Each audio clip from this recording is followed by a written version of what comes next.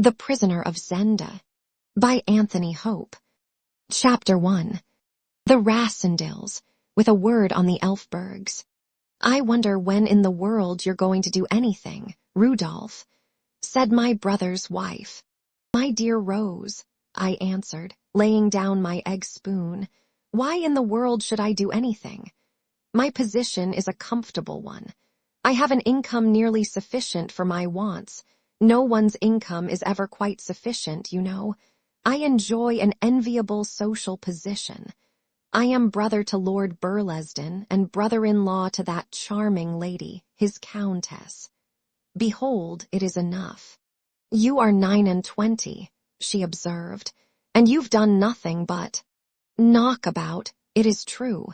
Our family doesn't need to do things. This remark of mine rather annoyed Rose, for everybody knows, and therefore there can be no harm in referring to the fact that, pretty and accomplished as she herself is, her family is hardly of the same standing as the Rassendils. Besides her attractions, she possessed a large fortune, and my brother Robert was wise enough not to mind about her ancestry. Ancestry is, in fact, a matter concerning which the next observation of Rose's has some truth. Good families are generally worse than any others, she said. Upon this, I stroked my hair. I knew quite well what she meant. I'm so glad Robert's is black, she cried. At this moment Robert, who rises at 7 and works before breakfast, came in. He glanced at his wife. Her cheek was slightly flushed. He patted it caressingly. What's the matter, my dear? He asked. She objects to my doing nothing and having red hair, said I, in an injured tone. Oh, of course he can't help his hair, admitted Rose. It generally crops out once in a generation, said my brother. So does the nose. Rudolph has got them both. I wish they didn't crop out, said Rose, still flushed. I rather like them myself, said I, and rising, I bowed to the portrait of Countess Amelia. My brother's wife uttered an exclamation of impatience. I wish you'd take that picture away, Robert, said she. My dear, he cried. Good heavens, I added. Then it might be forgotten, she continued. Hardly, with Rudolph about, said Robert, shaking his head. Why should it be forgotten? I asked. Rudolph, exclaimed my brother's wife, blushing very prettily. I laughed and went on with my egg. At least I had shelved the question of what, if anything, I ought to do. And by way of closing the discussion, and also, I must admit, of exasperating my strict little sister-in-law a trifle more, I observed. I rather like being an Elfberg myself. When I read a story, I skip the explanations. Yet the moment I begin to write one, I find that I must have an explanation. For it is manifest that I must explain why my sister-in-law was vexed with my nose and hair, and why I ventured to call myself an Elfberg. For eminent as, I must protest, the Rassendils have been for many generations, yet participation in their blood of course does not, at first sight, justify the boast of a connection with the grander stock of the Elfbergs, or a claim to be one of that royal house. For what relationship is there between Ruritania and Burlesdon, between the palace at Strelsau or the castle of Zenda, and number 305 Park Lane, W? Well then, and I must premise that I am going, perforce, to rake up the very scandal which my dear Lady Burlesdon wishes forgotten. In the year 1733, George Roman II. Sitting then on the throne, peace reigning for the moment, and the King and the Prince of Wales being not yet at loggerheads, there came on a visit to the English court a certain prince, who was afterwards known to history as Rudolph III of Ruritania. The prince was a tall, handsome young fellow, marked, maybe marred, It is not for me to say by a somewhat unusually long, sharp and straight nose, and a mass of dark red hair, in fact, the nose and the hair which have stamped the Elfbergs time out of mind. He stayed some months in England, where he was most courteously received, yet in the end he left rather under a cloud. For he fought a duel. It was considered highly well-bred of him to waive all question of his rank, with a nobleman, well known in the society of the day, not only for his own merits, but as the husband of a very beautiful wife. In that duel Prince Rudolph received a severe wound, and recovering therefrom was adroitly smuggled off by the Ruritanian ambassador, who had found him a pretty handful. The nobleman was not wounded in the duel, but the morning being raw and damp on the occasion of the meeting, he contracted a severe chill, and failing to throw it off, he died some 6 months after the departure of Prince Rudolph, without having found leisure to adjust his relations with his wife, who, after another 2 months, bore an heir to the title and estates of the family of Burlesdon. This lady was the Countess Amelia, whose picture my sister-in-law wished to remove from the drawing-room in Park Lane, and her husband was James, 5th Earl of Burlesdon and 22nd Baron Rassendyll, both in the peerage of England and a Knight of the Garter. As for Rudolph, he went back to Ruritania, married a wife, and ascended the throne, whereon his progeny in the direct line have sat from then till this very hour, with one short interval.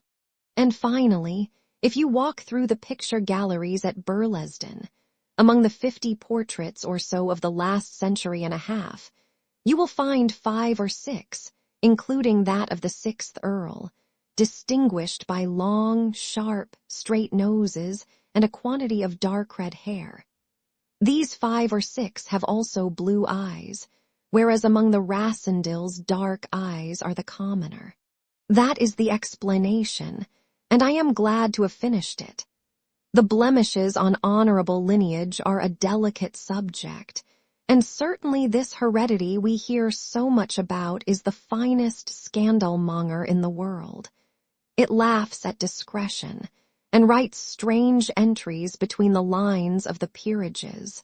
It will be observed that my sister-in-law, with a want of logic that must have been peculiar to herself, since we are no longer allowed to lay it to the charge of her sex, treated my complexion almost as an offense for which I was responsible, hastening to assume from that external sign inward qualities of which I protest my entire innocence.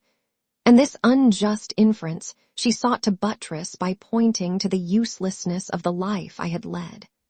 Well, be that as it may, I had picked up a good deal of pleasure and a good deal of knowledge. I had been to a German school and a German university, and spoke German as readily and perfectly as English. I was thoroughly at home in French. I had a smattering of Italian and enough Spanish to swear by.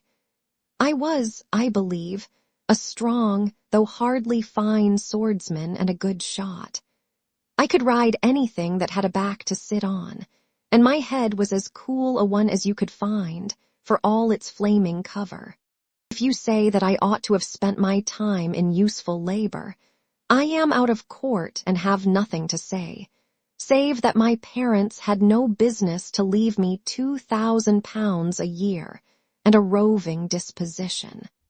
The difference between you and Robert, said my sister-in-law, who often, bless her, speaks on a platform, and oftener still as if she were on one, is that he recognizes the duties of his position, and you see the opportunities of yours. To a man of spirit, my dear Rose, I answered, opportunities are duties. Nonsense, said she, tossing her head, and after a moment she went on. Now, here's Sir Jacob Borrodaile offering you exactly what you might be equal to. 1,000 thanks, I murmured. He's to have an embassy in 6 months, and Robert says he is sure that he'll take you as an attaché. Do take it, Rudolph, to please me. Now, when my sister-in-law puts the matter in that way, wrinkling her pretty brows, twisting her little hands, and growing wistful in the eyes, all on account of an idle scamp like myself, for whom she has no natural responsibility, I am visited with compunction. Moreover, I thought it possible that I could pass the time in the position suggested with some tolerable amusement. Therefore I said, "My dear sister, if in 6 months' time no unforeseen obstacle has arisen, and Sir Jacob invites me, hang me if I don't go with Sir Jacob." "Oh, Rudolph, how good of you. I am glad." "Where's he going to?" "He doesn't know yet, but it's sure to be a good embassy." "Madam," said I, "for your sake I'll go if it's no more than a beggarly legation. When I do a thing, I don't do it by halves." My promise, then, was given, but 6 months are 6 months, and seem an eternity, and inasmuch as they stretched between me and my prospective industry. I suppose attachés are industrious, but I know not, for I never became attaché to Sir Jacob or anybody else. I cast about for some desirable mode of spending them, and it occurred to me suddenly that I would visit Ruritania. It may seem strange that I had never visited that country yet, but my father, in spite of a sneaking fondness for the Elfbergs, which led him to give me, his second son, the famous Elfberg name of Rudolph, had always been averse from my going, and since his death, my brother, prompted by Rose, had accepted the family tradition which taught that a wide berth was to be given to that country. But the moment Ruritania had come into my head, I was eaten up with a curiosity to see it. After all, red hair and long noses are not confined to the house of Elfberg, and the old story seemed a preposterously insufficient reason for debarring myself from acquaintance with a highly interesting and important kingdom, one which had played no small part in European history, and might do the like again under the sway of a young and vigorous ruler, such as the new king was rumored to be. My determination was clinched by reading in the Times that Rudolph V was to be crowned at Strelsau in the course of the next 3 weeks, and that great magnificence was to mark the occasion. At once I made up my mind to be present, and began my preparations. But, inasmuch as it has never been my practice to furnish my relatives with an itinerary of my journeys, and in this case I anticipated opposition to my wishes, I gave out that I was going for a ramble in the Tyrol, an old haunt of mine, and propitiated Rose's wrath by declaring that I intended to study the political and social problems of the interesting community which dwells in that neighborhood. Perhaps, I hinted darkly, there may be an outcome of the expedition. "What do you mean?" she asked. "Well," said I carelessly, "there seems a gap that might be filled by an exhaustive work on." "Oh, will you write a book?" she cried, clapping her hands. "That would be splendid, wouldn't it, Robert? It's the best of introductions to political life nowadays," observed my brother, who has, by the way, introduced himself in this manner several times over. "Burlesdon on ancient theories and modern facts and the ultimate outcome, by a political student, are both works of recognized eminence." "I believe you are right, Bob, my boy," said I. "Now promise you'll do it," said Rose earnestly. "No, I won't promise, but if I find enough material, I will." "That's fair enough," said Robert. "Oh, material doesn't matter," she said, pouting. This time she could get no more than a qualified promise out of me. To tell the truth, I would have wagered a handsome sum that the story of my expedition that summer would stain no paper and spoil not a single pen. And that shows how little we know what the future holds. For here I am, fulfilling my qualified promise, and writing, as I never thought to write a book, though it will hardly serve as an introduction to political life, and has not a jot to do with the Tyrol. Neither would it, I fear, please Lady Burlesdon, if I were to submit it to her critical eye, a step which I have no intention of taking. Chapter 2. Concerning the color of men's hair. It was a maxim of my Uncle William's that no man should pass through Paris without spending 24 hours there. My uncle spoke out of a ripe experience of the world, and I honored his advice by putting up for a day and a night at the Continental on my way to the Tyrol. I called on George Featherly at the embassy, and we had a bit of dinner together at Duran's, and afterwards dropped into the opera. And after that, we had a little supper, and after that, we called on Bertram Bertrand, a versifier of some repute in Paris, correspondent to the Critic. He had a very comfortable suite of rooms, and we found some pleasant fellows smoking and talking.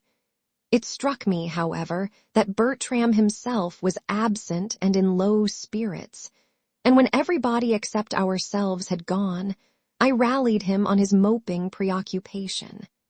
He fenced with me for a while, but at last, flinging himself on a sofa, he exclaimed, "Very well, have it your own way. I am in love, infernally in love." "Oh, you'll write the better poetry," said I, by way of consolation. He ruffled his hair with his hand and smoked furiously. George Featherly, standing with his back to the mantelpiece, smiled unkindly. "If it's the old affair," said he, "you may as well throw it up, Bert. She's leaving Paris tomorrow." "I know that," snapped Bertram. "Not that it would make any difference if she stayed," pursued the relentless George. "She flies higher than the paper trade, my boy." "Hang her," said Bertram. "It would make it more interesting for me," I ventured to observe, "if I knew who you were talking about." "Antoinette Maubin," said George. "De Maubin," growled Bertram. "Oh ho," said I, passing by the question of the de. "You don't mean to say, Bert, can't you let me alone?" "Where's she going to?" I asked, for the lady was something of a celebrity. George jingled his money, smiled cruelly at poor Bertram, and answered pleasantly, "Nobody knows. By the way, Bert, I met a great man at her house the other night, at least about a month ago. Did you ever meet him, the Duke of Strelsau?" "Yes, I did," growled Bertram. An extremely accomplished man, I thought him. It was not hard to see that George's references to the Duke were intended to aggravate poor Bertram's sufferings, so that I drew the inference that the Duke had distinguished Madame de Maubin by his attentions. She was a widow, rich, handsome, and according to repute, ambitious. It was quite possible that she, as George put it, was flying as high as a personage who was everything he could be, short of enjoying strictly royal rank. For the Duke was the son of the late King of Ruritania by a second and morganatic marriage, and half-brother to the new king. He had been his father's favorite, and it had occasioned some unfavorable comment when he had been created a duke, with a title derived from no less a city than the capital itself. His mother had been of good, but not exalted, birth. "He's not in Paris now, is he?" I asked. "Oh no, he's gone back to be present at the king's coronation, a ceremony which, I should say, he'll not enjoy much. But Bert, old man, don't despair. He won't marry the fair Antoinette, at least, not unless another plan comes to nothing.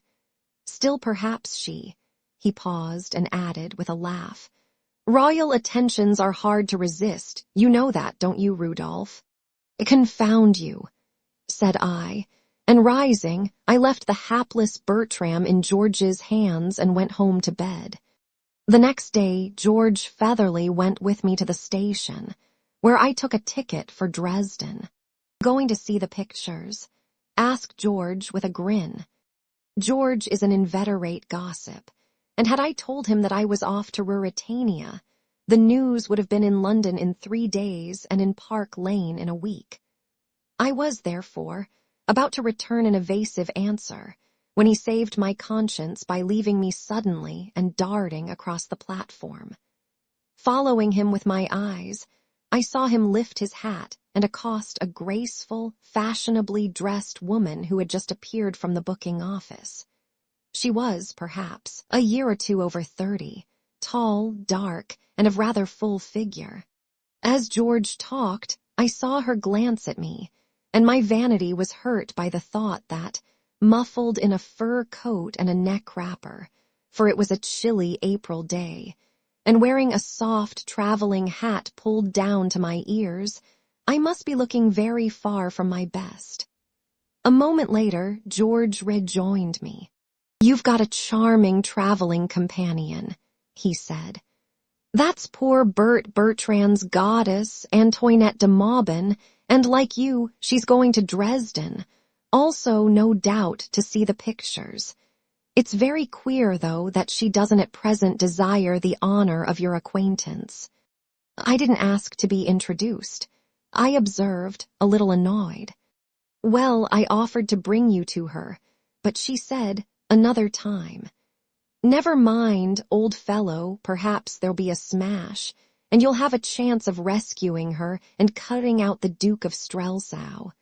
No smash, however, happened, either to me or to Madame de Maubin.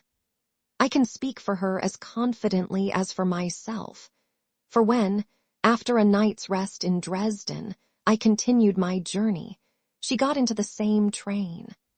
Understanding that she wished to be let alone, I avoided her carefully, but I saw that she went the same way as I did to the very end of my journey, and I took opportunities of having a good look at her, when I could do so unobserved.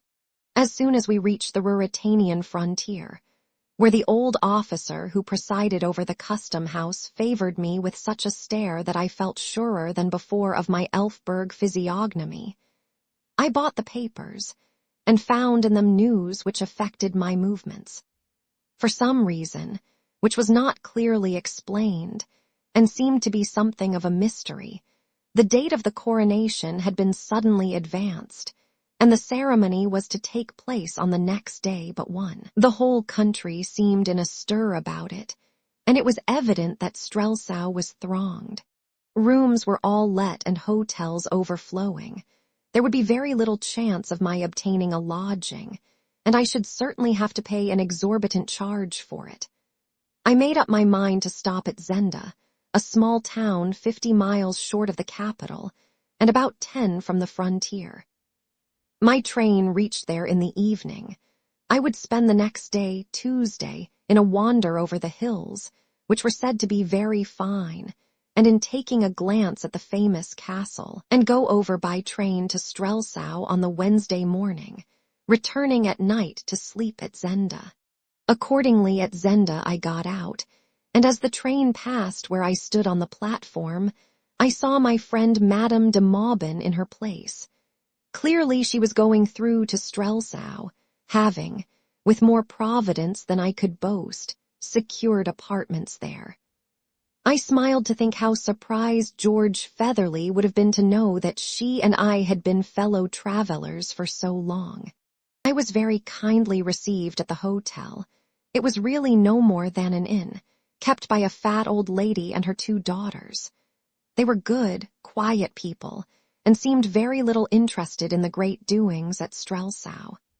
The old lady's hero was the Duke, for he was now, under the late king's will, master of the Zenda estates and of the castle, which rose grandly on its steep hill at the end of the valley a mile or so from the inn.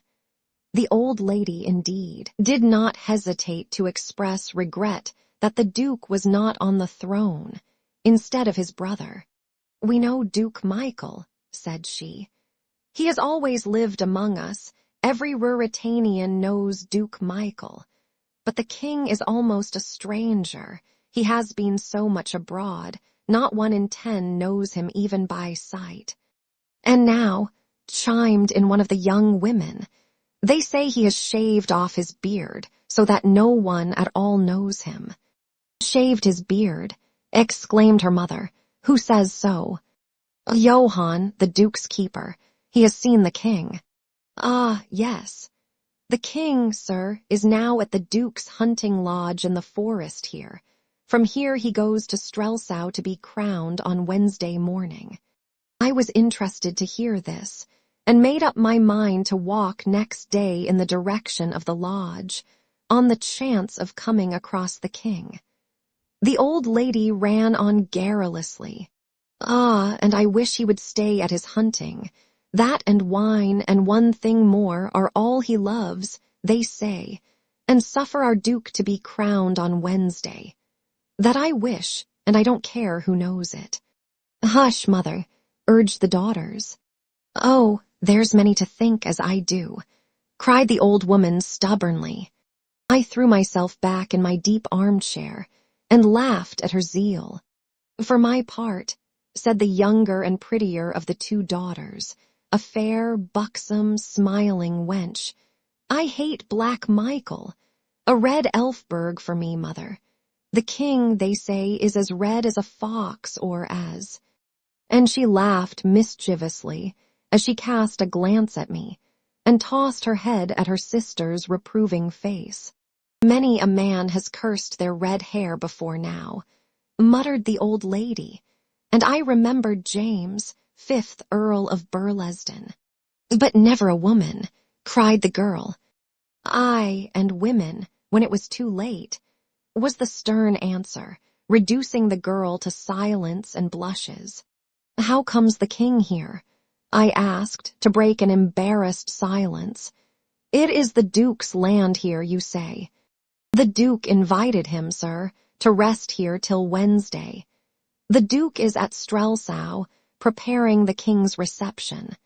Then they're friends. None better, said the old lady. But my rosy damsel tossed her head again. She was not to be repressed for long, and she broke out again. Aye, they love one another as men do who want the same place and the same wife. The old woman glowered, but the last words pricked my curiosity, and I interposed before she could begin scolding. What the same wife, too? How's that, young lady? All the world knows that Black Michael. Well then, mother, the Duke, would give his soul to marry his cousin, the Princess Flavia, and that she is to be the queen. Upon my word, said I begin to be sorry for your Duke. But if a man will be a younger son, why he must take what the elder leaves and be as thankful to God as he can. And thinking of myself, I shrugged my shoulders and laughed. And then I thought also of Antoinette de Maubin and her journey to Strelsau. It's little dealing Black Michael has with, began the girl, braving her mother's anger. But as she spoke, a heavy step sounded on the floor, and a gruff voice asked in a threatening tone, Who talks of Black Michael in His Highness's own burg? The girl gave a little shriek, half of fright, half, I think, of amusement. You'll not tell of me, Johann, she said. See where your chatter leads, said the old lady. The man who had spoken came forward. We have company, Johann, said my hostess, and the fellow plucked off his cap. A moment later he saw me, and to my amazement he started back a step, as though he had seen something wonderful. What ails you, Johann? Asked the elder girl. This is a gentleman on his travels, come to see the coronation. The man had recovered himself, but he was staring at me with an intense, searching, almost fierce glance. Good evening to you, said I. Good evening, sir, he muttered, still scrutinizing me, and the merry girl began to laugh as she called. See, Johann, it is the color you love. He started to see your hair, sir. It's not the color we see most of here in Zenda. I crave your pardon, sir, stammered the fellow with puzzled eyes. I expected to see no one. Give him a glass to drink my health in, and I'll bid you good night, and thanks to you, ladies, for your courtesy and pleasant conversation." So speaking, I rose to my feet and with a slight bow turned to the door. The young girl ran to light me on the way, and the man fell back to let me pass, his eyes still fixed on me.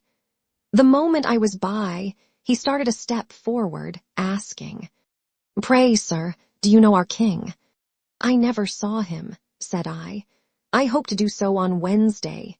He said no more, but I felt his eyes following me till the door closed behind me.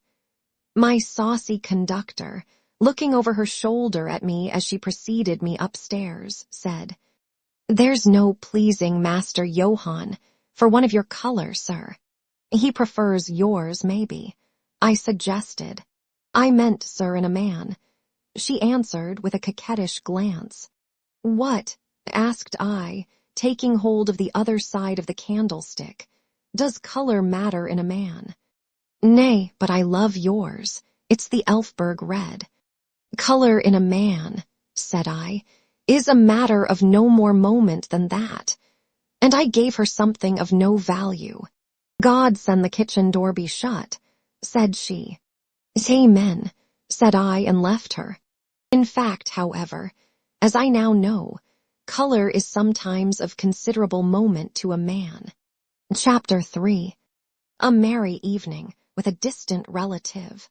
I was not so unreasonable as to be prejudiced against the Duke's keeper because he disliked my complexion. And if I had been, his most civil and obliging conduct, as it seemed to me to be, next morning would have disarmed me. Hearing that I was bound for Strelsau, he came to see me while I was breakfasting, and told me that a sister of his who had married a well-to-do tradesman and lived in the capital had invited him to occupy a room in her house. He had gladly accepted, but now found that his duties would not permit of his absence. He begged therefore that, if such humble, though, as he added, clean and comfortable, lodgings would satisfy me, I would take his place.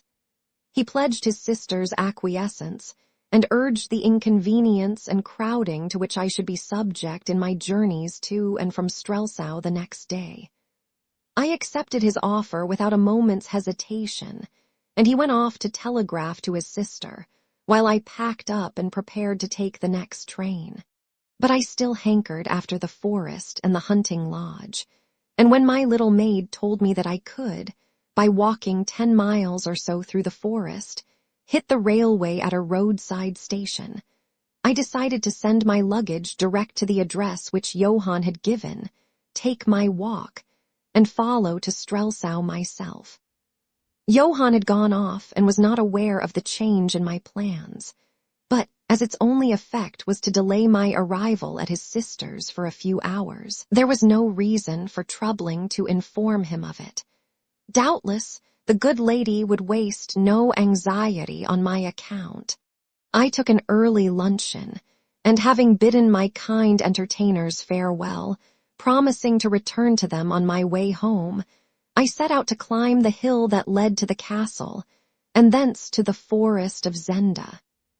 Half an hour's leisurely walking brought me to the castle. It had been a fortress in old days, and the ancient keep was still in good preservation and very imposing. Behind it stood another portion of the original castle, and behind that again, and separated from it by a deep and broad moat, which ran all round the old buildings, was a handsome modern shadow, erected by the last king, and now forming the country residence of the Duke of Strelsau. The old and the new portions were connected by a drawbridge, and this indirect mode of access formed the only passage between the old building and the outer world. But leading to the modern shadow, there was a broad and handsome avenue. It was an ideal residence. When Black Michael desired company, he could dwell in his shadow. If a fit of misanthropy seized him, he had merely to cross the bridge and draw it up after him. It ran on rollers, and nothing short of a regiment and a train of artillery could fetch him out.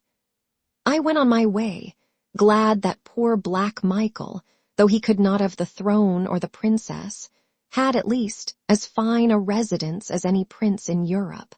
Soon I entered the forest, and walked on for an hour or more in its cool, somber shade. The great trees enlaced with one another over my head, and the sunshine stole through in patches as bright as diamonds, and hardly bigger.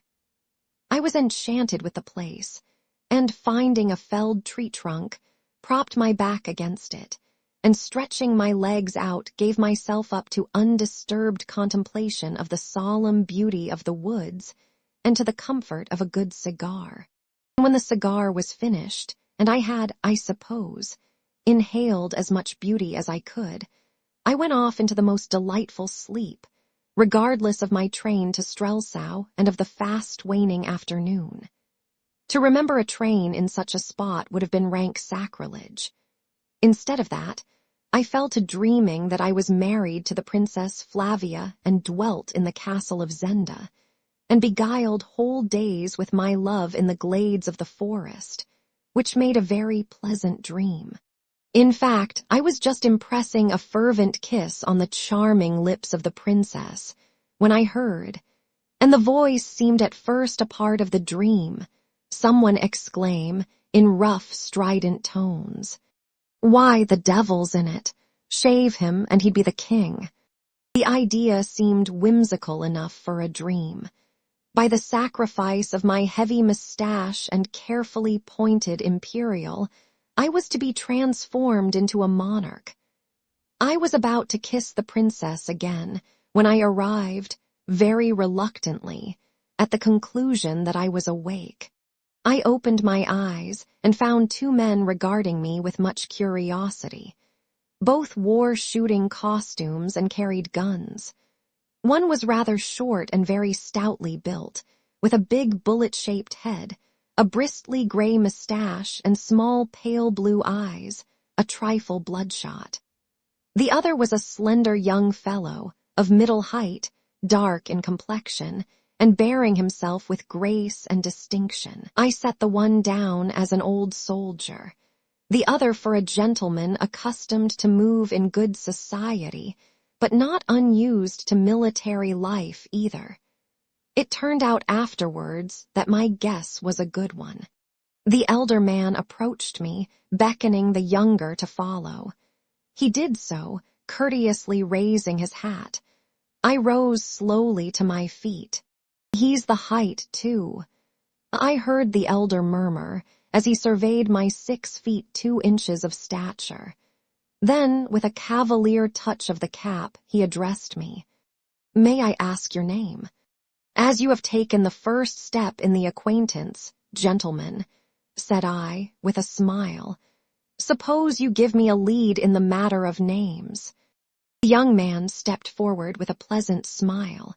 "This," said he, "is Colonel Sapt, and I am called Fritz von Tarlenheim.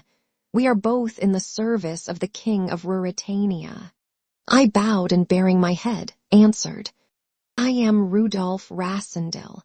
I am a traveler from England, and once for a year or two I held a commission from Her Majesty, the Queen."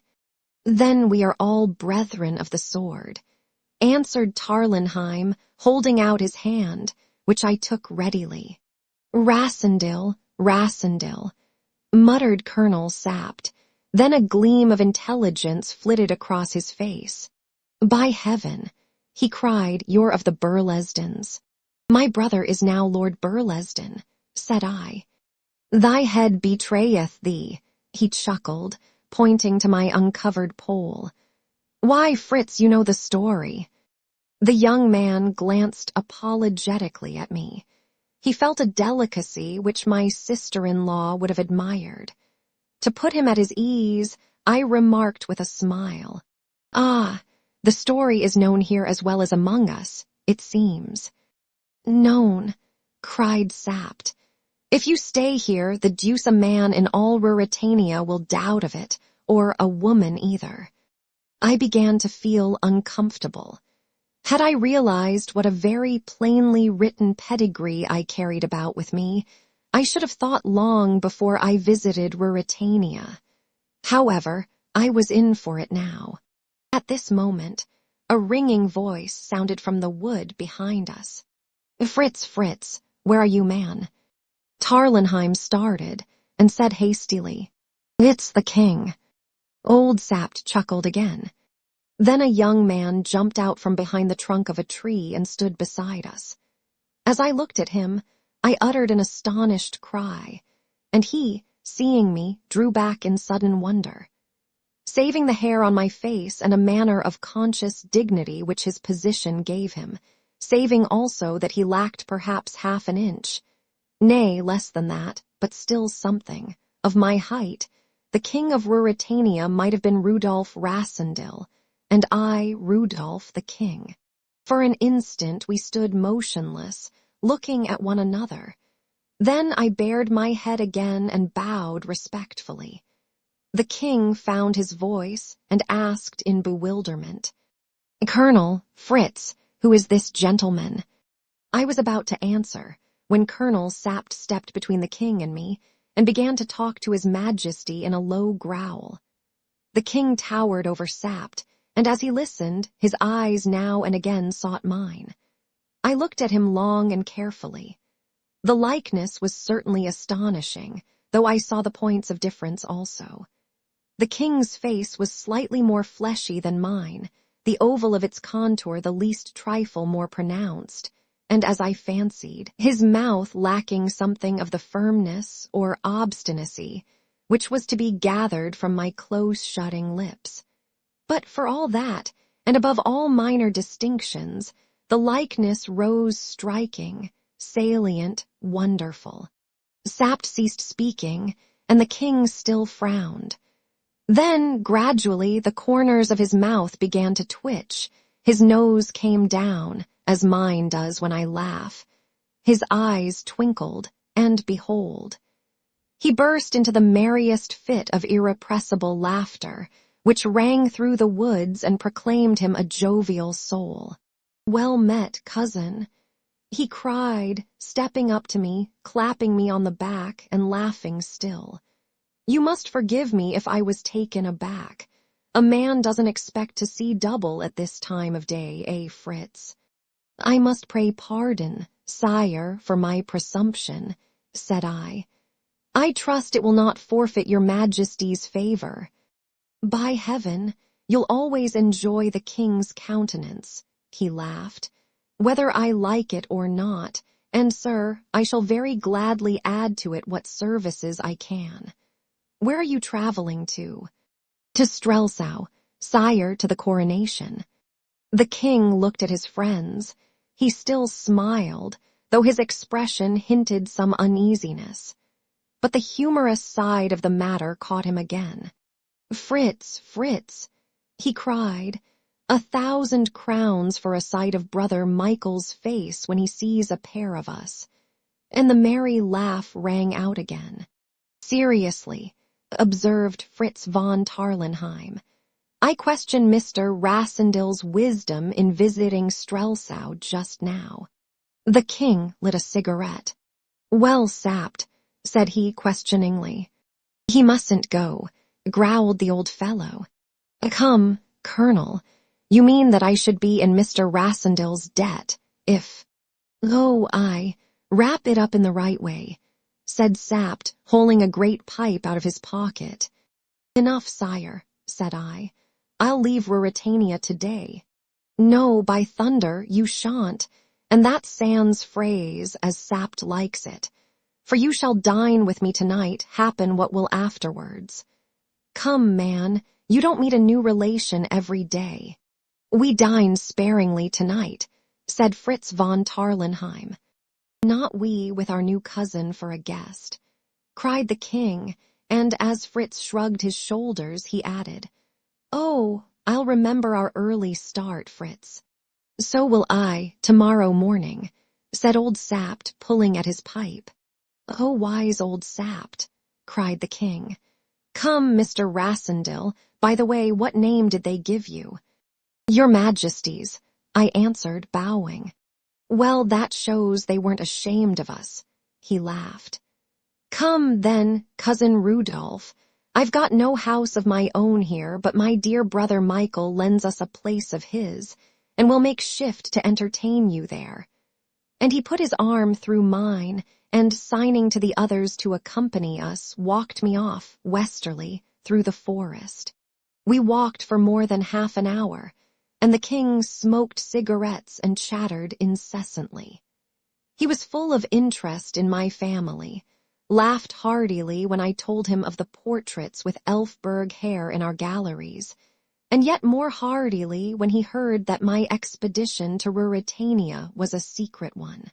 You have to visit your disreputable cousin on the sly, have you? Said he. Suddenly emerging from the wood, we came on a small and rude hunting lodge.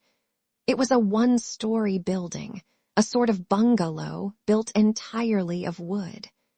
As we approached it, a little man in a plain livery came out to meet us. The only other person I saw about the place was a fat elderly woman, whom I afterwards discovered to be the mother of Johann, the Duke's keeper. Well, is dinner ready, Joseph? Asked the king. The little servant informed us that it was, and we soon sat down to a plentiful meal. The fare was plain enough. The king ate heartily, Fritz von Tarlenheim delicately, old Sapt voraciously. I played a good knife and fork, as my custom is. The king noticed my performance with approval. We're all good trenchermen, we Elfbergs, said he. But what? We're eating dry. Wine, Joseph, wine, man. Are we beasts to eat without drinking? Are we cattle, Joseph? At this reproof, Joseph hastened to load the table with bottles. Remember tomorrow, said Fritz. Aye, tomorrow, said old Sapt. The king drained a bumper to his cousin Rudolph, as he was gracious, or merry, enough to call me, and I drank its fellow to the Elfberg Red, whereat he laughed loudly. Now, be the meat what it might, the wine we drank was beyond all price or praise, and we did it justice. Fritz ventured once to stay the king's hand. What? Cried the king. Remember you start before I do, Master Fritz. You must be more sparing by 2 hours than I. Fritz saw that I did not understand. The colonel and I, he explained, leave here at 6. We ride down to Zenda and return with the guard of honor to fetch the king at 8, and then we all ride together to the station. Hang that same guard, growled Sapt. Oh, it's very civil of my brother to ask the honor for his regiment, said the king. Come, cousin, you need not start early. Another bottle, man. I had another bottle, or rather, a part of one, for the larger half traveled quickly down His Majesty's throat. Fritz gave up his attempts at persuasion. From persuading, he fell to being persuaded, and soon we were all of us as full of wine as we had any right to be. The king began talking of what he would do in the future, old Sapt of what he had done in the past, Fritz of some beautiful girl or other, and I of the wonderful merits of the Elfberg dynasty. We all talked at once, and followed to the letter Sapt's exhortation to let the morrow take care of itself. At last the king set down his glass and leant back in his chair. I have drunk enough, said he. Far be it from me to contradict the king, said I. Indeed, his remark was most absolutely true, so far as it went. While I yet spoke, Joseph came and set before the king a marvelous old wicker-covered flagon. It had lain so long in some darkened cellar that it seemed to blink in the candlelight. His Highness the Duke of Strelsau bade me set this wine before the king, when the king was weary of all other wines, and pray the king to drink, for the love that he bears his brother. Well done, Black Michael, said the king. Out with the cork, Joseph, hang him. Did he think I'd flinch from his bottle? The bottle was opened, and Joseph filled the king's glass. The king tasted it. Then, with a solemnity born of the hour and his own condition, he looked round on us.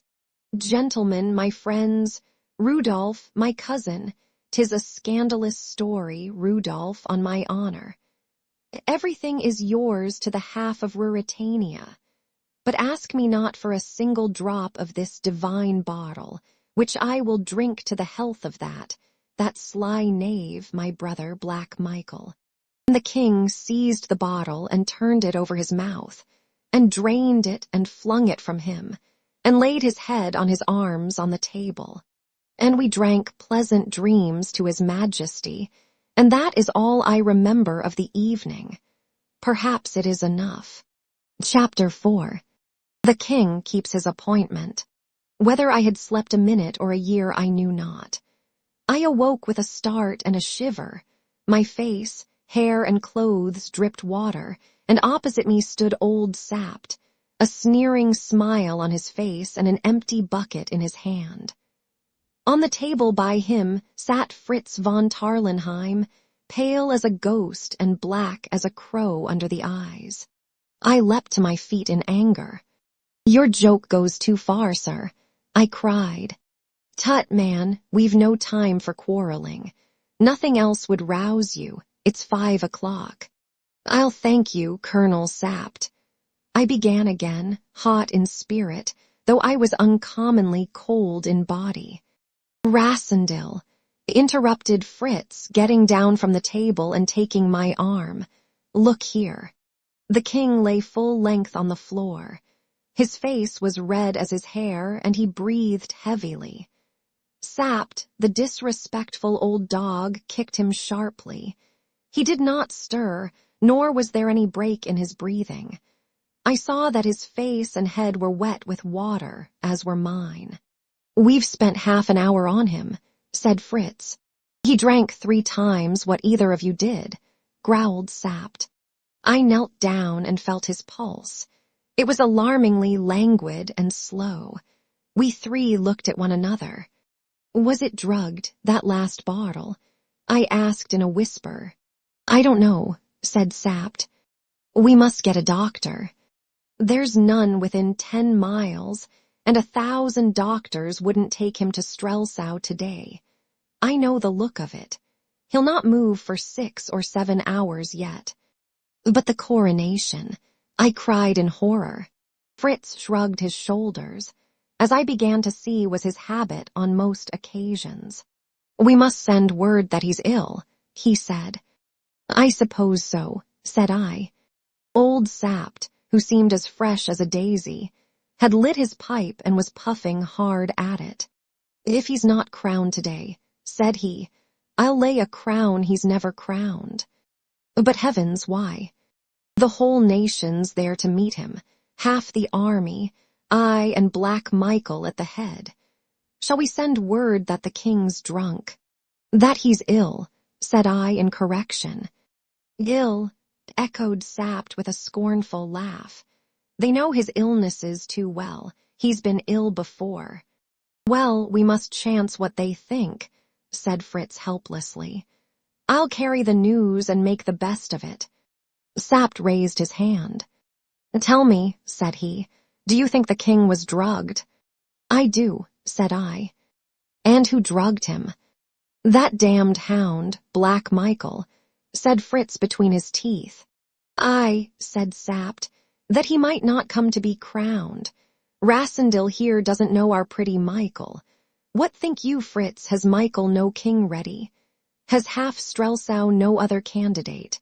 As God's alive, man, the throne's lost if the king show himself not in Strelsau today.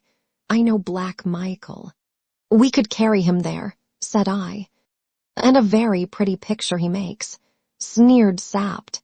Fritz von Tarlenheim buried his face in his hands. The king breathed loudly and heavily.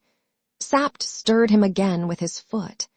"The drunken dog," he said. "But he's an Elfberg and the son of his father, and may I rot in hell before Black Michael sits in his place." For a moment or two we were all silent.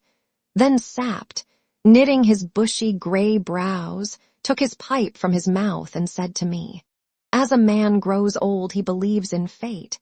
Fate sent you here. Fate sends you now to Strelsau." I staggered back, murmuring, "Good God." Fritz looked up with an eager, bewildered gaze. "Impossible," I muttered. "I should be known." "It's a risk, against a certainty," said Sapt. "If you shave, I'll wager you'll not be known. Are you afraid?" "Sir." "Come, lad, there. But it's your life, you know, if you're known, and mine and Fritz's here. But if you don't go, I swear to you Black Michael will sit tonight on the throne, and the king lie in prison or his grave." "The king would never forgive it," I stammered. "Are we women? Who cares for his forgiveness?" The clock ticked 50 times, and 60 and 70 times, as I stood in thought. Then I suppose a look came over my face, for old Sapt caught me by the hand, crying, "You'll go." "Yes, I'll go," said I, and I turned my eyes on the prostrate figure of the king on the floor. "Tonight," Sapt went on in a hasty whisper, "we are to lodge in the palace. The moment they leave us, you and I will mount our horses. Fritz must stay there and guard the king's room, and ride here at a gallop. The king will be ready, Joseph will tell him, and he must ride back with me to Strelsau, and you ride as if the devil were behind you to the frontier." I took it all in a second, and nodded my head. "There's a chance," said Fritz with his first sign of hopefulness. "If I escape detection," said I. "If we're detected," said Sapt, "I'll send Black Michael down below before I go myself, so help me heaven. Sit in that chair, man." I obeyed him. He darted from the room, calling Joseph. Joseph. In 3 minutes he was back, and Joseph with him. The latter carried a jug of hot water, soap, and razors. He was trembling as Sapt told him how the land lay and bade him shave me. Suddenly Fritz smote on his thigh. "But the guard, they'll know. Pooh, we shan't wait for the guard. We'll ride to Hofbau and catch a train there. When they come, the bird'll be flown. But the king will be in the wine cellar. I'm going to carry him there now. If they find him." "They won't. How should they? Joseph will put them off." "But—" Sapt stamped his foot. "We're not playing," he roared. "My God, don't I know the risk? If they do find him, he's no worse off than if he isn't crowned today in Strelsau." So speaking, he flung the door open and, stooping, put forth a strength I did not dream he had, and lifted the king in his hands. And as he did so, the old woman, Johann the keeper's mother, stood in the doorway. For a moment she stood, then she turned on her heel, without a sign of surprise, and clattered down the passage. "Has she heard?" cried Fritz. "I'll shut her mouth," said Sapt grimly, and he bore off the king in his arms. For me, I sat down in an armchair, and as I sat there, half dazed, Joseph clipped and scraped me till my moustache and imperial were things of the past, and my face was as bare as the king's. And when Fritz saw me thus, he drew a long breath and exclaimed, "By Jove, we shall do it." It was 6 o'clock now, and we had no time to lose. Sapt hurried me into the king's room, and I dressed myself in the uniform of a colonel of the guard, finding time as I slipped on the king's boots to ask Sapt what he had done with the old woman. "She swore she'd heard nothing," said he, "but to make sure I tied her legs together and put a handkerchief in her mouth and bound her hands, and locked her up in the coal cellar, next door to the king. Joseph will look after them both later on." Then I burst out laughing, and even old Sapt grimly smiled. "I fancy," said he, That when Joseph tells them the king is gone, they'll think it is because we smelt a rat. For you may swear Black Michael doesn't expect to see him in Strelsau today. I put the king's helmet on my head. Old Sapt handed me the king's sword, looking at me long and carefully. Thank God he shaved his beard. He exclaimed. Why did he? I asked. Because Princess Flavia said he grazed her cheek when he was graciously pleased to give her a cousinly kiss. Come, though, we must ride. Is all safe here? Nothing's safe anywhere, said Sapt, but we can make it no safer. Fritz now rejoined us in the uniform of a captain in the same regiment as that to which my dress belonged. In 4 minutes, Sapt had arrayed himself in his uniform. Joseph called that the horses were ready. We jumped on their backs and started at a rapid trot. The game had begun. What would the issue of it be? The cool morning air cleared my head, and I was able to take in all Sapt said to me. He was wonderful.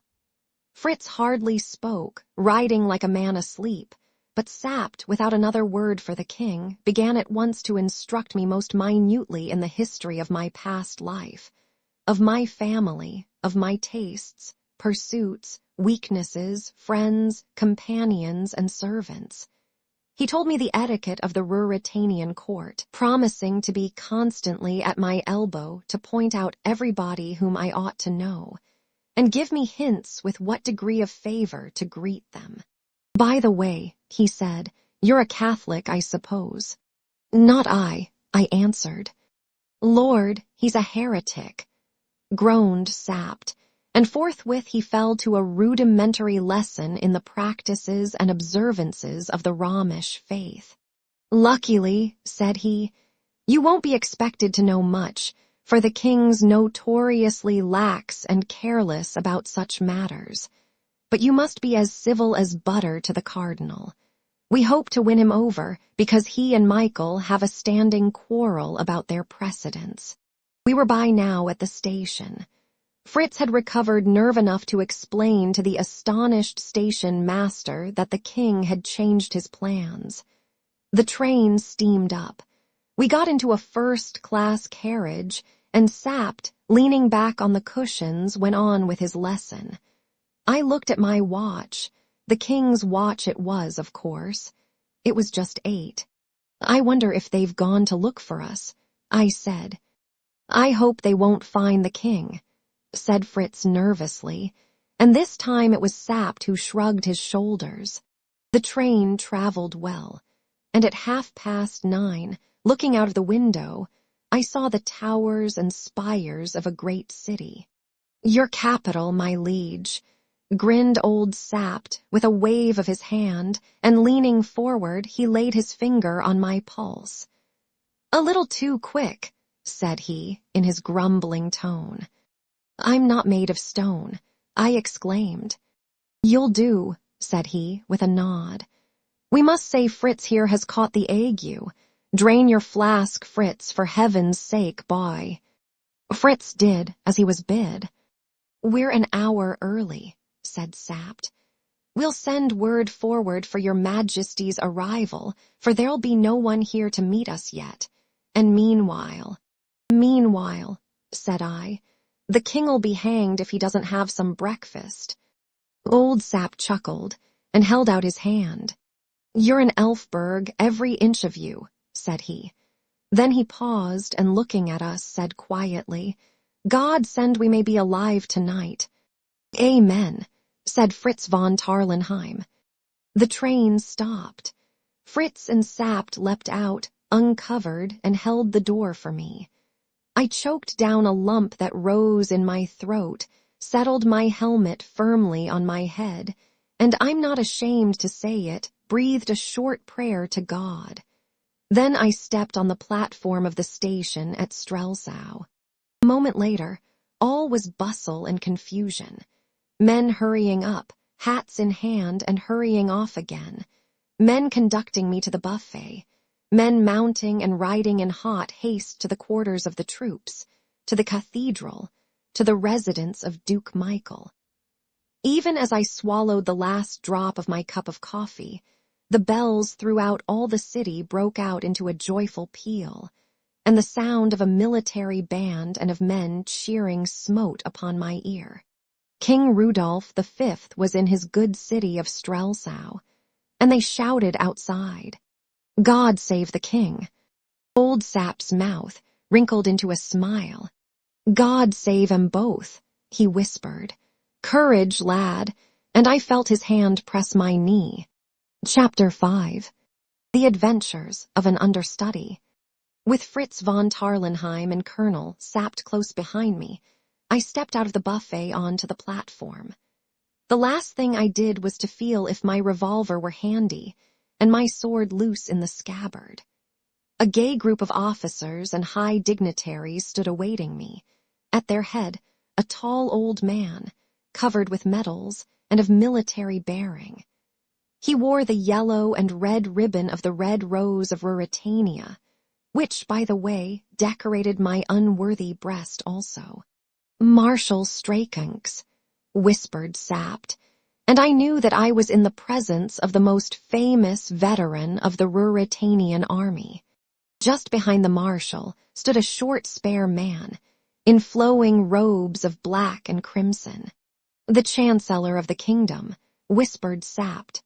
The marshal greeted me in a few loyal words, and proceeded to deliver an apology from the Duke of Strelsau.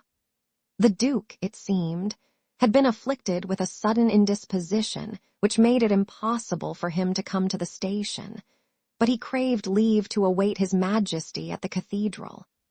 I expressed my concern, accepted the marshal's excuses very suavely, and received the compliments of a large number of distinguished personages.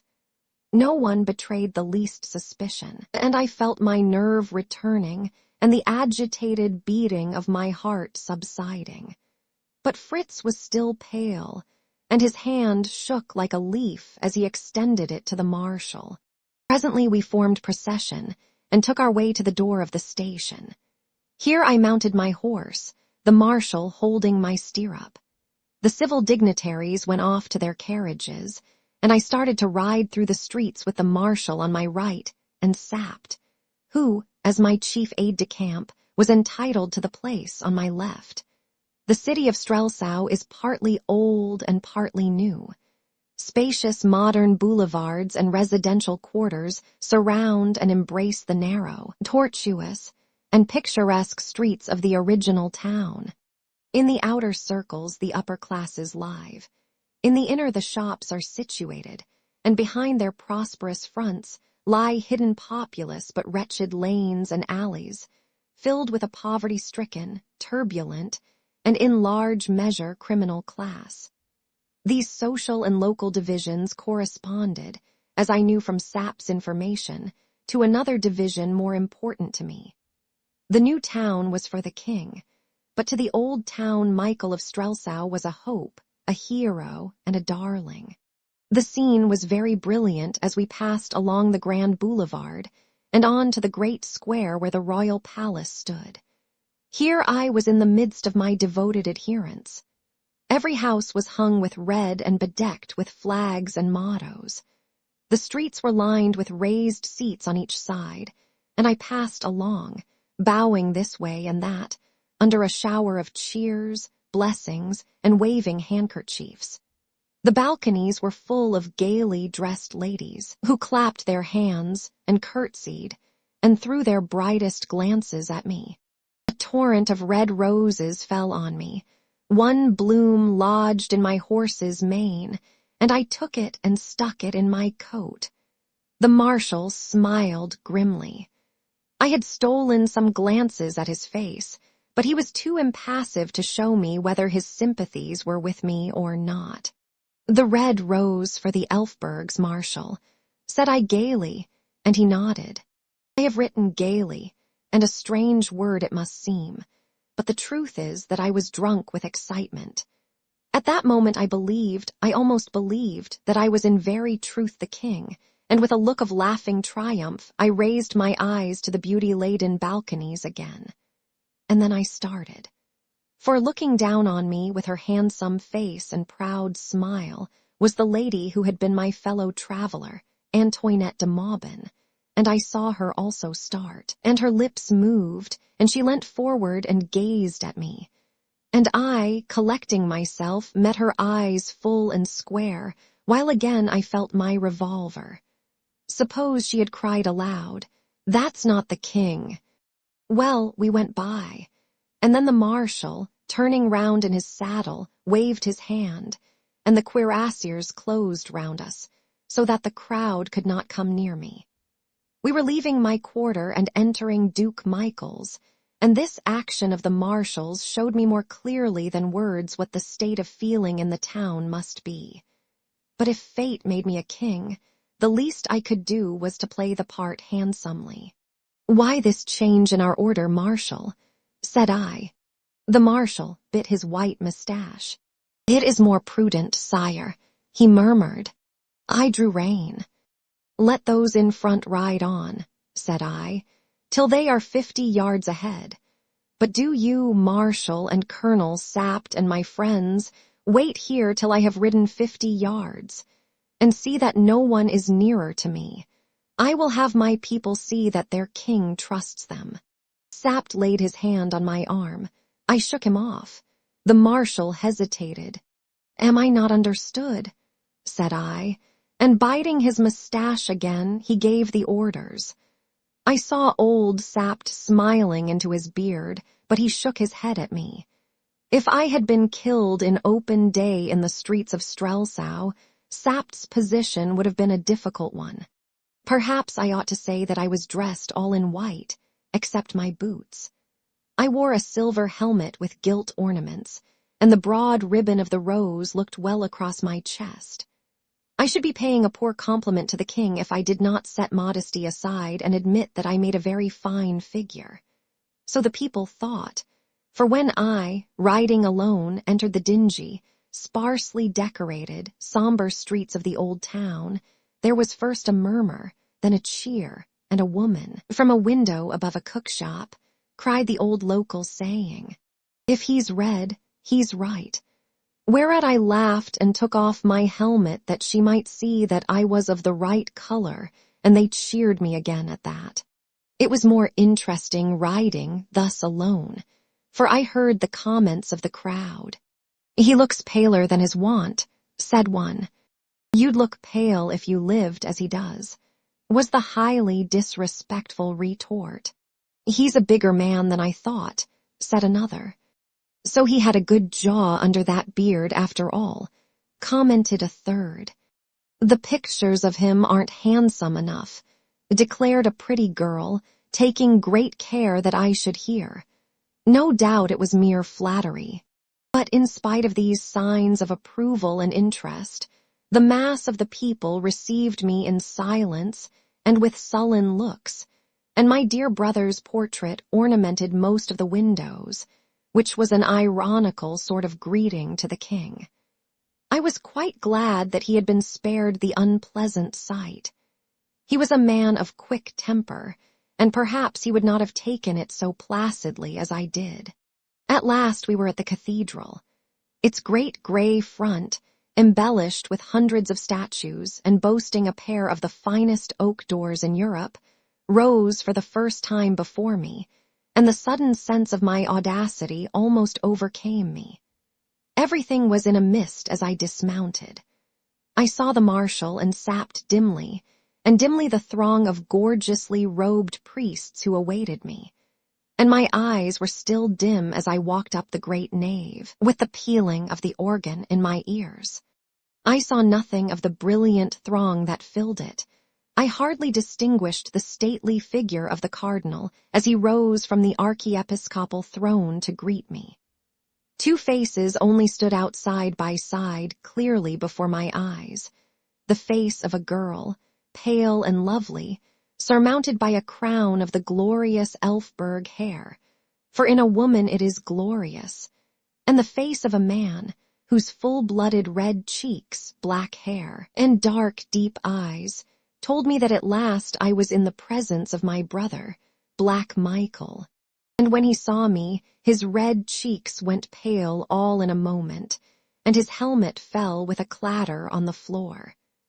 Till that moment, I believed that he had not realized that the king was in very truth come to Strelsau. Of what followed next I remember nothing. I knelt before the altar and the cardinal anointed my head. Then I rose to my feet and stretched out my hand and took from him the crown of Ruritania and set it on my head, and I swore the old oath of the king. And if it were a sin, may it be forgiven me. I received the holy sacrament there before them all. Then the great organ pealed out again, the marshal bade the heralds proclaim me, and Rudolph V was crowned king, of which imposing ceremony an excellent picture hangs now in my dining room. The portrait of the king is very good. Then the lady with the pale face and the glorious hair, her train held by 2 pages, stepped from her place and came to where I stood. And a herald cried, "Her Royal Highness the Princess Flavia." She curtsied low, and put her hand under mine and raised my hand and kissed it. And for an instant I thought what I had best do. Then I drew her to me and kissed her twice on the cheek, and she blushed red. And then His Eminence the Cardinal Archbishop slipped in front of Black Michael and kissed my hand and presented me with a letter from the Pope, the first and last which I have received from that exalted quarter. And then came the Duke of Strelsau. His step trembled, I swear, and he looked to the right and to the left, as a man looks who thinks on flight, and his face was patched with red and white, and his hand shook so that it jumped under mine, and I felt his lips dry and parched.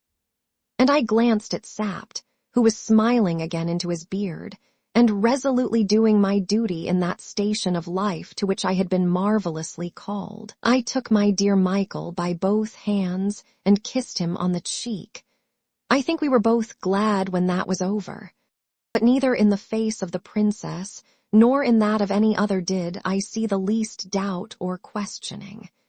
Yet, had I and the king stood side by side, she could have told us in an instant, or, at least, on a little consideration.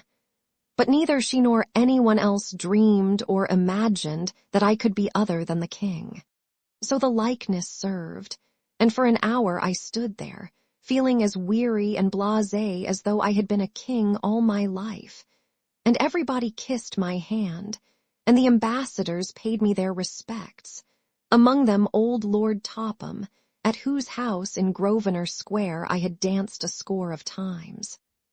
Thank heaven, the old man was as blind as a bat and did not claim my acquaintance.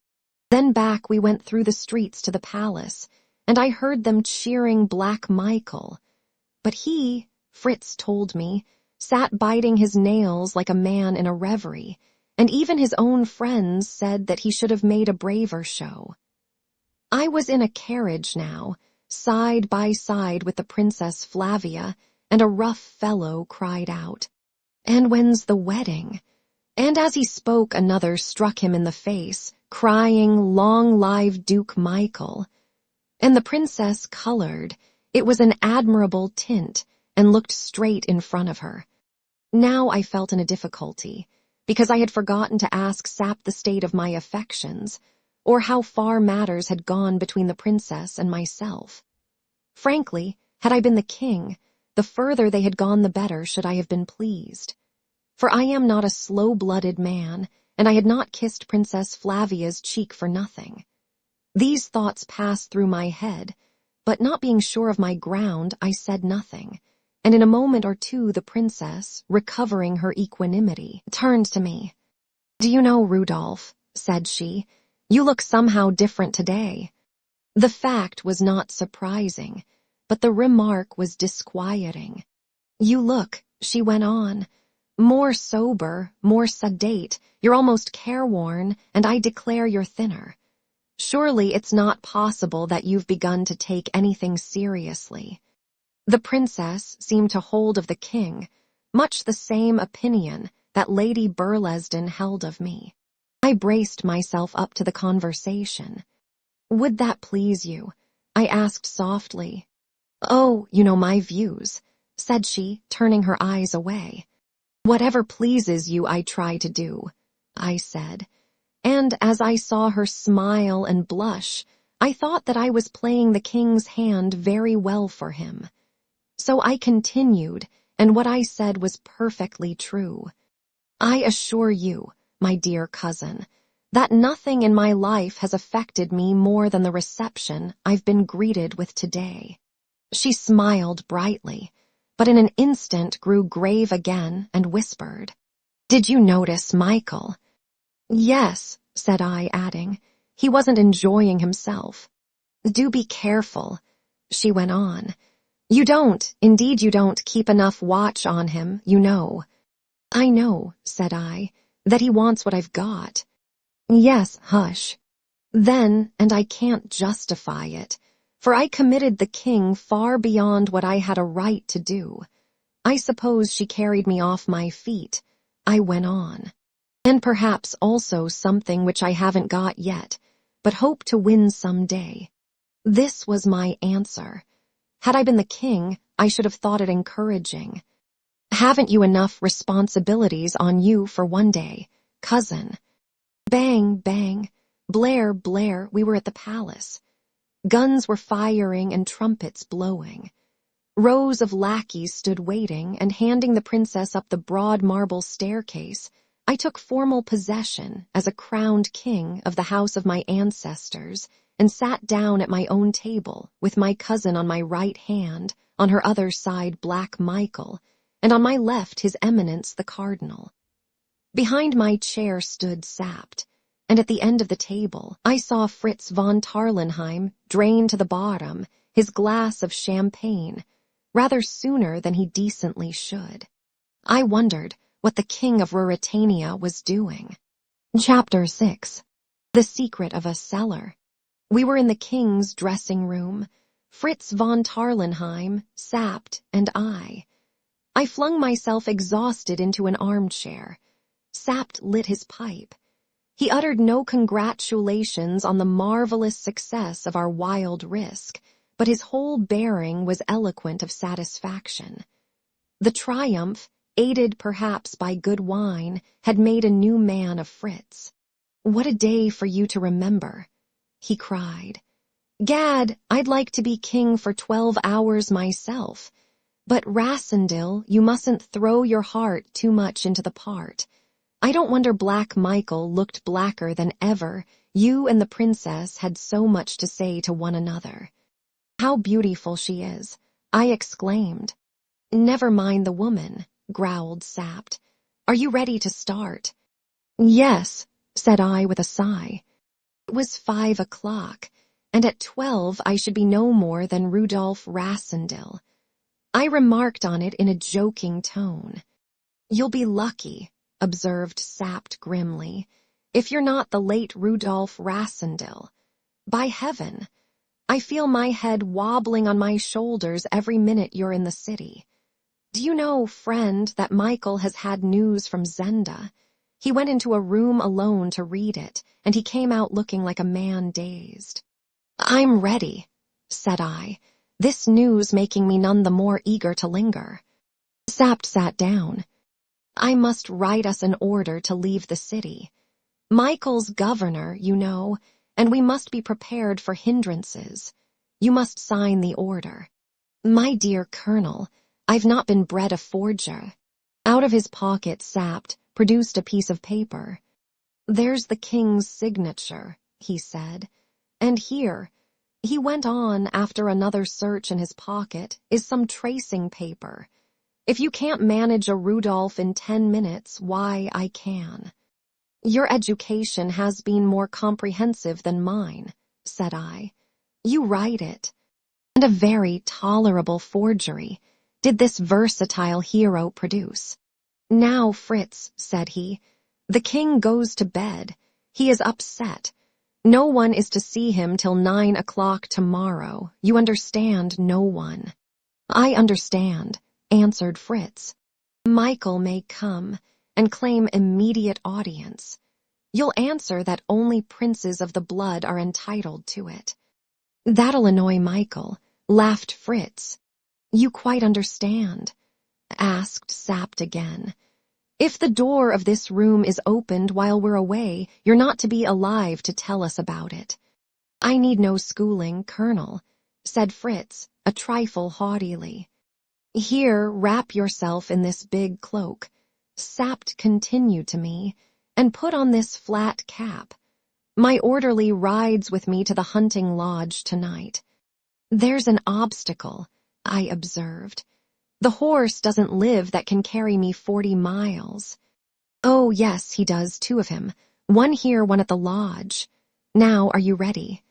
I'm ready, said I. Fritz held out his hand. In case, said he, and we shook hands heartily. Damn your sentiment, growled Sapt. Come along. He went, not to the door, but to a panel in the wall. In the old king's time, said he, I knew this way well.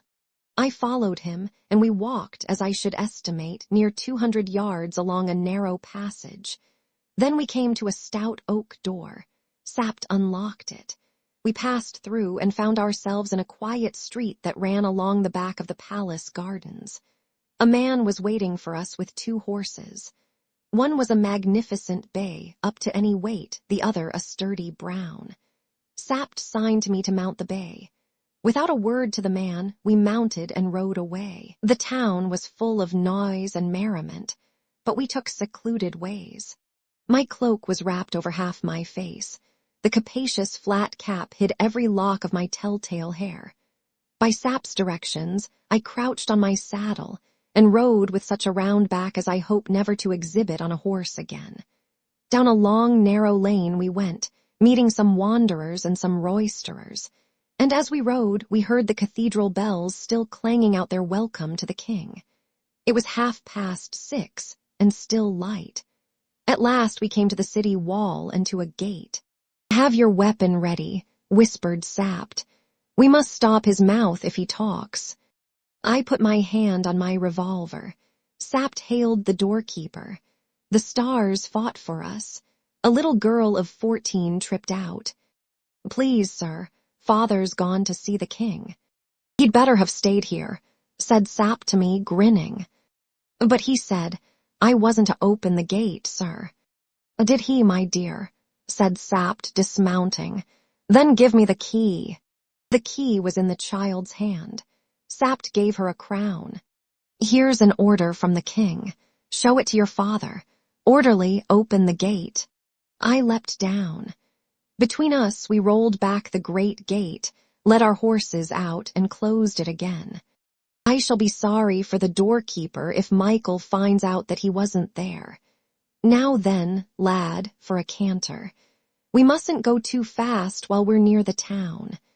Once, however, outside the city, we ran little danger, for everybody else was inside, merry-making. And as the evening fell, we quickened our pace, my splendid horse bounding along under me as though I had been a feather. It was a fine night, and presently the moon appeared. We talked little on the way, and chiefly about the progress we were making. I wonder what the Duke's dispatches told him, said I, once. I wonder, responded Sapt. We stopped for a draught of wine and to bait our horses, losing half an hour thus. I dared not go into the inn and stayed with the horses in the stable. Then we went ahead again and had covered some 25 miles when Sapt abruptly stopped. Hark, he cried. I listened. Away, far behind us in the still of the evening, it was just 9:30, we heard the beat of horses' hoofs. The wind blowing strong behind us carried the sound. I glanced at Sapt. Come on, he cried and spurred his horse into a gallop. When we next paused to listen, the hoof beats were not audible, and we relaxed our pace. Then we heard them again. Sapt jumped down and laid his ear to the ground. There are 2, he said. They're only a mile behind. Thank God the road curves in and out and the wind's our way. We galloped on. We seemed to be holding our own. We had entered the outskirts of the forest of Zenda, and the trees, closing in behind us as the track zigged and zagged, prevented us seeing our pursuers and them from seeing us. Another half-hour brought us to a divide of the road. Sapt drew rein. "To the right is our road," he said. "To the left to the castle, each about 8 miles, get down." "But they'll be on us," I cried. "Get down," he repeated brusquely, and I obeyed. The wood was dense up to the very edge of the road. We led our horses into the covert, bound handkerchiefs over their eyes, and stood beside them. "You want to see who they are," I whispered. "Aye, and where they're going," he answered. I saw that his revolver was in his hand. Nearer and nearer came the hoofs. The moon shone out now clear and full, so that the road was white with it. The ground was hard, and we had left no traces. "Here they come," whispered Sapt. "It's the Duke." "I thought so," he answered. It was the Duke, and with him a burly fellow whom I knew well, and who had cause to know me afterwards, Max Half, brother to Johann the keeper, and body servant to His Highness. They were up to us. The Duke reined up. I saw Sapt's finger curl lovingly towards the trigger. I believe he would have given 10 years of his life for a shot, and he could have picked off Black Michael as easily as I could a barn door fowl in a farmyard. I laid my hand on his arm. He nodded reassuringly.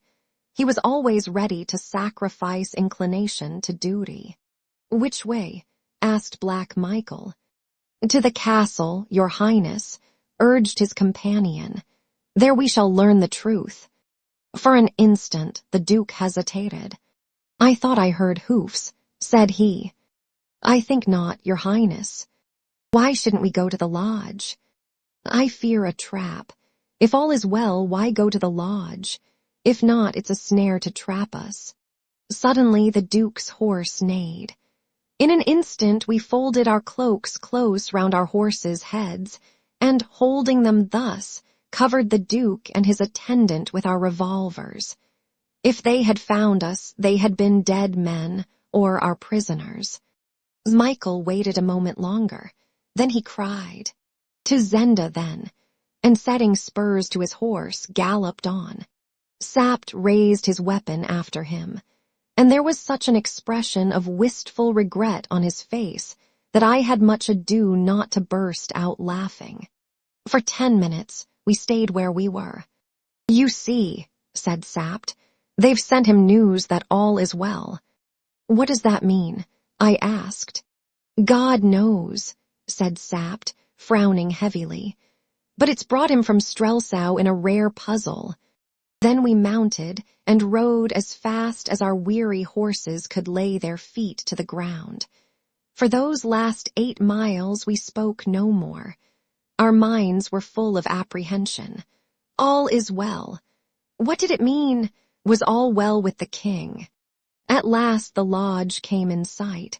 Spurring our horses to a last gallop, we rode up to the gate. All was still and quiet. Not a soul came to meet us. We dismounted in haste. Suddenly Sapt caught me by the arm. "Look there," he said, pointing to the ground. I looked down. At my feet lay 5 or 6 silk handkerchiefs, torn and slashed and rent. I turned to him questioningly. "They're what I tied the old woman up with," said he. "Fasten the horses and come along." The handle of the door turned without resistance. We passed into the room which had been the scene of last night's bout. It was still strewn with the remnants of our meal and with empty bottles. "Come on," cried Sapt, whose marvelous composure had at last almost given way. We rushed down the passage towards the cellars. The door of the coal cellar stood wide open. "They found the old woman," said I. "You might have known that from the handkerchiefs," he said. Then we came opposite the door of the wine cellar. It was shut. It looked in all respects as it had looked when we left it that morning. "Come, it's all right," said I. A loud oath from Sapt rang out. His face turned pale, and he pointed again at the floor. From under the door a red stain had spread over the floor of the passage and dried there. Sapt sank against the opposite wall. I tried the door. It was locked. "Where's Joseph?" muttered Sapt. "Where's the king?" I responded. Sapt took out a flask and put it to his lips. I ran back to the dining room and seized a heavy poker from the fireplace. In my terror and excitement, I rained blows on the lock of the door, and I fired a cartridge into it. It gave way, and the door swung open. "Give me a light," said I, but Sapt still leant against the wall. He was, of course, more moved than I, for he loved his master. Afraid for himself he was not. No man ever saw him that. But to think what might lie in that dark cellar was enough to turn any man's face pale. I went myself and took a silver candlestick from the dining table and struck a light, and as I returned, I felt the hot wax drip on my naked hand as the candle swayed to and fro, so that I cannot afford to despise Colonel Sapt for his agitation. I came to the door of the cellar. The red stain turning more and more to a dull brown, stretched inside. I walked 2 yards into the cellar and held the candle high above my head. I saw the full bins of wine. I saw spiders crawling on the walls. I saw, too, a couple of empty bottles lying on the floor. And then, away in the corner, I saw the body of a man lying flat on his back, with his arms stretched wide, and a crimson gash across his throat. I walked to him and knelt down beside him, and commended to God the soul of a faithful man. For it was the body of Joseph, the little servant, slain in guarding the king. I felt a hand on my shoulders, and turning, saw Sapt, eyes glaring and terror-struck, beside me. "The king, my God, the king," he whispered hoarsely. I threw the candle's gleam over every inch of the cellar. "The king is not here," said I. Chapter 7. His Majesty sleeps in Strelsau. I put my arm round Sap's waist and supported him out of the cellar, drawing the battered door close after me. For 10 minutes or more we sat silent in the dining room. Then old Sapt rubbed his knuckles into his eyes, gave one great gasp, and was himself again. As the clock on the mantelpiece struck 1, he stamped his foot on the floor, saying, "They've got the king." "Yes," said I, "all's well." As Black Michael's dispatch said, what a moment it must have been for him when the royal salutes fired at Strelsau this morning. I wonder when he got the message. "It must have been sent in the morning," said Sapt. "They must have sent it before news of your arrival at Strelsau reached Zenda. I suppose it came from Zenda." "And he's carried it about all day," I exclaimed. "Upon my honor, I'm not the only man who's had a trying day. What did he think, Sapt?" "What does that matter? What does he think, lad, now?" I rose to my feet. "We must get back," I said, "and rouse every soldier in Strelsau. We ought to be in pursuit of Michael before midday."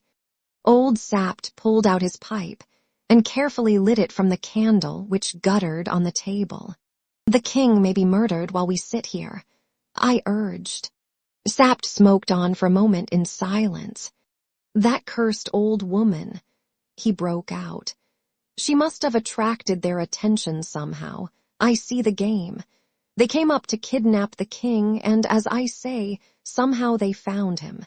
If you hadn't gone to Strelsau, you and I and Fritz had been in heaven by now." "And the king? Who knows where the king is now?" he asked. "Come, let's be off," said I, but he sat still, and suddenly he burst into one of his grating chuckles. "By Jove, we've shaken up Black Michael. Come, come, I repeated impatiently. And we'll shake him up a bit more, he added, a cunning smile broadening on his wrinkled, weather-beaten face, and his teeth working on an end of his grizzled mustache. Aye, lad, we'll go back to Strelsau. The king shall be in his capital again tomorrow. The king. The crowned king. You're mad, I cried. If we go back and tell the trick we played, what would you give for our lives? Just what they are worth, said I. And for the king's throne. Do you think that the nobles and the people will enjoy being fooled as you fooled them? Do you think they'll love a king who was too drunk to be crowned and sent a servant to personate him? He was drugged, and I'm no servant. Mine will be Black Michael's version. He rose, came to me, and laid his hand on my shoulder. Lad, he said, if you play the man, you may save the king yet. Go back and keep his throne warm for him. But the Duke knows. The villains he has employed know. Aye, but they can't speak, roared Sapt in grim triumph. We've got 'em. How can they denounce you without denouncing themselves? This is not the king, because we kidnapped the king and murdered his servant. Can they say that? The position flashed on me. Whether Michael knew me or not, he could not speak. Unless he produced the king, what could he do? And if he produced the king, where was he? For a moment I was carried away headlong, but in an instant the difficulties came strong upon me. I must be found out, I urged. Perhaps, but every hour's something. Above all, we must have a king in Strelsau, or the city will be Michael's in 24 hours. And what would the king's life be worth then, or his throne? Lad, you must do it. Suppose they kill the king. They'll kill him, if you don't. Sapt, suppose they have killed the king. Then, by heaven, you're as good an Elfberg as Black Michael, and you shall reign in Ruritania. But I don't believe they have, nor will they kill him if you're on the throne. Will they kill him to put you in? It was a wild plan, wilder even and more hopeless than the trick we had already carried through. But as I listened to Sapt, I saw the strong points in our game.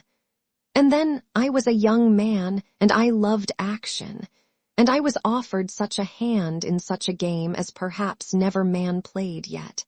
I shall be found out, I said. Perhaps, said Sapt. Come to Strelsau, we shall be caught like rats in a trap if we stay here. Sapt, I cried, I'll try it. Well played, said he. I hope they've left us the horses. I'll go and see. We must bury that poor fellow, said I. No time, said Sapt. I'll do it. Hang you, he grinned. I make you a king and, well, do it. Go and fetch him while I look to the horses. He can't lie very deep, but I doubt if he'll care about that. Poor little Joseph, he was an honest bit of a man. He went out, and I went to the cellar. I raised poor Joseph in my arms and bore him into the passage and thence towards the door of the house. Just inside I laid him down, remembering that I must find spades for our task. At this instant Sapt came up. The horses are all right. There's the own brother to the one that brought you here. But you may save yourself that job. I'll not go before he's buried. Yes, you will. Not I, Colonel Sapt, not for all Ruritania. You fool, said he, come here. He drew me to the door. The moon was sinking, but about 300 yards away, coming along the road from Zenda, I made out a party of men. There were 7 or 8 of them. 4 were on horseback and the rest were walking, and I saw that they carried long implements, which I guessed to be spades and mattocks, on their shoulders. They'll save you the trouble, said Sapt. Come along. He was right. The approaching party must, beyond doubt, be Duke Michael's men, come to remove the traces of their evil work. I hesitated no longer, but an irresistible desire seized me. Pointing to the corpse of poor little Joseph, I said to Sapt, "Colonel, we ought to strike a blow for him. You'd like to give him some company, eh? But it's too risky work, your majesty." "I must have a slap at him," said I. Sapt wavered. "Well," said he, "it's not business, you know, but you've been a good boy, and if we come to grief, why, hang me, it'll save us a lot of thinking. I'll show you how to touch them." He cautiously closed the open chink of the door. Then we retreated through the house and made our way to the back entrance. Here our horses were standing. A carriage drive swept all round the lodge. "Revolver ready?" asked Sapt. "No, steal for me," said I. "Gad, you're thirsty tonight," chuckled Sapt. "So be it." We mounted, drawing our swords, and waited silently for a minute or two. Then we heard the tramp of men on the drive the other side of the house. They came to a stand, and one cried, "Now then, fetch him out." "Now," whispered Sapt. Driving the spurs into our horses, we rushed at a gallop round the house, and in a moment we were among the ruffians. Sapt told me afterwards that he killed a man, and I believe him, but I saw no more of him. With a cut, I split the head of a fellow on a brown horse, and he fell to the ground. Then I found myself opposite a big man, and I was half conscious of another to my right. It was too warm to stay, and with a simultaneous action, I drove my spurs into my horse again, and my sword full into the big man's breast. His bullet whizzed past my ear. I could almost swear it touched it. I wrenched at the sword, but it would not come, and I dropped it and galloped after Sapt, whom I now saw about 20 yards ahead. I waved my hand in farewell and dropped it a second later with a yell, for a bullet had grazed my finger and I felt the blood. Old Sapt turned round in the saddle. Someone fired again, but they had no rifles and we were out of range. Sapt fell to laughing. "That's one to me and two to you with decent luck," said he. "Little Joseph will have company." "Aye, there'll be a party carré," said I. My blood was up, and I rejoiced to have killed them. "Well, a pleasant night's work to the rest," said he. "I wonder if they noticed you." The big fellow did. As I stuck him, I heard him cry, "The king." "Good, good. Oh, we'll give Black Michael some work before we've done." Pausing an instant, we made a bandage for my wounded finger, which was bleeding freely and ached severely, the bone being much bruised. Then we rode on, asking of our good horses all that was in them. The excitement of the fight and of our great resolve died away, and we rode in gloomy silence. Day broke clear and cold. We found a farmer just up, and made him give us sustenance for ourselves and our horses. I, feigning a toothache, muffled my face closely, then ahead again, till Strelsau lay before us. It was 8 o'clock or nearing 9, and the gates were all open, as they always were save when the Duke's caprice or intrigues shut them. We rode in by the same way as we had come out the evening before, all 4 of us, the men and the horses, wearied and jaded. The streets were even quieter than when we had gone. Everyone was sleeping off last night's revelry, and we met hardly a soul till we reached the little gate of the palace. There Sap's old groom was waiting for us. "Is all well, sir?" he asked. "All's well," said Sapt, and the man, coming to me, took my hand to kiss. "The king's hurt," he cried. "It's nothing," said I as I dismounted. "I caught my finger in the door." "Remember silence," said Sapt. "Ah, but my good frailer, I do not need to tell you that." The old fellow shrugged his shoulders. "All young men like to ride abroad now and again. Why not the king?" said he, and Sapt's laugh left his opinion of my motives undisturbed. "You should always trust a man," observed Sapt, fitting the key in the lock. just as far as you must. We went in and reached the dressing room. Flinging open the door, we saw Fritz von Tarlenheim stretched, fully dressed on the sofa. He seemed to have been sleeping, but our entry woke him. He leapt to his feet, gave one glance at me, and with a joyful cry, threw himself on his knees before me. "Thank God, sire. Thank God you're safe," he cried, stretching his hand up to catch hold of mine.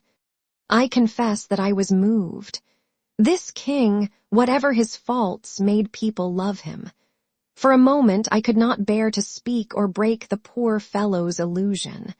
But tough old Sapt had no such feeling. He slapped his hand on his thigh delightedly. "Bravo, lad," cried he. "We shall do." Fritz looked up in bewilderment. I held out my hand. "You're wounded, sire," he exclaimed. "It's only a scratch," said I, but I paused. He rose to his feet with a bewildered air. Holding my hand, he looked me up and down and up. Then suddenly he dropped my hand and reeled back. "Where's the king? Where's the king?" he cried. "Hush, you fool," hissed Sapt. "Not so loud, here's the king." A knock sounded on the door. Sapt seized me by the hand. "Here, quick, to the bedroom. Off with your cap and boots. Get into bed, cover everything up." I did as I was bid. A moment later Sapt looked in, nodded, grinned, and introduced an extremely smart and deferential young gentleman, who came up to my bedside, bowing again and informed me that he was of the household of the Princess Flavia, and that Her Royal Highness had sent him especially to inquire how the king's health was after the fatigues which His Majesty had undergone yesterday. "My best thanks, sir, to my cousin," said I, "and tell Her Royal Highness that I was never better in my life. The king," added old Sapt, who, I began to find, loved a good lie for its own sake, "has slept without a break all night. The young gentleman," he reminded me of Osric in Hamlet, bowed himself out again. The farce was over, and Fritz von Tarlenheim's pale face recalled us to reality, though in faith the farce had to be reality for us now. "Is the king dead?" he whispered. "Please God, no," said I, "but he's in the hands of Black Michael." Chapter 8. A fair cousin and a dark brother. A real king's life is perhaps a hard one, but a pretended king's is, I warrant, much harder. On the next day, Sapt instructed me in my duties, what I ought to do and what I ought to know, for 3 hours.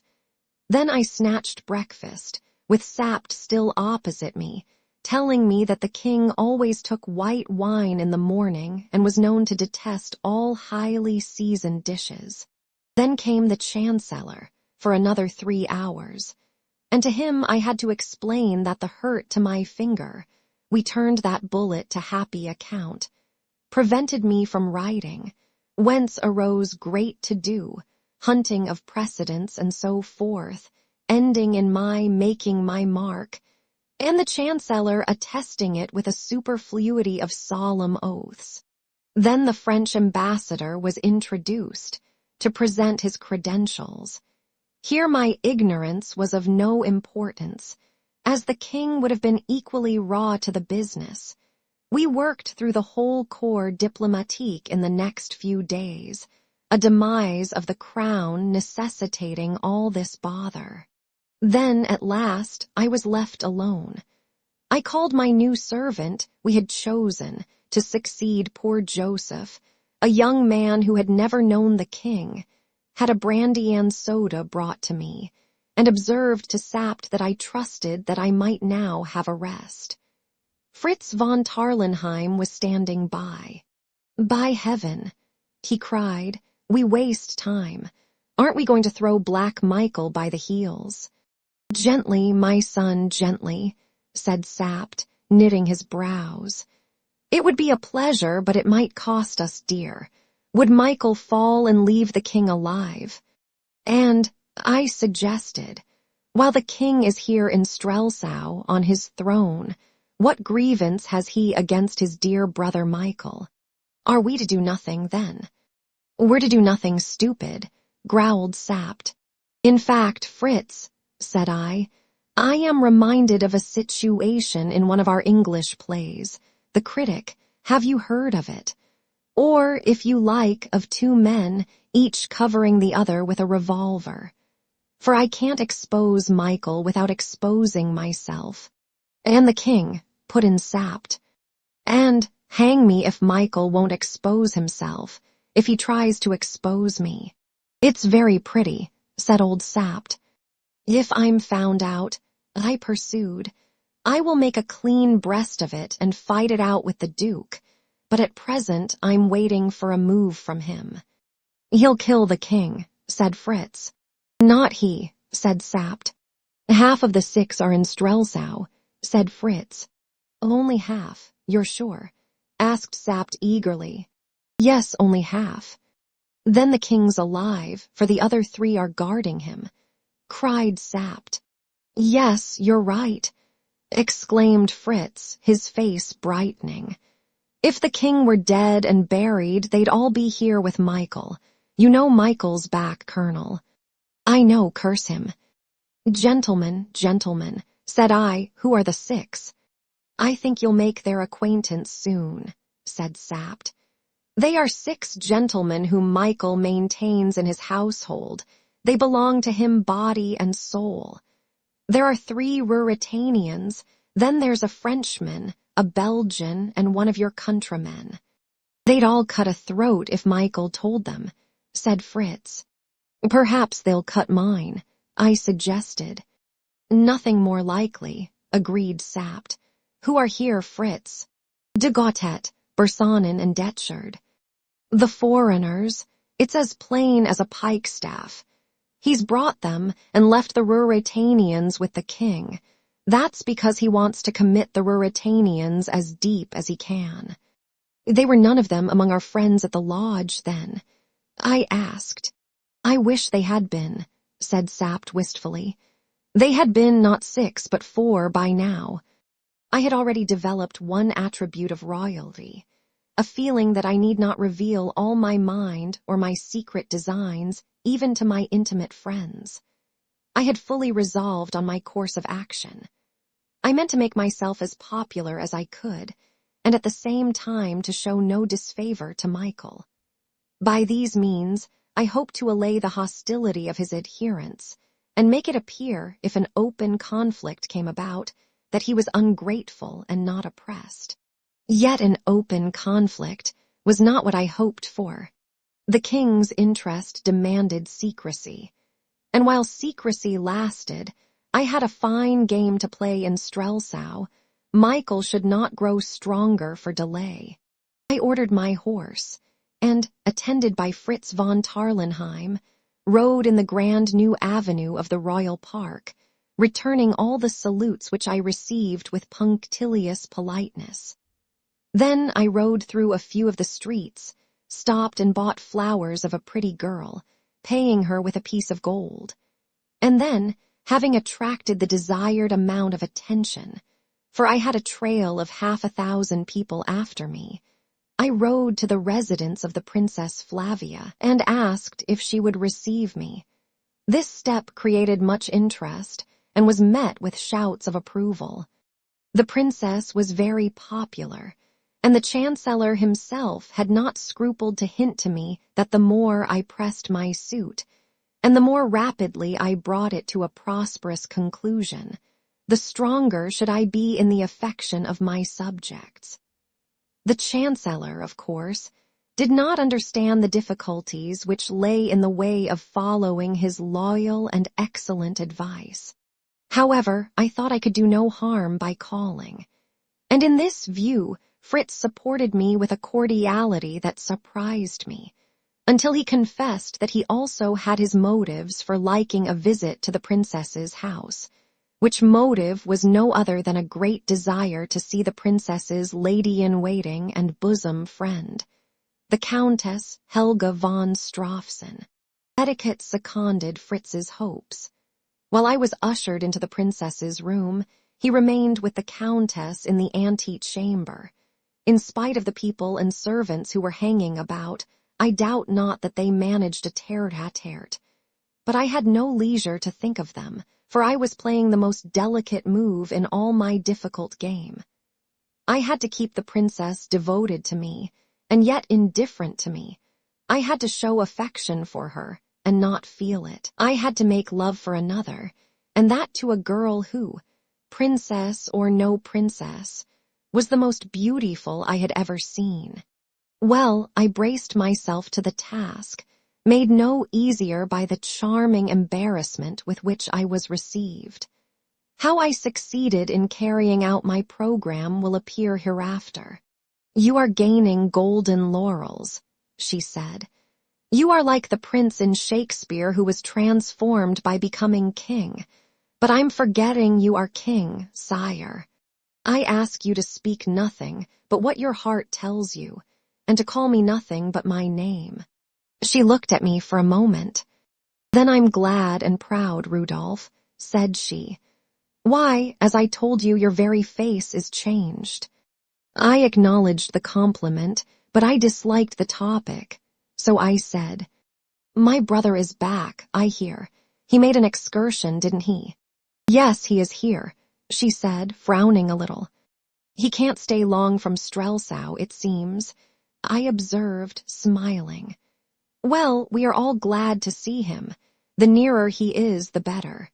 The princess glanced at me, with a gleam of amusement in her eyes. "Why, cousin, is it that you can see better what he's doing?" "Perhaps," said I. "And why are you glad?" "I didn't say I was glad," she answered. "Some people say so for you." "There are many insolent people," she said, with delightful haughtiness. "Possibly you mean that I am one." "Your Majesty could not be," she said, curtsying in feigned deference, but adding mischievously after a pause, "Unless, that is." "Well, unless what?" "Unless you tell me that I mind a snap of my fingers where the Duke of Strelsau is. Really, I wish that I had been the king." "You don't care where Cousin Michael—" "Ah, Cousin Michael. I call him the Duke of Strelsau." "You call him Michael when you meet him?" "Yes, by the orders of your father."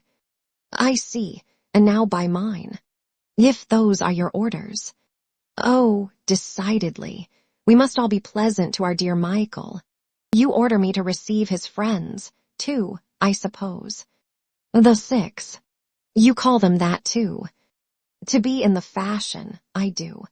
But I order you to receive no one unless you like." "Except yourself." "I pray for myself. I could not order." As I spoke, there came a cheer from the street. The princess ran to the window. "It is he," she cried. "It is the Duke of Strelsau." I smiled but said nothing. She returned to her seat. For a few moments we sat in silence. The noise outside subsided, but I heard the tread of feet in the ante-room. I began to talk on general subjects. This went on for some minutes. I wondered what had become of Michael, but it did not seem to be for me to interfere. All at once, to my great surprise, Flavia, clasping her hands, asked in an agitated voice, "Are you wise to make him angry?" "What? Who? How am I making him angry?" "Why, by keeping him waiting." "My dear cousin, I don't want to keep him." "Well, then, is he to come in?" "Of course, if you wish it." She looked at me curiously. "How funny you are," she said. "Of course no one could be announced while I was with you."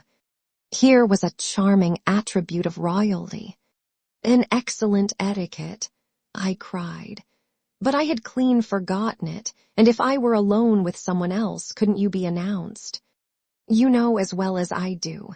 I could be because I am of the blood," and she still looked puzzled. "I never could remember all these silly rules," said I, rather feebly, as I inwardly cursed Fritz for not posting me up. "But I'll repair my fault. I jumped up, flung open the door, and advanced into the anteroom. Michael was sitting at a table, a heavy frown on his face. Everyone else was standing, save that impudent young dog Fritz, who was lounging easily in an armchair and flirting with the Countess Helga. He leapt up as I entered, with a deferential alacrity that lent point to his former nonchalance. I had no difficulty in understanding that the Duke might not like young Fritz. I held out my hand, Michael took it, and I embraced him. Then I drew him with me into the inner room. "Brother," I said, "if I had known you were here, you should not have waited a moment before I asked the princess to permit me to bring you to her." He thanked me, but coldly. The man had many qualities, but he could not hide his feelings. A mere stranger could have seen that he hated me, and hated worse to see me with Princess Flavia. Yet I am persuaded that he tried to conceal both feelings, and further, that he tried to persuade me that he believed I was verily the king. I did not know, of course, but unless the king were an impostor, at once cleverer and more audacious than I, and I began to think something of myself in that role, Michael could not believe that. And if he didn't, how he must have loathed paying me deference and hearing my Michael and my Flavia.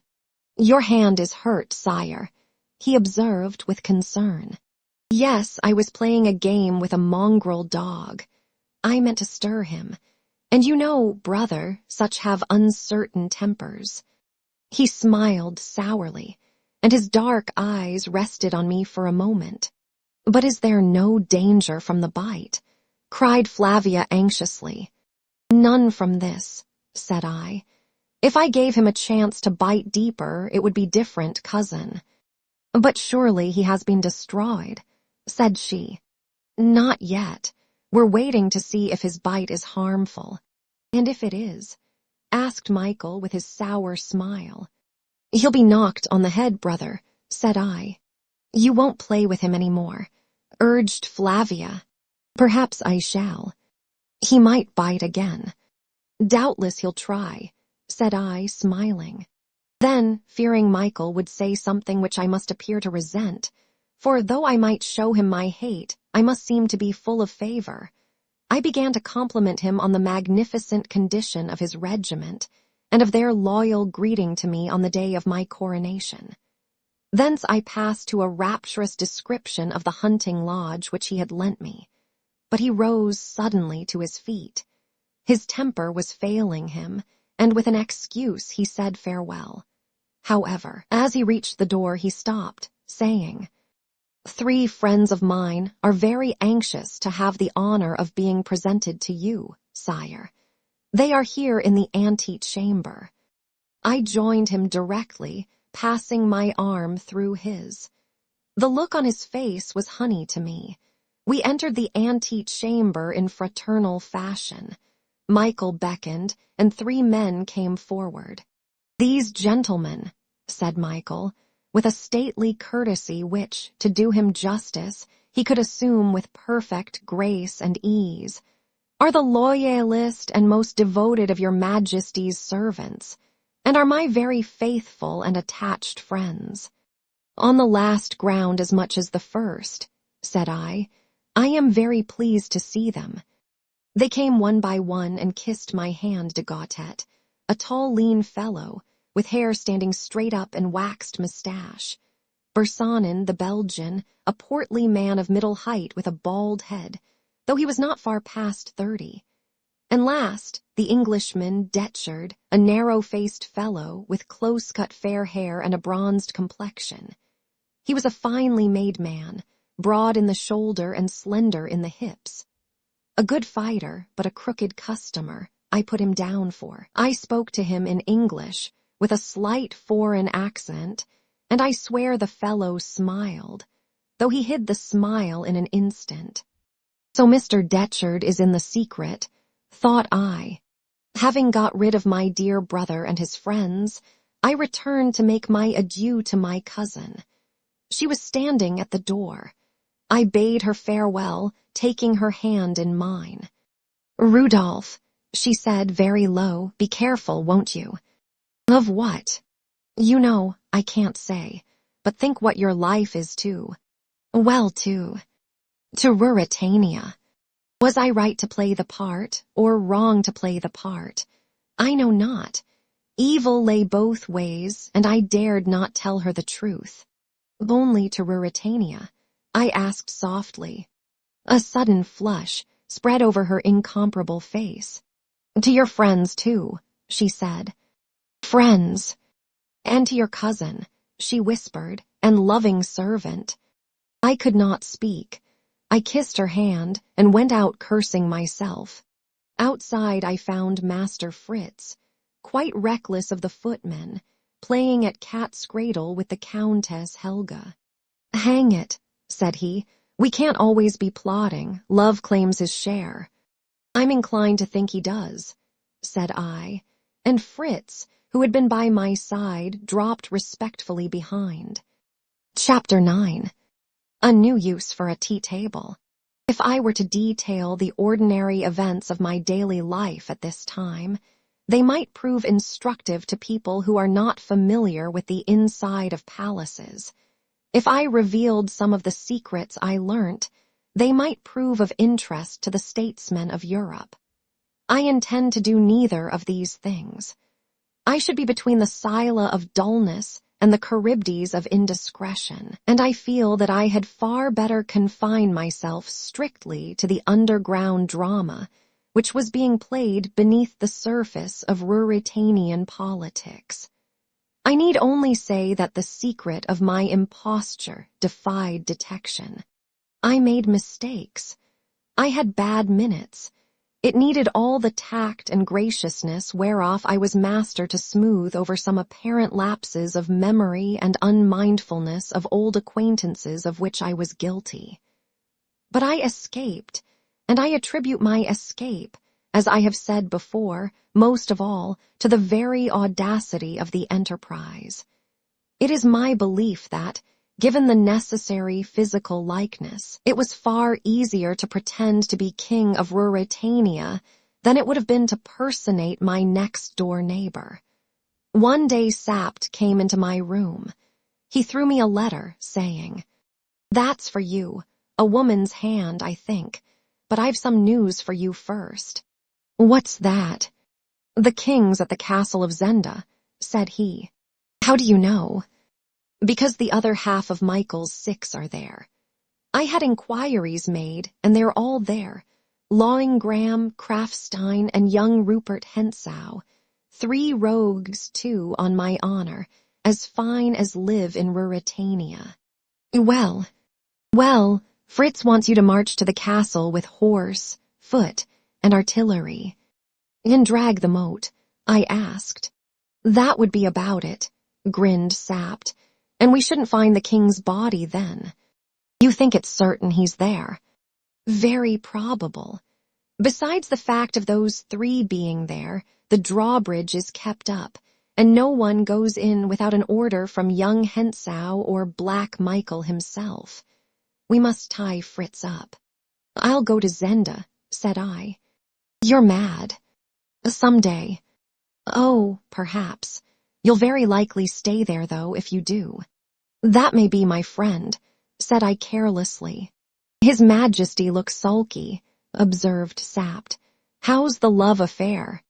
"Damn you, hold your tongue," I said. He looked at me for a moment, then he lit his pipe. It was quite true that I was in a bad temper, and I went on perversely. "Wherever I go, I'm dogged by half a dozen fellows." "I know you are. I send M," he replied composedly. "What for?" "Well," said Sapt, puffing away, "it wouldn't be exactly inconvenient for Black Michael if you disappeared.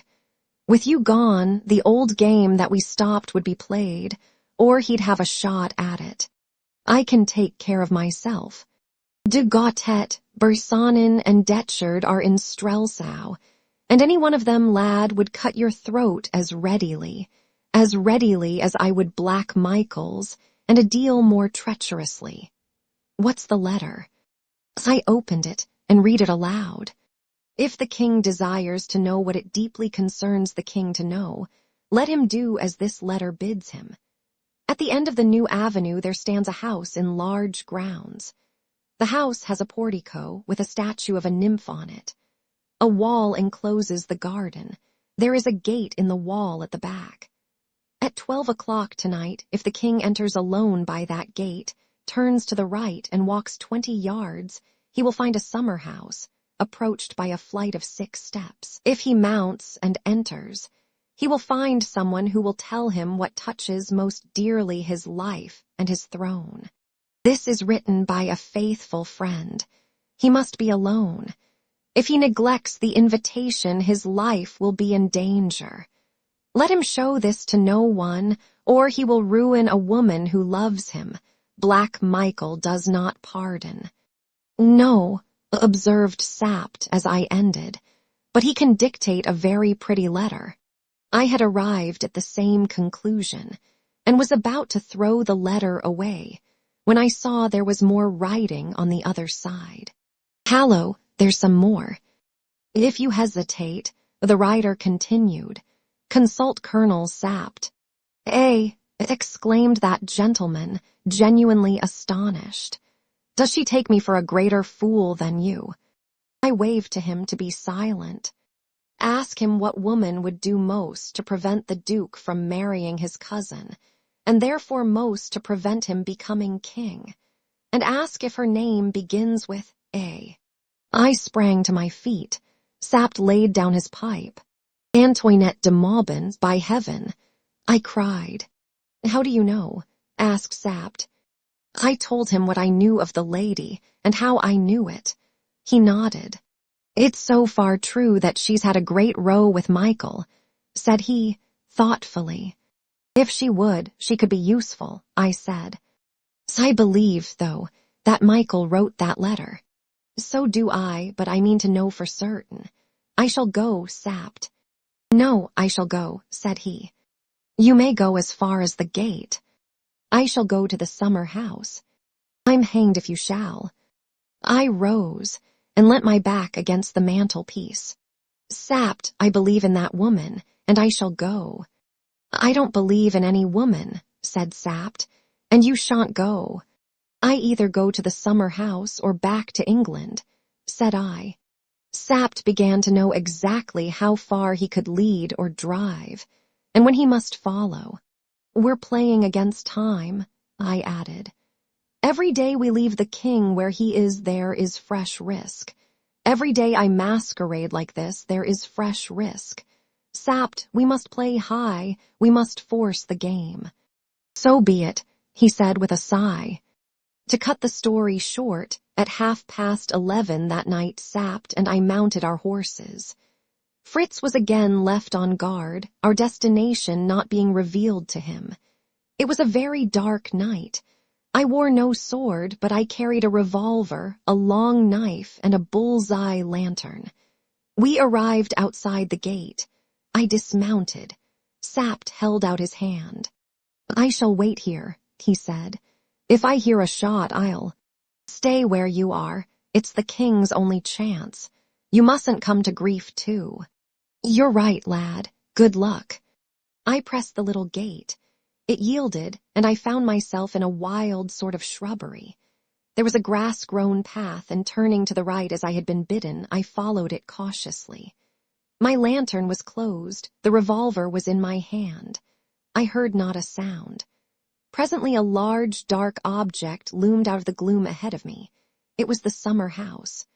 Reaching the steps, I mounted them and found myself confronted by a weak, rickety wooden door which hung upon the latch. I pushed it open and walked in. A woman flew to me and seized my hand. Shut the door, she whispered. I obeyed and turned the light of my lantern on her.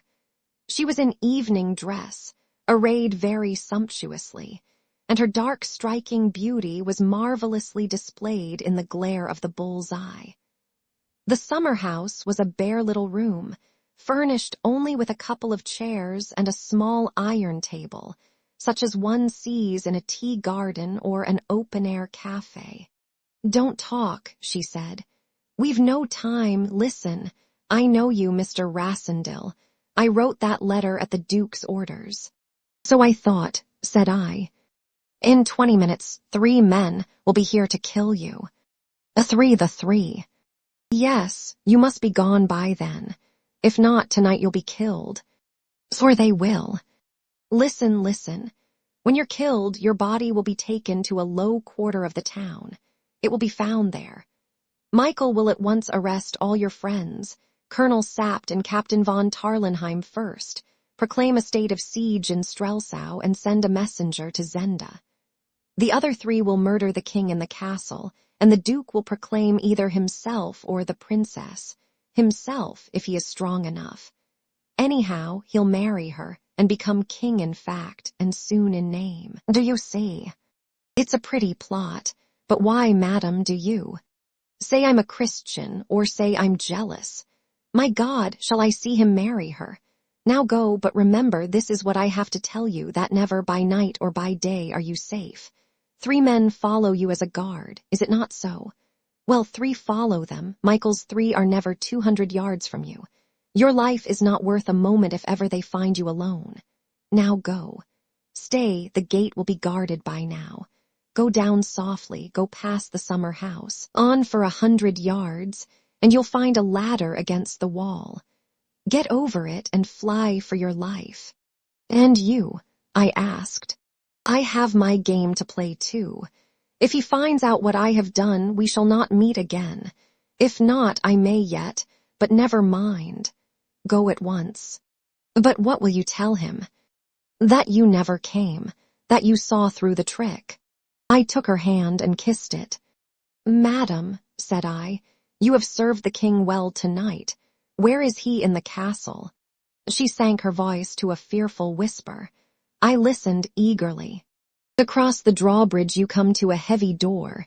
Behind that lies, hark, what's that? There were steps outside. They're coming, they're too soon. Heavens, they're too soon. And she turned pale as death. They seem to me, said I, to be in the nick of time. Close your lantern. See, there's a chink in the door. Can you see them? I put my eye to the chink. On the lowest step I saw 3 dim figures. I cocked my revolver. Antoinette hastily laid her hand on mine. You may kill one, said she, but what then? A voice came from outside, a voice that spoke perfect English. Mr. Rassendyll, it said. I made no answer. We want to talk to you. Will you promise not to shoot till we've done? Have I the pleasure of addressing Mr. Detchard? I said. Never mind names. Then let mine alone. All right, sire. I've an offer for you. I still had my eye to the chink. The 3 had mounted 2 steps more, 3 revolvers pointed full at the door. Will you let us in? We pledge our honor to observe the truce. Don't trust them, whispered Antoinette. We can speak through the door, said I. But you might open it and fire, objected Detchard. And though we should finish you, you might finish one of us. Will you give your honor not to fire while we talk? Don't trust them, whispered Antoinette again. A sudden idea struck me. I considered it for a moment. It seemed feasible. I give my honor not to fire before you do, said I. But I won't let you in. Stand outside and talk. That's sensible, he said. The 3 mounted the last step and stood just outside the door. I laid my ear to the chink. I could hear no words, but Detchard's head was close to that of the taller of his companions, de Gautet, I guessed.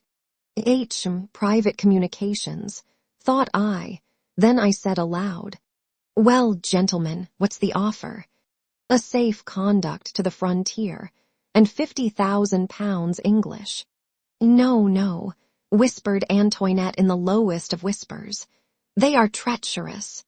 That seems handsome, said I, reconnoitering through the chink. They were all close together, just outside the door now.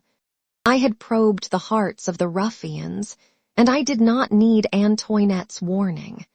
They meant to rush me as soon as I was engaged in talk. "Give me a minute to consider," said I, and I thought I heard a laugh outside. I turned to Antoinette. "Stand up close to the wall, out of the line of fire from the door," I whispered. "What are you going to do?" she asked in fright. "You'll see," said I. I took up the little iron table. It was not very heavy for a man of my strength, and I held it by the legs. The top, protruding in front of me, made a complete screen for my head and body. I fastened my closed lantern to my belt and put my revolver in a handy pocket. Suddenly I saw the door move ever so slightly. Perhaps it was the wind. Perhaps it was a hand trying it outside. I drew back as far as I could from the door, holding the table in the position that I have described. Then I called out, "Gentlemen, I accept your offer, relying on your honor. If you will open the door."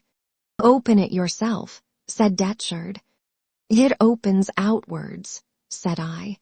"Stand back a little, gentlemen, or I shall hit you when I open it." I went and fumbled with the latch. Then I stole back to my place on tiptoe. "I can't open it," I cried. "The latch is caught." "Tut, I'll open it," cried Detchard. "Nonsense, Bersanin, why not? Are you afraid of one man?" I smiled to myself. An instant later the door was flung back. The gleam of a lantern showed me the three close together outside, their revolvers leveled. With a shout, I charged at my utmost pace across the summer house and through the doorway. 3 shots rang out and battered into my shield. Another moment, and I leapt out and the table caught them full and square, and in a tumbling, swearing, struggling mass, they and I and that brave table rolled down the steps of the summer house to the ground below. Antoinette de Maubin shrieked, but I rose to my feet, laughing aloud. Du Gautet and Bersanin lay like men stunned. Detchard was under the table, but as I rose, he pushed it from him and fired again. I raised my revolver and took a snap shot. I heard him curse, and then I ran like a hare, laughing as I went, past the summer house and along by the wall. I heard steps behind me, and turning round I fired again for luck. The steps ceased. "Please God," said I. She told me the truth about the ladder, for the wall was high and topped with iron spikes. Yes, there it was. I was up and over in a minute. Doubling back, I saw the horses, then I heard a shot. It was Sapt. He had heard us and was battling and raging with the locked gate, hammering it and firing into the keyhole like a man possessed. He had quite forgotten that he was not to take part in the fight. Whereat I laughed again and said, as I clapped him on the shoulder, "Come home to bed, old chap. I've got the finest tea-table story that ever you heard." He started and cried, "You're safe," and wrung my hand.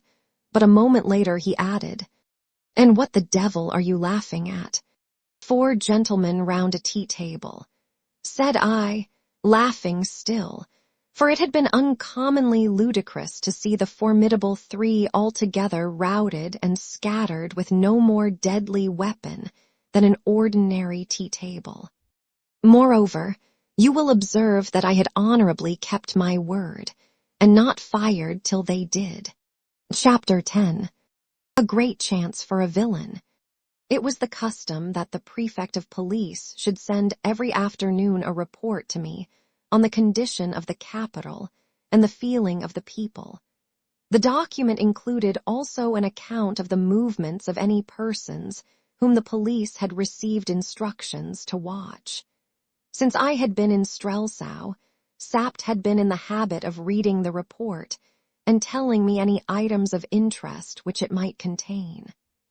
On the day after my adventure in the summer house, he came in as I was playing a hand of écarté with Fritz von Tarlenheim. "The report is rather full of interest this afternoon," he observed, sitting down. "Do you find," I asked, "any mention of a certain fracas?" He shook his head with a smile. "I find this first," he said. "His Highness the Duke of Strelsau left the city, so far as it appears, suddenly, accompanied by several of his household. His destination is believed to be the castle of Zenda, but the party traveled by road and not by train. MM de Gautet, Bersanin, and Detcherd followed an hour later, the last named carrying his arm in a sling. The cause of his wound is not known, but it is suspected that he has fought a duel, probably incidental to a love affair."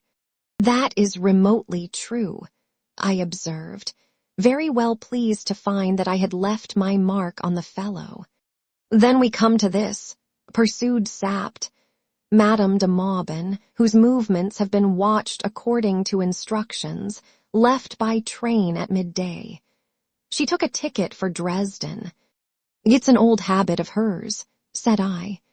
"The Dresden train stops at Zenda. An acute fellow, this. And finally listen to this. The state of feeling in the city is not satisfactory. The king is much criticized. You know, he's told to be quite frank for taking no steps about his marriage. From inquiries among the entourage of the Princess Flavia, Her Royal Highness is believed to be deeply offended by the remissness of His Majesty. The common people are coupling her name with that of the Duke of Strelsau, and the Duke gains much popularity from the suggestion. I have caused the announcement that the King gives a ball tonight in honor of the Princess to be widely diffused, and the effect is good." "That is news to me," said I. "Oh, the preparations are all made," laughed Fritz. "I've seen to that." Sapt turned to me and said, in a sharp, decisive voice, "You must make love to her tonight, you know." "I think it is very likely I shall if I see her alone," said I. "Hang it, Sapt, you don't suppose I find it difficult." Fritz whistled a bar or two, then he said, "You'll find it only too easy. Look here, I hate telling you this, but I must. The Countess Helga told me that the princess had become most attached to the king. Since the coronation, her feelings have undergone a marked development. It's quite true that she is deeply wounded by the king's apparent neglect." "Here's a kettle of fish," I groaned. "Tut, tut," said Sapt. "I suppose you've made pretty speeches to a girl before now. That's all she wants." Fritz, himself a lover, understood better my distress. He laid his hand on my shoulder, but said nothing. "I think, though," pursued that cold-blooded old Sapt, "that you'd better make your offer tonight. Good heavens! Or, any rate, go near it, and I shall send a semi-official to the papers." "I'll do nothing of the sort. No more will you," said I. I utterly refused to take part in making a fool of the princess. Sapt looked at me with his small, keen eyes. A slow, cunning smile passed over his face. "All right, lad, all right," said he. "We mustn't press you too hard. Soothe her down a bit if you can, you know. Now for Michael." "Oh, damn Michael," said I. "He'll do tomorrow. Here, Fritz, come for a stroll in the garden." Sapt at once yielded. His rough manner covered a wonderful tact, and as I came to recognize more and more, a remarkable knowledge of human nature. Why did he urge me so little about the princess? Because he knew that her beauty and my ardor would carry me further than all his arguments, and that the less I thought about the thing, the more likely was I to do it. He must have seen the unhappiness he might bring on the princess, but that went for nothing with him. Can I say, confidently, that he was wrong? If the king were restored, the princess must turn to him, either knowing or not knowing the change. And if the king were not restored to us, it was a subject that we had never yet spoken of. But I had an idea that, in such a case, Sapt meant to seat me on the throne of Ruritania for the term of my life. He would have set Satan himself there sooner than that pupil of his, Black Michael. The ball was a sumptuous affair. I opened it by dancing a quadrille with Flavia. Then I waltzed with her. Curious eyes and eager whispers attended us. We went into supper, and halfway through, I, half mad by then, for her glance had answered mine, and her quick breathing met my stammered sentences. I rose in my place before all the brilliant crowd, and taking the red rose that I wore, flung the ribbon with its jeweled badge round her neck. In a tumult of applause, I sat down. I saw Sapt smiling over his wine and Fritz frowning. The rest of the meal passed in silence. Neither Flavia nor I could speak. Fritz touched me on the shoulder, and I rose, gave her my arm, and walked down the hall into a little room where coffee was served to us. The gentlemen and ladies in attendance withdrew, and we were alone. The little room had French windows opening on the gardens. The night was fine, cool, and fragrant. Flavia sat down, and I stood opposite her. I was struggling with myself. If she had not looked at me, I believe that even then I should have won my fight. But suddenly, involuntarily, she gave me one brief glance, a glance of question, hurriedly turned aside. A blush that the question had ever come spread over her cheek, and she caught her breath. Ah, if you had seen her! I forgot the king in Zenda. I forgot the king in Strelsau. She was a princess, and I an impostor. Do you think I remembered that? I threw myself on my knee and seized her hands in mine. I said nothing. Why should I? The soft sounds of the night set my wooing to a wordless melody as I pressed my kisses on her lips. She pushed me from her, crying suddenly, "Ah, is it true? Or is it only because you must?" "It's true," I said in low, smothered tones. "True that I love you more than life, or truth, or honor." She set no meaning to my words, treating them as one of love's sweet extravagances. She came close to me and whispered, "Oh, if you were not the king, then I could show you how I love you. How is it that I love you now, Rudolph?" "And now?" "Yes, just lately. I never did before." Pure triumph filled me. It was I, Rudolph Rassendyll, who had won her. I caught her round the waist. "You didn't love me before?" I asked. She looked up into my face, smiling as she whispered, "It must have been your crown. I felt it first on the coronation day." "Never before?" I asked eagerly. She laughed low. "You speak as if you would be pleased to hear me say yes to that," she said. Would yes be true? Yes, I just heard her breathe, and she went on in an instant. "Be careful, Rudolph, be careful, dear. He will be mad now." What Michael? If Michael were the worst. What worse is there? There was yet a chance for me. Controlling myself with a mighty effort, I took my hands off her and stood a yard or two away. I remember now the note of the wind in the elm trees outside. As if I were not the king, I began, if I were only a private gentleman. Before I could finish, her hand was in mine. "If you were a convict in the prison of Strelsau, you would be my king," she said. And under my breath I groaned, "God forgive me." And holding her hand in mine, I said again, "If I were not the king." "Hush, hush," she whispered. "I don't deserve it. I don't deserve to be doubted. Ah, Rudolph, does a woman who marries without love look on the man as I look on you?" And she hid her face from me. For more than a minute we stood there together, and I, even with my arm about her, summoned up what honor and conscience her beauty and the toils that I was in had left me. "Flavia," I said, in a strange, dry voice that seemed not my own, "I am not." As I spoke, as she raised her eyes to me, there was a heavy step on the gravel outside, and a man appeared at the window. A little cry burst from Flavia as she sprang back from me. My half-finished sentence died on my lips. Sapt stood there, bowing low but with a stern frown on his face.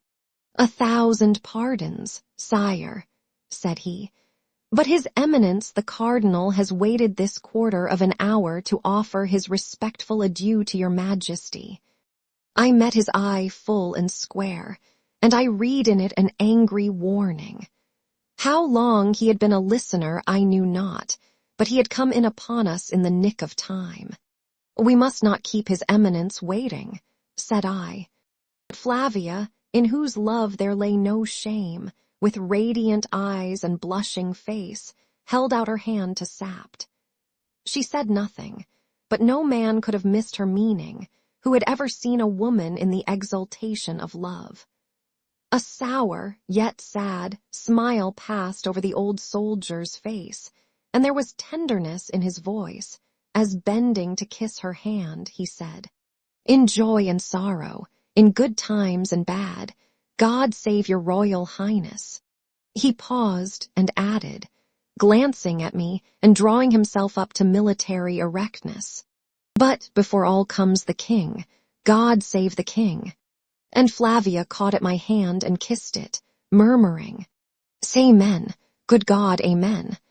We went into the ballroom again. Forced to receive adieus, I was separated from Flavia. Everyone, when they left me, went to her. Sapt was out and in of the throng, and where he had been, glances, smiles, and whispers were rife. I doubted not that, true to his relentless purpose, he was spreading the news that he had learnt. To uphold the crown and beat Black Michael, that was his one resolve. Flavia, myself, I, and the real king in Zenda were pieces in his game, and pawns have no business with passions. Not even at the walls of the palace did he stop, for when at last I handed Flavia down the broad marble steps and into her carriage, there was a great crowd awaiting us, and we were welcomed with deafening cheers. What could I do? Had I spoken then, they would have refused to believe that I was not the king. They might have believed that the king had run mad. By Sap's devices and my own ungoverned passion I had been forced on, and the way back had closed behind me, and the passion still drove me in the same direction as the devices seduced me. I faced all Strelsau that night as the king and the accepted suitor of the Princess Flavia.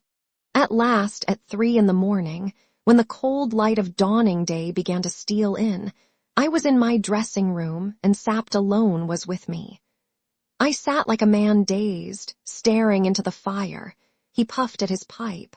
Fritz was gone to bed, having almost refused to speak to me. On the table by me lay a rose. It had been in Flavia's dress, and as we parted, she had kissed it and given it to me. Sapt advanced his hand towards the rose, but, with a quick movement, I shut mine down upon it.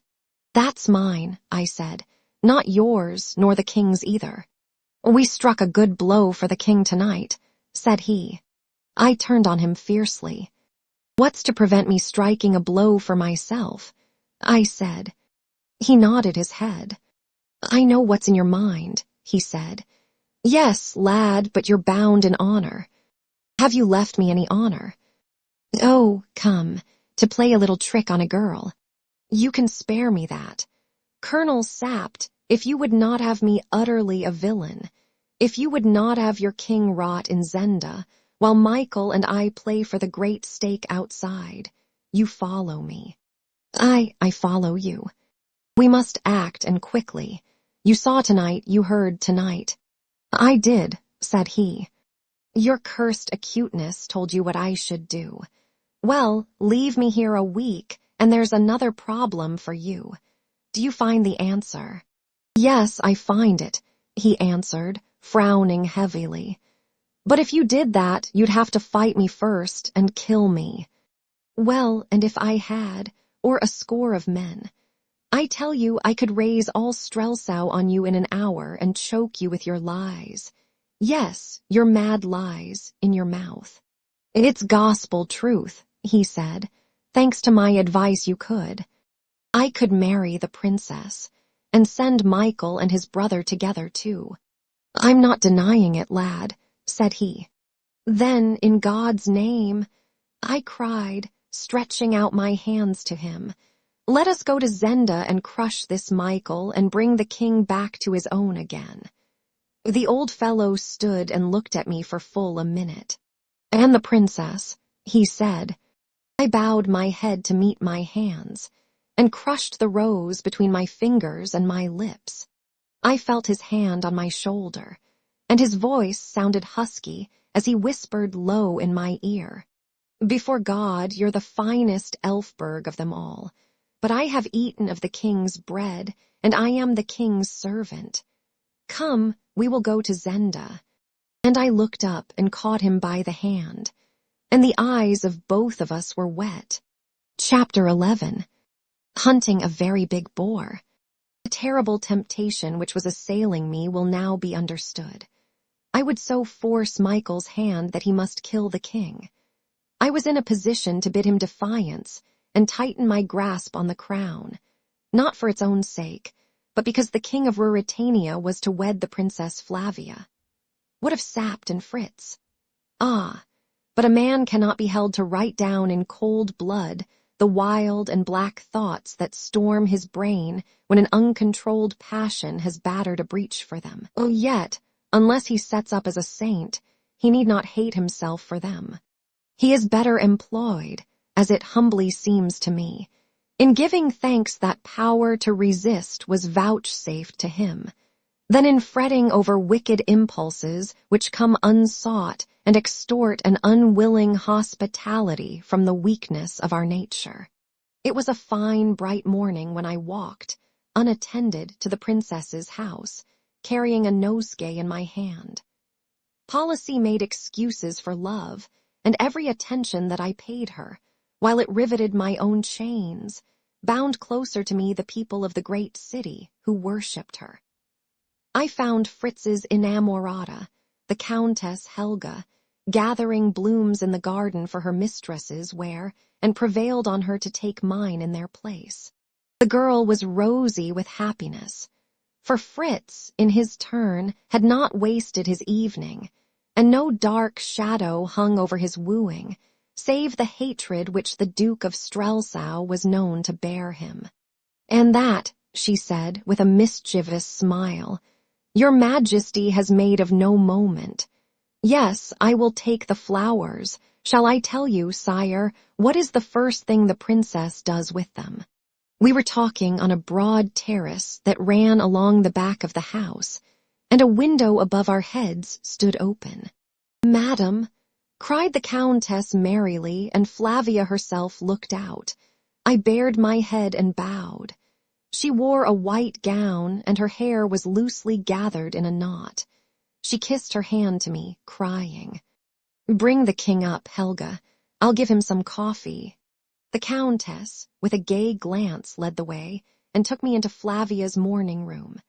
And left alone, we greeted one another as lovers are wont. Then the princess laid 2 letters before me. One was from Black Michael, a most courteous request that she would honor him by spending a day at his castle of Zenda, as had been her custom once a year in the summer, when the place and its gardens were in the height of their great beauty. I threw the letter down in disgust, and Flavia laughed at me. Then, growing grave again, she pointed to the other sheet. I don't know who that comes from, she said. Read it. I knew in a moment. There was no signature at all this time, but the handwriting was the same as that which had told me of the snare in the summer house. It was Antoinette de Maubin's. I have no cause to love you, it ran, but God forbid that you should fall into the power of the Duke. Accept no invitations of his. Go nowhere without a large guard. A regiment is not too much to make you safe. Show this, if you can, to him who reigns in Strelsau. Why doesn't it say the king? Asked Flavia, leaning over my shoulder so that the ripple of her hair played on my cheek. Is it a hoax?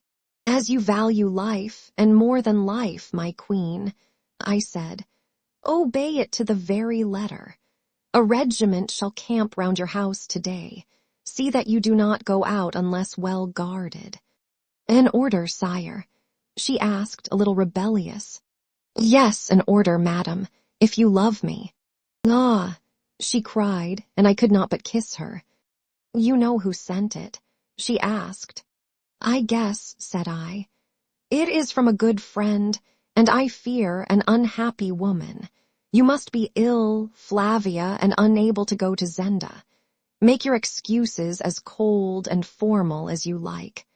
So you feel strong enough to anger Michael," she said with a proud smile. "I'm strong enough for anything, while you are safe," said I. Soon I tore myself away from her, and then, without consulting Sapt, I took my way to the house of Marshal Strakunks. I had seen something of the old general, and I liked and trusted him. Sapt was less enthusiastic, but I had learnt by now that Sapt was best pleased when he could do everything, and jealousy played some part in his views. As things were now, I had more work than Sapt and Fritz could manage, for they must come with me to Zenda, and I wanted a man to guard what I loved most in all the world, and suffer me to set about my task of releasing the king with a quiet mind.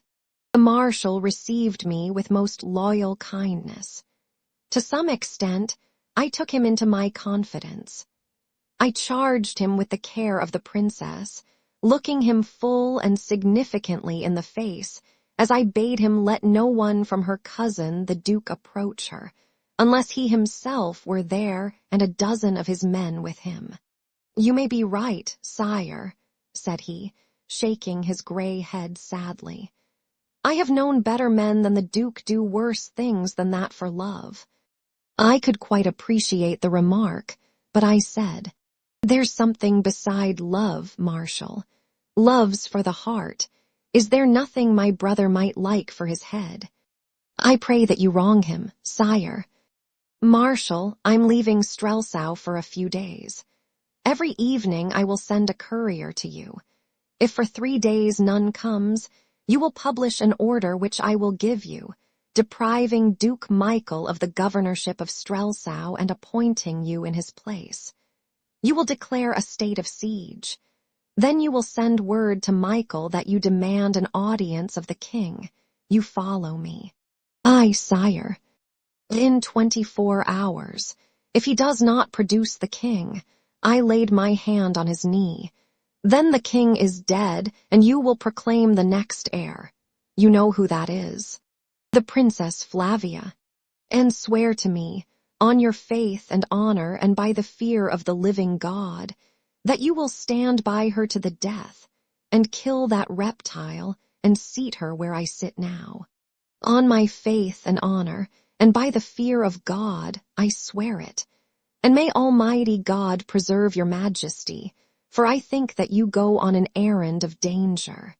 I hope that no life more precious than mine may be demanded," said I, rising.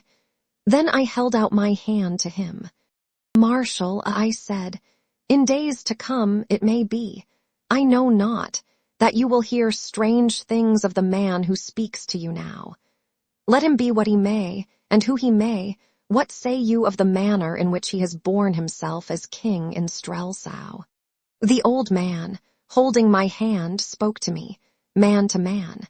"I have known many of the Elfbergs," said he, "and I have seen you. And happen what may, you have borne yourself as a wise king and a brave man. Aye, and you have proved as courteous a gentleman and as gallant a lover as any that have been of the house. Be that my epitaph," said I, "when the time comes that another sits on the throne of Ruritania." "God send a far day, and may I not see it," said he. I was much moved, and the marshal's worn face twitched. I sat down and wrote my order. "I can hardly yet write," said I. "My finger is stiff still." It was, in fact, the first time that I had ventured to write more than a signature, and in spite of the pains I had taken to learn the king's hand, I was not yet perfect in it. "Indeed, sire," he said, "it differs a little from your ordinary handwriting. It is unfortunate, for it may lead to a suspicion of forgery. Marshal, said I, with a laugh, what use are the guns of Strelsau if they can't assuage a little suspicion? He smiled grimly and took the paper. Colonel Sapt and Fritz von Tarlenheim go with me. I continued. You go to seek the Duke? He asked in a low tone. Yes, the Duke and someone else of whom I have need. And who is at Zenda? I replied. I wish I could go with you, he cried, tugging at his white mustache. I'd like to strike a blow for you and your crown. I leave you what is more than my life and more than my crown, said I, because you are the man I trust more than all other in Ruritania. I will deliver her to you safe and sound, said he, and failing that, I will make her queen. We parted, and I returned to the palace and told Sapt and Fritz what I had done. Sapt had a few faults to find and a few grumbles to utter. This was merely what I expected, for Sapt liked to be consulted beforehand, not informed afterwards, but on the whole he approved of my plans, and his spirits rose high as the hour of action drew nearer and nearer. Fritz, too, was ready, though he, poor fellow, risked more than Sapt did, for he was a lover, and his happiness hung in the scale. Yet how I envied him.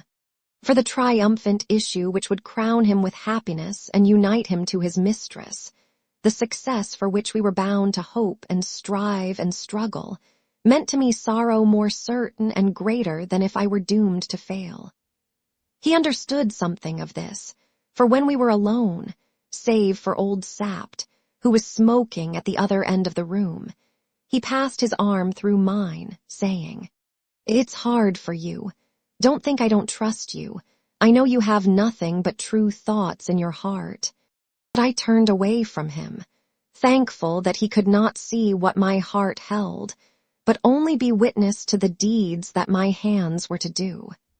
Yet even he did not understand, for he had not dared to lift his eyes to the Princess Flavia, as I had lifted mine. Our plans were now all made, even as we proceeded to carry them out, and as they will hereafter appear. The next morning we were to start on the hunting excursion. I had made all arrangements for being absent, and now there was only one thing left to do, the hardest, the most heartbreaking. As evening fell, I drove through the busy streets to Flavia's residence.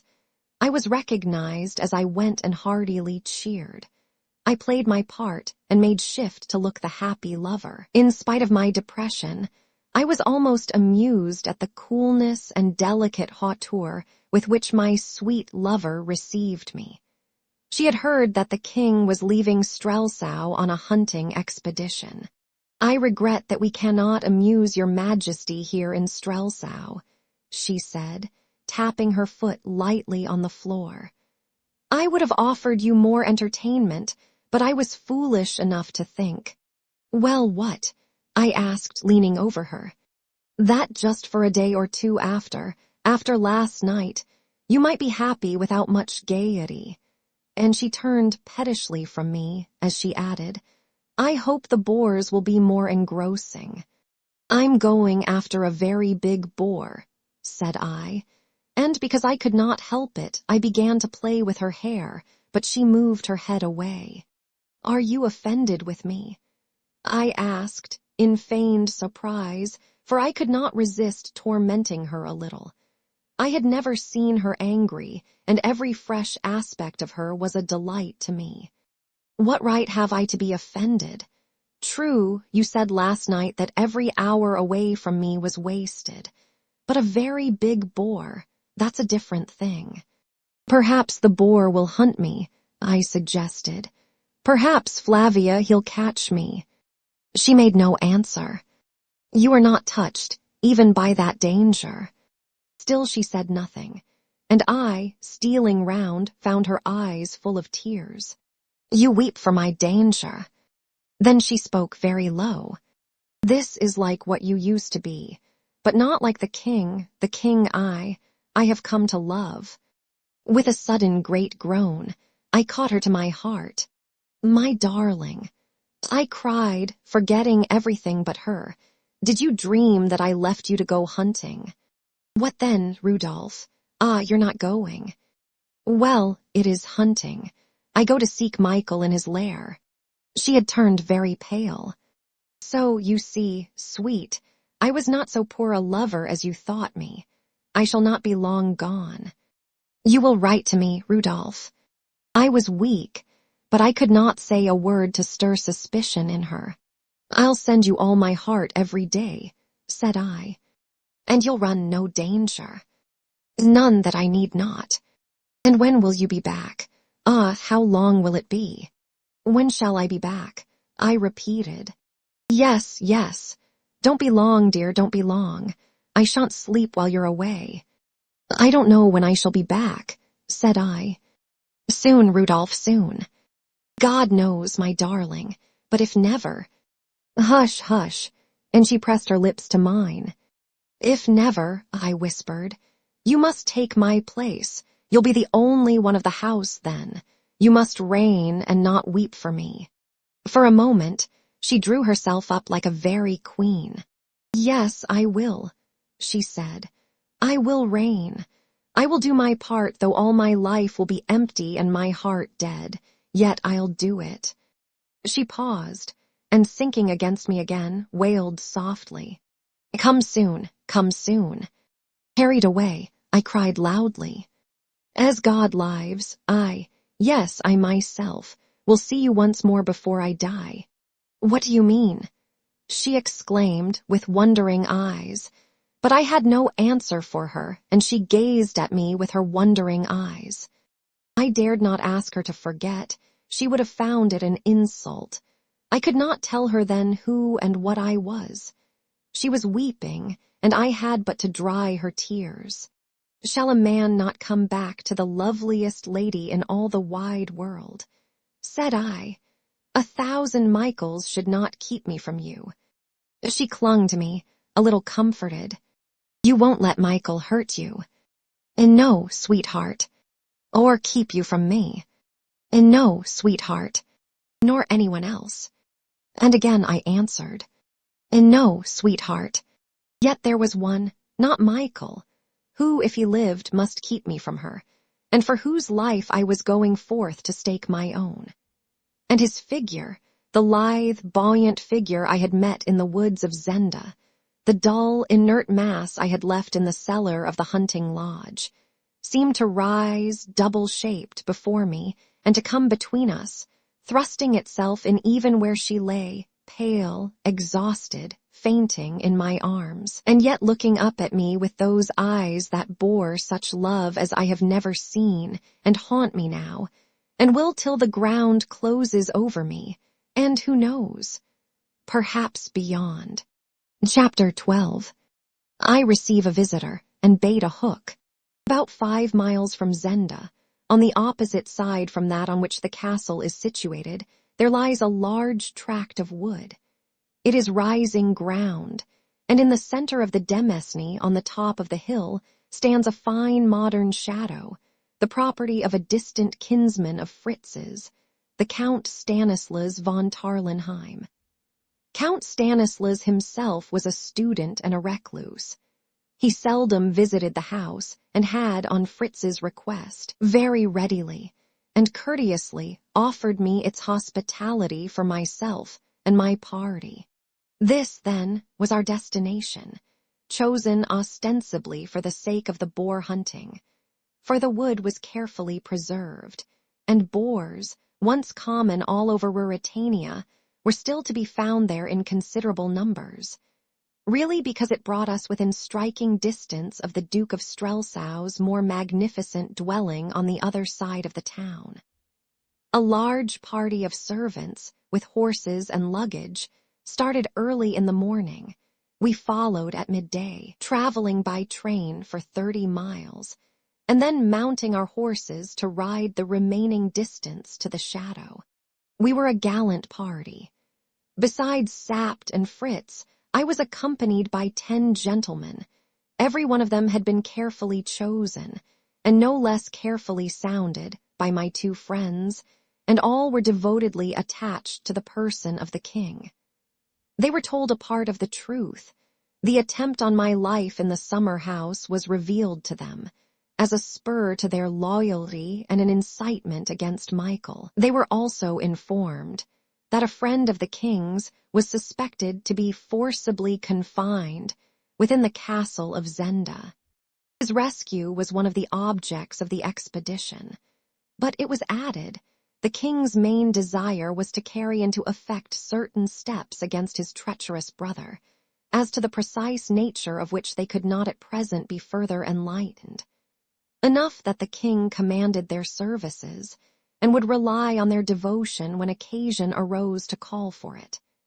Young, well-bred, brave, and loyal, they asked no more. They were ready to prove their dutiful obedience, and prayed for a fight as the best and most exhilarating mode of showing it. Thus the scene was shifted from Strelsau to the shadow of Tarlenheim and Castle of Zenda, which frowned at us across the valley. I tried to shift my thoughts also, to forget my love, and to bend all my energies to the task before me. It was to get the king out of the castle alive. Force was useless. In some trick lay the chance, and I had already an inkling of what we must do. But I was terribly hampered by the publicity which attended my movements. Michael must know by now of my expedition, and I knew Michael too well to suppose that his eyes would be blinded by the feint of the boar hunt. He would understand very well what the real quarry was. That, however, must be risked, that and all it might mean, for Sapt, no less than myself, recognized that the present state of things had become unendurable. And there was one thing that I dared to calculate on not, as I now know, without warrant. It was this, that Black Michael would not believe that I meant well by the king. He could not appreciate, I will not say an honest man, for the thoughts of my own heart have been revealed, but a man acting honestly. He saw my opportunity as I had seen it, as Sapt had seen it. He knew the princess. Nay, and I declare that a sneaking sort of pity for him invaded me. In his way he loved her. He would think that Sapt and Fritz could be bribed, so the bribe was large enough. Thinking thus, would he kill the king, my rival and my danger? Aye, verily, that he would, with as little compunction as he would kill a rat.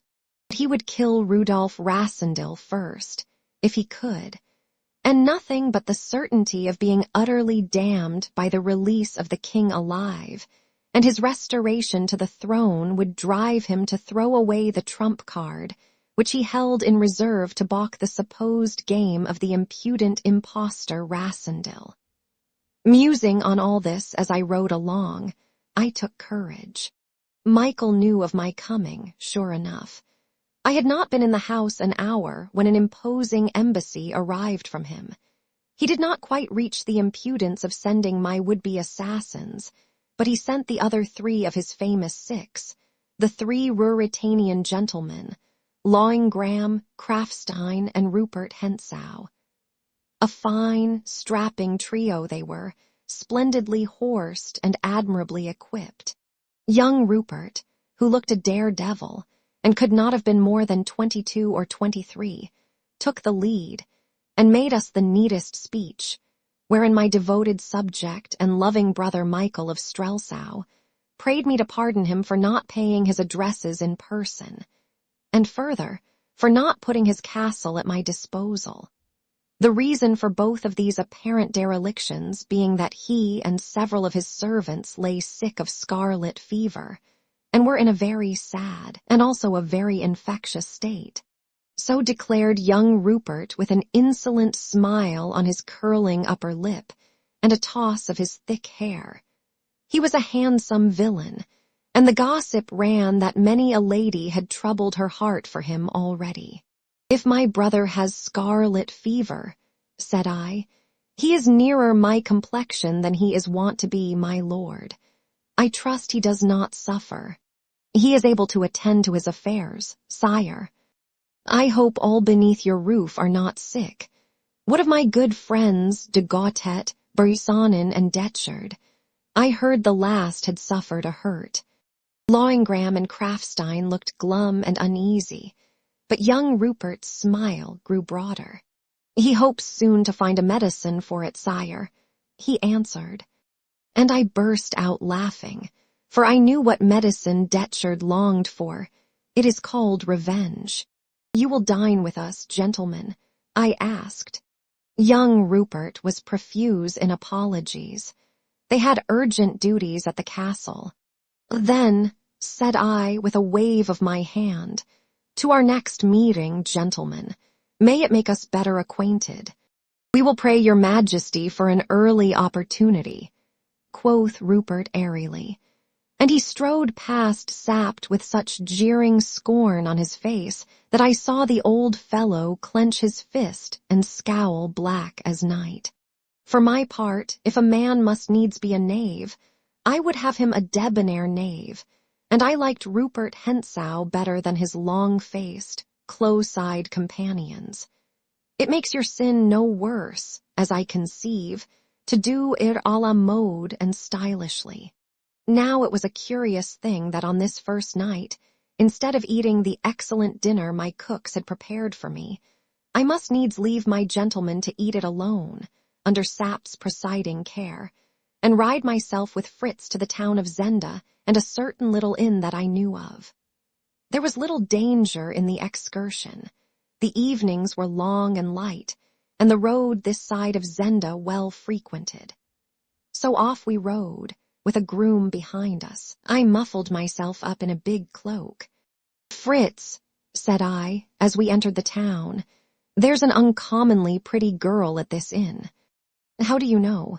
He asked. Because I've been there, said I. Since, he began. No, before, said I. But they'll recognize you. Well, of course they will. Now, don't argue, my good fellow, but listen to me.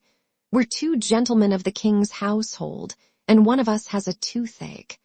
The other will order a private room and dinner, and further, a bottle of the best wine for the sufferer. And if he be as clever a fellow as I take him for, the pretty girl and no other will wait on us. What if she won't? Objected Fritz. My dear Fritz, said I, if she won't for you, she will for me. We were at the inn. Nothing of me but my eyes was visible as I walked in. The landlady received us. 2 minutes later, my little friend Ever, I fear me, on the lookout for such guests as might prove amusing, made her appearance. Dinner and the wine were ordered. I sat down in the private room. A minute later, Fritz came in. She's coming, he said. If she were not, I should have to doubt the Countess Helga's taste. She came in. I gave her time to set the wine down. I didn't want it dropped. Fritz poured out a glass and gave it to me. Is the gentleman in great pain? The girl asked, sympathetically. The gentleman is no worse than when he saw you last, said I, throwing away my cloak. She started with a little shriek. Then she cried. It was the king, then. I told mother so the moment I saw his picture. Oh, sir, forgive me. Faith, you gave me nothing that hurt much, said I. But the things we said. I forgive them for the thing you did. I must go and tell mother. Stop, said I, assuming a graver air. We are not here for sport tonight. Go and bring dinner, and not a word of the king being here. She came back in a few minutes, looking grave, yet very curious. Well, how is Johann? I asked, beginning my dinner. Oh, that fellow, sir. My Lord King, I mean. Sir will do, please. How is he? We hardly see him now, sir. And why not? I told him he came too often, sir, said she, tossing her head. So he sulks and stays away. Yes, sir. But you could bring him back, I suggested with a smile. Perhaps I could, said she. I know your powers, you see, said I, and she blushed with pleasure. It's not only that, sir, that keeps him away. He's very busy at the castle. But there's no shooting on now. No, sir, but he's in charge of the house. Johann turned housemaid. The little girl was brimming over with gossip.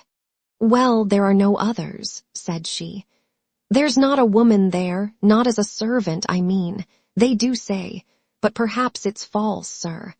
Let's have it for what it's worth, said I. Indeed, I'm ashamed to tell you, sir. Oh, see, I'm looking at the ceiling. They do say there is a lady there, sir, but except for her, there's not a woman in the place. And Johann has to wait on the gentleman.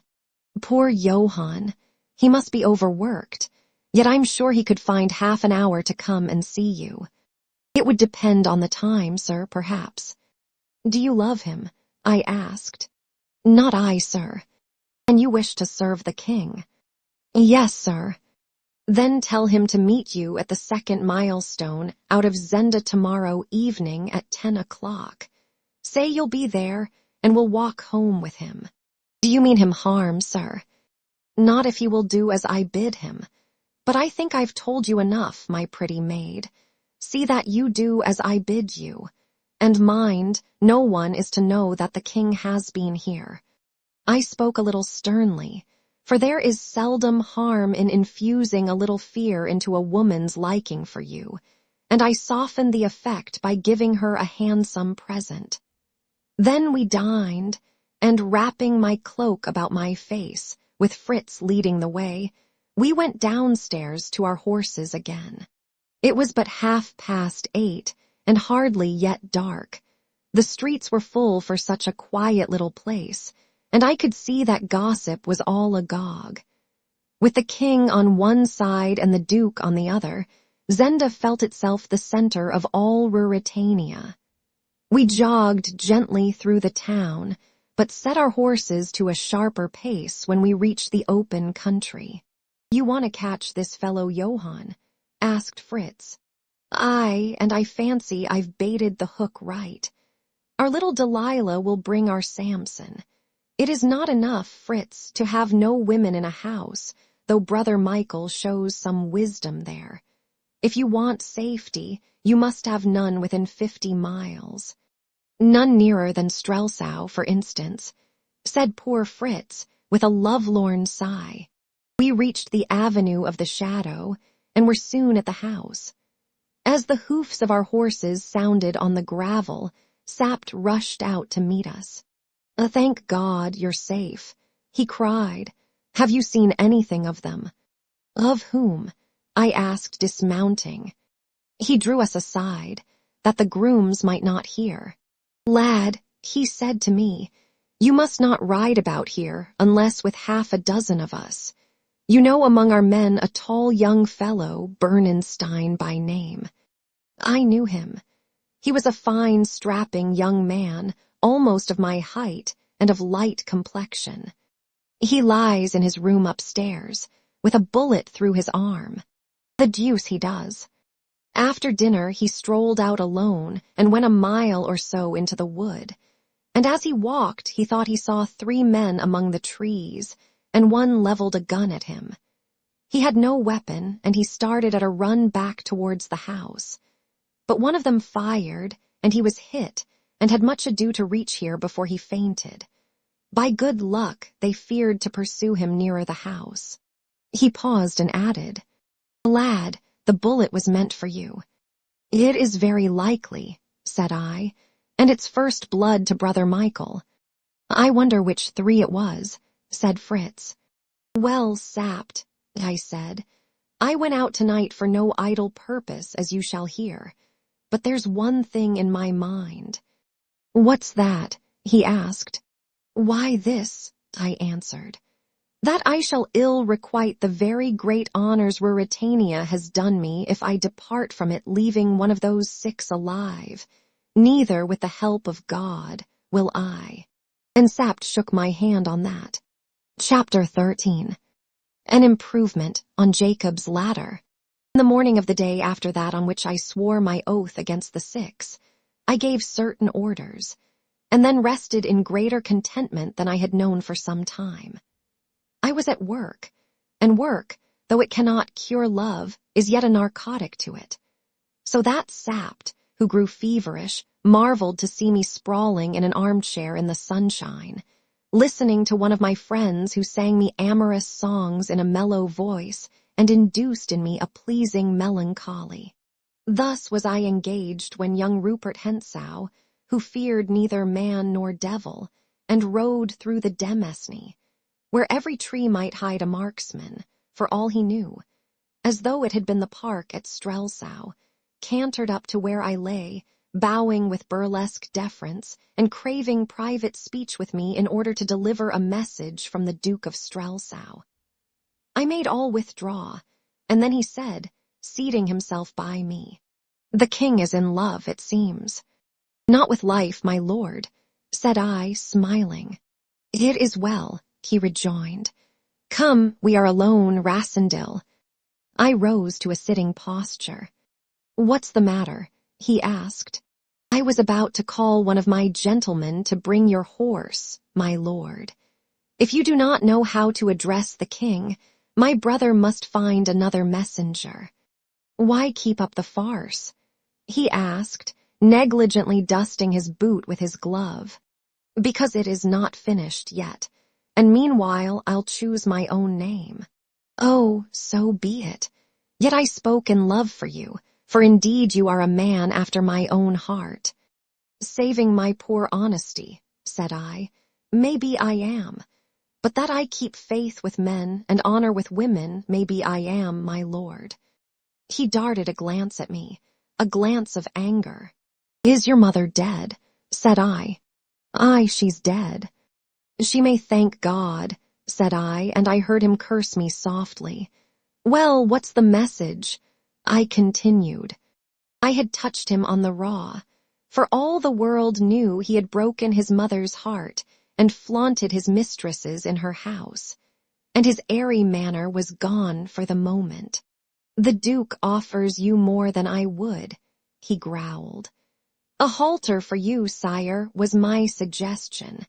But he offers you safe conduct across the frontier and 1,000,000 crowns. I prefer your offer, my lord, if I am bound to one. You refuse." "Of course. I told Michael you would." And the villain, his temper restored, gave me the sunniest of smiles.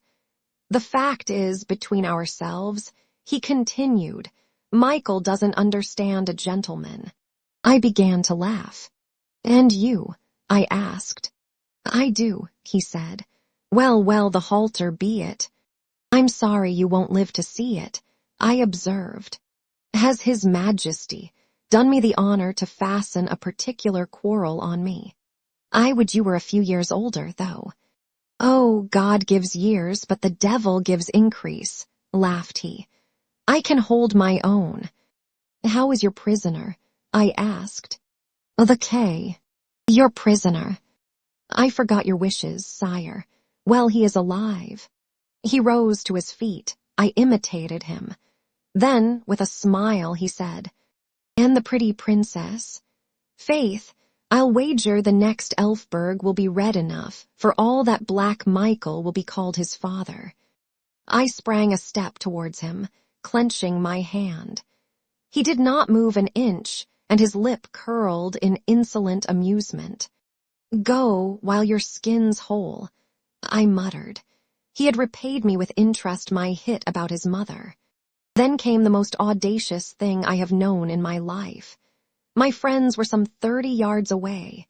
Rupert called to a groom to bring him his horse and dismissed the fellow with a crown. The horse stood near. I stood still, suspecting nothing. Rupert made as though to mount, then he suddenly turned to me, his left hand resting in his belt, his right outstretched. "Shake hands," he said. I bowed and did as he had foreseen. I put my hands behind me. Quicker than thought, his left hand darted out at me and a small dagger flashed in the air. He struck me in the left shoulder. Had I not swerved, it had been my heart. With a cry, I staggered back.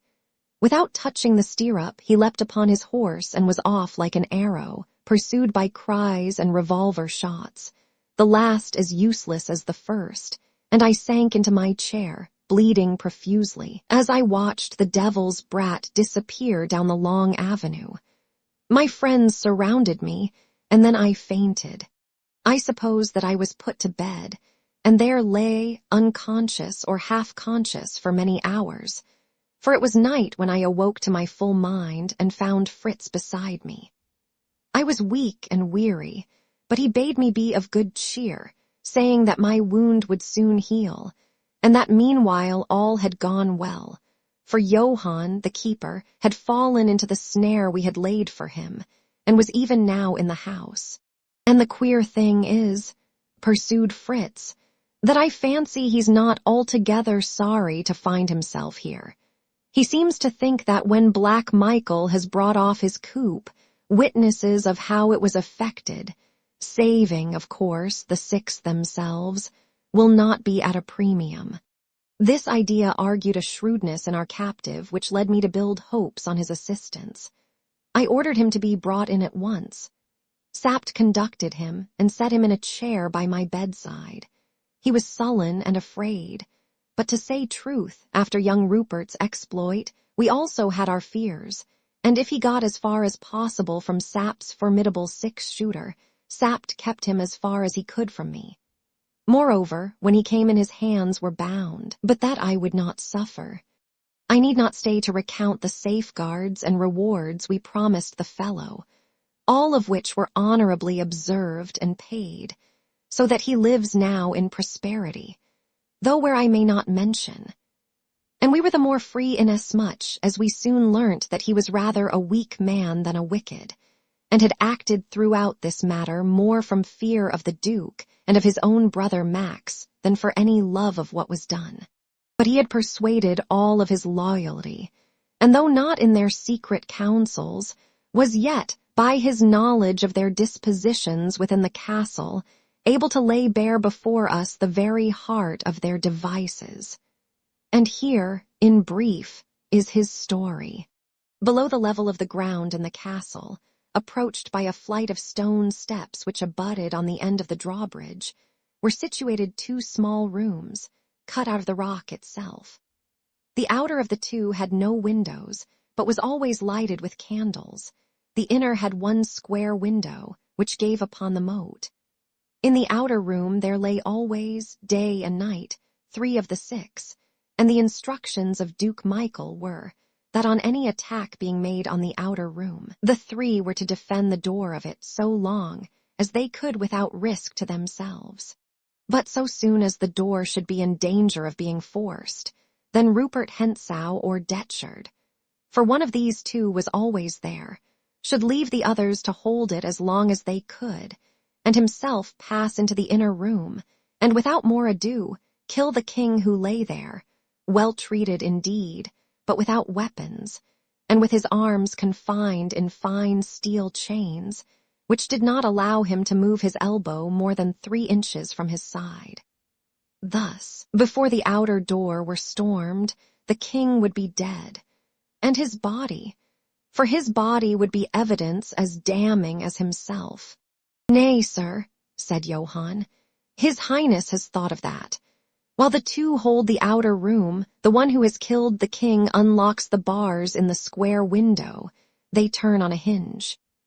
The window now gives no light, for its mouth is choked by a great pipe of earthenware, and this pipe, which is large enough to let pass through it the body of a man, passes into the moat, coming to an end immediately above the surface of the water, so that there is no perceptible interval between water and pipe. The king being dead, his murderer swiftly ties a weight to the body, and dragging it to the window, raises it by a pulley, for, lest the weight should prove too great, Detchard has provided one, till it is level with the mouth of the pipe. He inserts the feet in the pipe and pushes the body down. Silently, without splash or sound, it falls into the water and thence to the bottom of the moat, which is 20 feet deep thereabouts.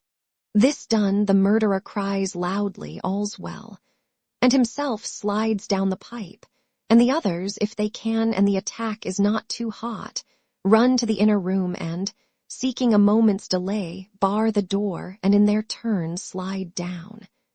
And though the king rises not from the bottom, they rise and swim round to the other side, where the orders are for men to wait them with ropes, to haul them out, and horses. And here, if things go ill, the Duke will join them and seek safety by riding. But if all goes well, they will return to the castle and have their enemies in a trap. That, sir, is the plan of His Highness for the disposal of the king in case of need. But it is not to be used till the last, for, as we all know, he is not minded to kill the king unless he can, before or soon after, kill you also, sir. Now, sir, I have spoken the truth, as God is my witness, and I pray you to shield me from the vengeance of Duke Michael. For if, after he knows what I have done, I fall into his hands, I shall pray for one thing out of all the world, a speedy death, and that I shall not obtain from him. The fellow's story was rudely told, but our questions supplemented his narrative. What he had told us applied to an armed attack, but if suspicions were aroused and there came overwhelming force, such, for instance, as I, the king, could bring, the idea of resistance would be abandoned. The king would be quietly murdered and slid down the pipe. And here comes an ingenious touch. One of the 6 would take his place in the cell, and on the entrance of the searchers, loudly demand release and redress. And Michael, being summoned, would confess to hasty action, but he would say the man had angered him by seeking the favor of a lady in the castle. This was Antoinette de Maubin, and he had confined him there, as he conceived he, as Lord of Zenda, had right to do. He was now, on receiving his apology, content to let him go, and so end the gossip which, to His Highness's annoyance, had arisen concerning a prisoner in Zenda, and had given his visitors the trouble of this inquiry. The visitors, baffled, would retire, and Michael could, at his leisure, dispose of the body of the king. Sapped, Fritz, and I in my bed, looked round on one another in horror and bewilderment at the cruelty and cunning of the plan. Whether I went in peace or in war, openly at the head of a corps, or secretly by a stealthy assault, the king would be dead before I could come near him. If Michael were stronger and overcame my party, there would be an end. But if I were stronger, I should have no way to punish him, no means of proving any guilt in him without proving my own guilt also. On the other hand, I should be left as king. For a moment my pulse quickened, and it would be for the future to witness the final struggle between him and me. He seemed to have made triumph possible and ruin impossible. At the worst, he would stand as well as he had stood before I crossed his path, with but one man between him and the throne, and that man an impostor. At best, there would be none left to stand against him. I had begun to think that Black Michael was over-fond of leaving the fighting to his friends, but now I acknowledged that the brains, if not the arms, of the conspiracy were his. "Does the king know this?" I asked. "I and my brother," answered Johann, "put up the pipe under the orders of my lord of Hensau. He was on guard that day, and the king asked my lord what it meant. 'Faith,' he answered with his airy laugh, 'it's a new improvement on the ladder of Jacob, whereby, as you have read, sire, men pass from the earth to heaven. We thought it not meet that your majesty should go in case, sire, you must go by the common route. So we have made you a pretty private passage, where the vulgar cannot stare at you, or incommode your passage. That, sire, is the meaning of that pipe.' And he laughed and bowed, and prayed the king's leave to replenish the king's glass, for the king was at supper. And the king, though he is a brave man, as are all of his house, grew red and then white as he looked on the pipe and at the merry devil who mocked him. Ah, sir, and the fellow shuddered. It is not easy to sleep quiet in the castle of Zenda, for all of them would as soon cut a man's throat as play a game at cards. And my Lord Rupert would choose it sooner for a pastime than any other. Aye, sooner than he would ruin a woman, though that he loves also. The man ceased, and I bade Fritz take him away and have him carefully guarded. And turning to him, I added, "If anyone asks you if there is a prisoner in Zenda, you may answer yes. But if any asks who the prisoner is, do not answer. For all my promises will not save you if any man here learns from you the truth as to the prisoner of Zenda. I'll kill you like a dog if the thing be so much as breathed within the house." Then, when he was gone, I looked at Sapt. "It's a hard nut," said I. "So hard," said he, shaking his grizzled head, "that as I think, this time next year is like to find you still king of Ruritania." And he broke out into curses on Michael's cunning. I lay back on my pillows. There seems to me, I observed, to be two ways by which the king can come out of Zenda alive. One is by treachery in the Duke's followers. "You can leave that out," said Sapt. "I hope not," I rejoined, "because the other I was about to mention is, by a miracle from heaven." Chapter 14. A night outside the castle.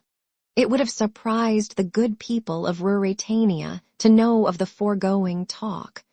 For, according to the official reports, I had suffered a grievous and dangerous hurt from an accidental spear thrust, received in the course of my sport.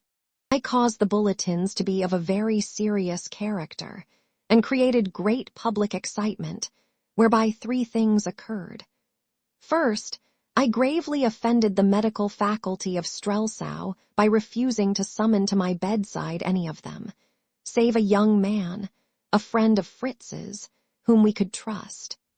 Secondly, I received word from Marshal Strakunks that my orders seemed to have no more weight than his, and that the Princess Flavia was leaving for Tarlenheim under his unwilling escort, news whereat I strove not to be glad and proud.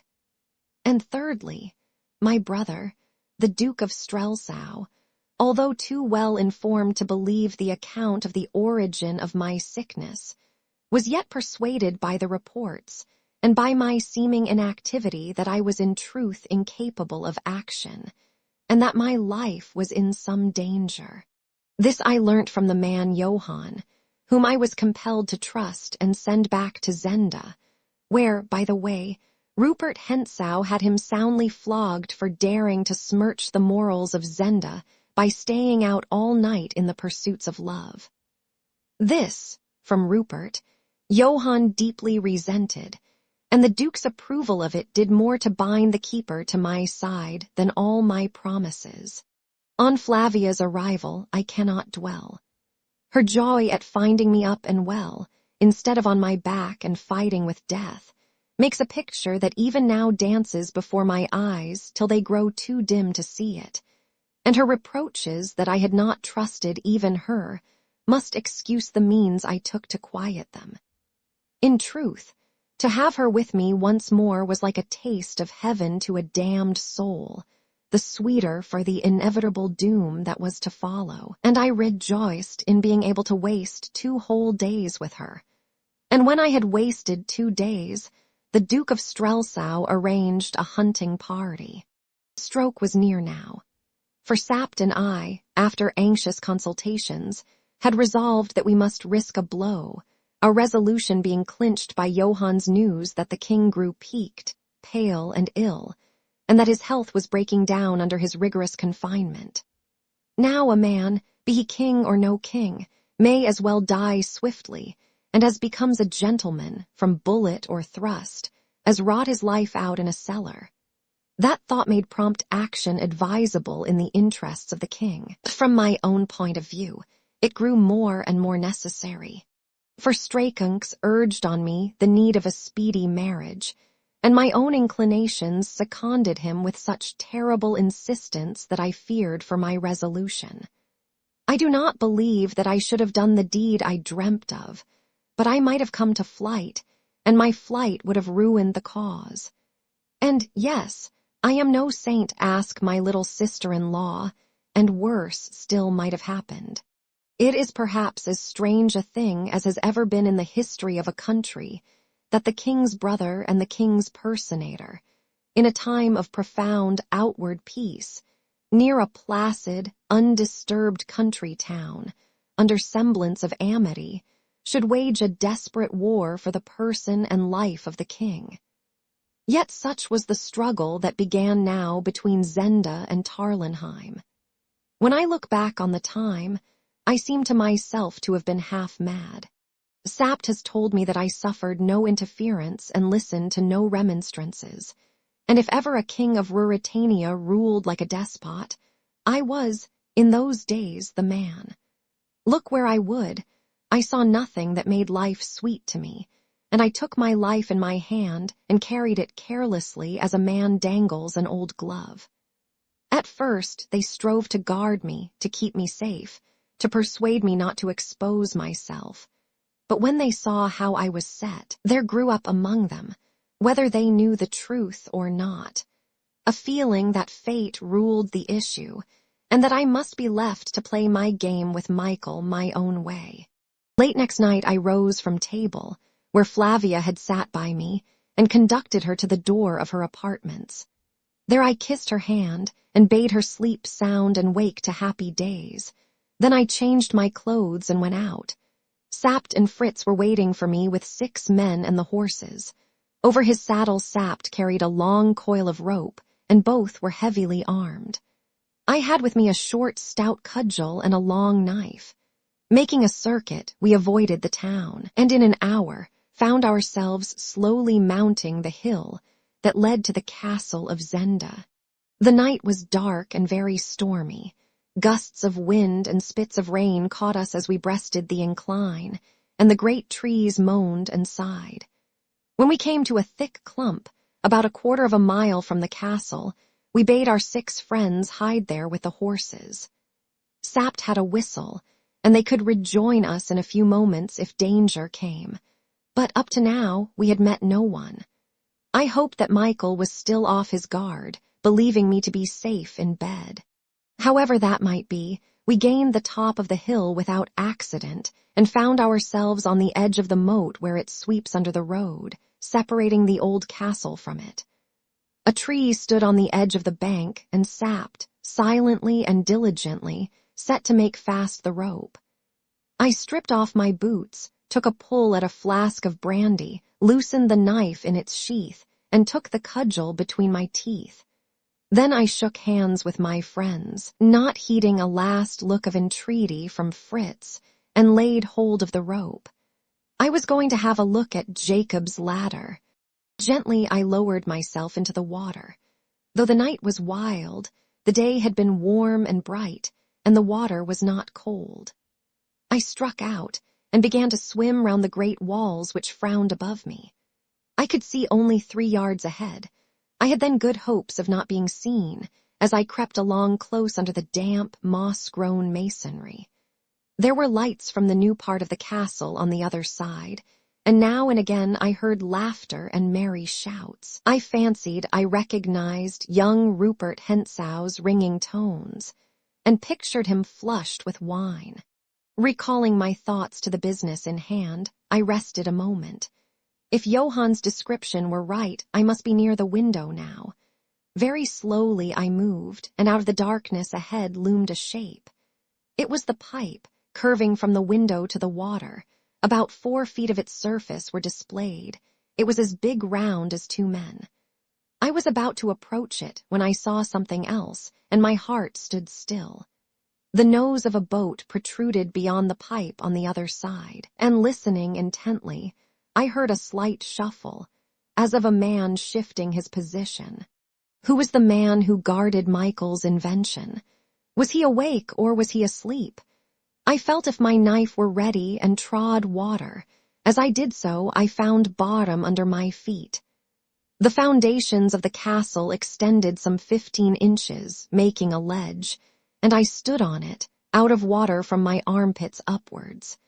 Then I crouched and peered through the darkness under the pipe, where, curving, it left a space. There was a man in the boat. A rifle lay by him. I saw the gleam of the barrel. Here was the sentinel. He sat very still. I listened. He breathed heavily, regularly, monotonously. By heaven, he slept. Kneeling on the shelf, I drew forward under the pipe till my face was within 2 feet of his. He was a big man, I saw. It was Max Half, the brother of Johann.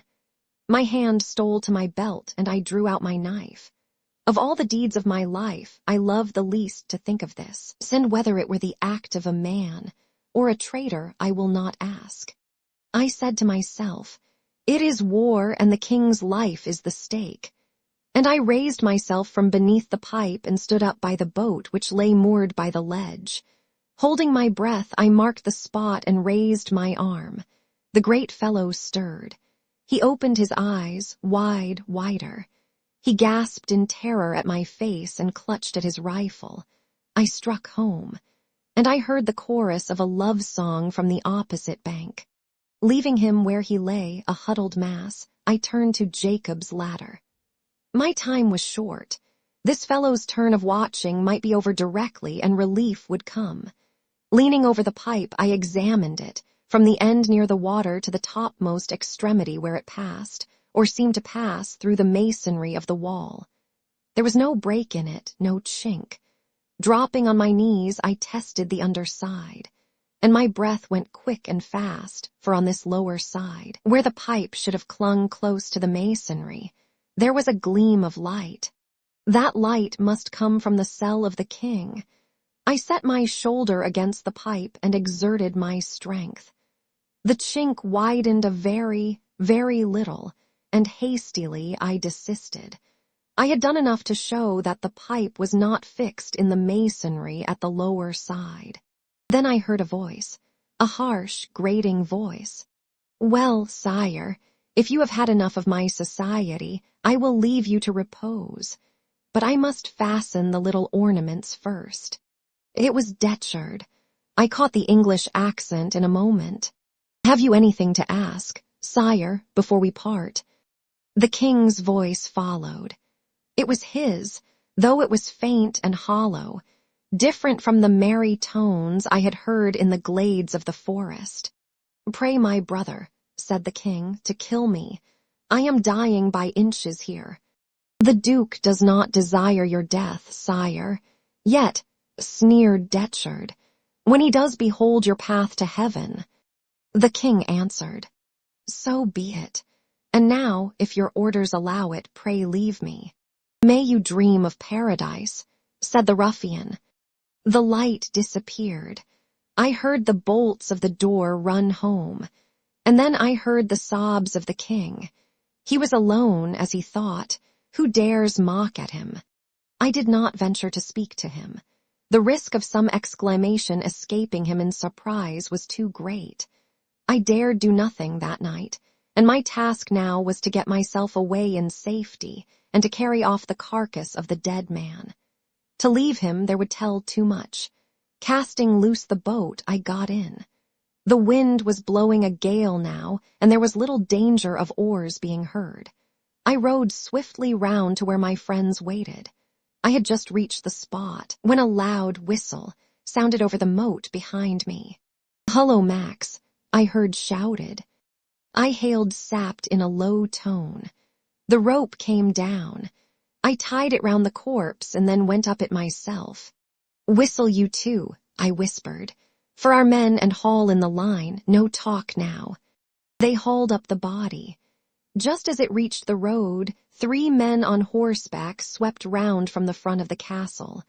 We saw them, but being on foot ourselves, we escaped their notice. But we heard our men coming up with a shout. "The devil, but it's dark," cried a ringing voice. It was young Rupert. A moment later, shots rang out. Our people had met them. I started forward at a run, Sapped and Fritz following me. "Thrust, thrust," cried Rupert again, and a loud groan following told that he himself was not behindhand. "I'm done, Rupert," cried a voice. "They're 3 to 1, save yourself." I ran on, holding my cudgel in my hand. Suddenly a horse came towards me. A man was on it, leaning over his shoulder. "Are you cooked too, Krafstein?" he cried. There was no answer. I sprang to the horse's head. It was Rupert Hentzau. "At last," I cried. For we seemed to have him. He had only his sword in his hand. My men were hot upon him, sapped, and Fritz were running up. I had outstripped them, but if they got close enough to fire, he must die or surrender. "At last," I cried. "It's the play actor," cried he, slashing at my cudgel. He cut it clean in two, and judging discretion better than death, I ducked my head and I blushed to tell it scampered for my life. The devil was in Rupert Hentzau, for he put spurs to his horse, and I, turning to look, saw him ride, full gallop, to the edge of the moat and leap in, while the shots of our party fell thick round him like hail. With one gleam of moonlight we should have riddled him with balls, but, in the darkness, he won to the corner of the castle and vanished from our sight. "The deuce take him," grinned Sapt. "It's a pity," said I, "that he's a villain. Whom have we got?" We had Lohengram and Krafstein. They lay dead. And concealment being no longer possible, we flung them, with Max, into the moat, and drawing together in a compact body, rode off down the hill. And in our midst went the bodies of 3 gallant gentlemen. Thus we travelled home, heavy at heart for the death of our friends, sore uneasy concerning the king, and cut to the quick that young Rupert had played yet another winning hand with us. For my own part, I was vexed and angry that I had killed no man in open fight, but only stabbed a knave in his sleep. And I did not love to hear Rupert call me a play actor. Chapter 15. I talk with a tempter. Ruritania is not England, or the quarrel between Duke Michael and myself could not have gone on, with the extraordinary incidents which marked it, without more public notice being directed to it. Duels were frequent among all the upper classes, and private quarrels between great men kept the old habit of spreading to their friends and dependents. Nevertheless, after the affray which I have just related, such reports began to circulate that I felt it necessary to be on my guard. The death of the gentlemen involved could not be hidden from their relatives. I issued a stern order, declaring that dueling had attained unprecedented license. The Chancellor drew up the document for me, and very well he did it, and forbidding it save in the gravest cases. I sent a public and stately apology to Michael, and he returned a deferential and courteous reply to me, for our one point of union was, and it underlay all our differences and induced an unwilling harmony between our actions, that we could neither of us afford to throw our cards on the table. He, as well as I, was a play actor, and, hating one another, we combined to dupe public opinion. Unfortunately, however, the necessity for concealment involved the necessity of delay. The king might die in his prison, or even be spirited off somewhere else. It could not be helped. For a little while I was compelled to observe a truce, and my only consolation was that Flavia most warmly approved of my edict against dueling, and when I expressed delight at having won her favor, prayed me, if her favor were any motive to me, to prohibit the practice altogether. "Wait till we are married," said I, smiling. Not the least peculiar result of the truce and of the secrecy which dictated it was that the town of Zenda became in the daytime. I would not have trusted far to its protection by night, a sort of neutral zone, where both parties could safely go. And I, riding down one day with Flavia and Sapt, had an encounter with an acquaintance which presented a ludicrous side, but was at the same time embarrassing. As I rode along, I met a dignified-looking person driving in a 2-horsed carriage. He stopped his horses, got out, and approached me, bowing low. I recognized the head of the Strelsau police. "Your Majesty's ordinance as to dueling is receiving our best attention," he assured me. If the best attention involved his presence in Zenda, I determined at once to dispense with it. "Is that what brings you to Zenda, Prefect?" I asked. "Why, no, sire. I am here because I desired to oblige the British ambassador." "What's the British ambassador doing Dan's set galler?" said I, carelessly. "A young countryman of his, sire, a man of some position, is missing. His friends have not heard from him for 2 months, and there is reason to believe that he was last seen in Zenda." Flavia was paying little attention. I dared not look at Sapt. "What reason?" "A friend of his in Paris, a certain M. Featherly, has given us information which makes it possible that he came here, and the officials of the railway recollect his name on some luggage." "What was his name?" "Rassendyll, sire," he answered, and I saw that the name meant nothing to him. But glancing at Flavia, he lowered his voice as he went on. "It is thought that he may have followed a lady here. Has your Majesty heard of a certain Madame de Maubin?" "Why, yes," said I, my eye involuntarily traveling towards the castle. "She arrived in Ruritania about the same time as this Rassendyll." I caught the prefect's glance. He was regarding me with inquiry writ large on his face. "Sapt," said I must speak a word to the prefect. Will you ride on a few paces with the princess?" And I added to the prefect, "Come, sir, what do you mean?" He drew close to me, and I bent in the saddle. "If he were in love with the lady," he whispered. "Nothing has been heard of him for 2 months, and this time it was the eye of the prefect which traveled towards the castle." "Yes, the lady is there," I said quietly.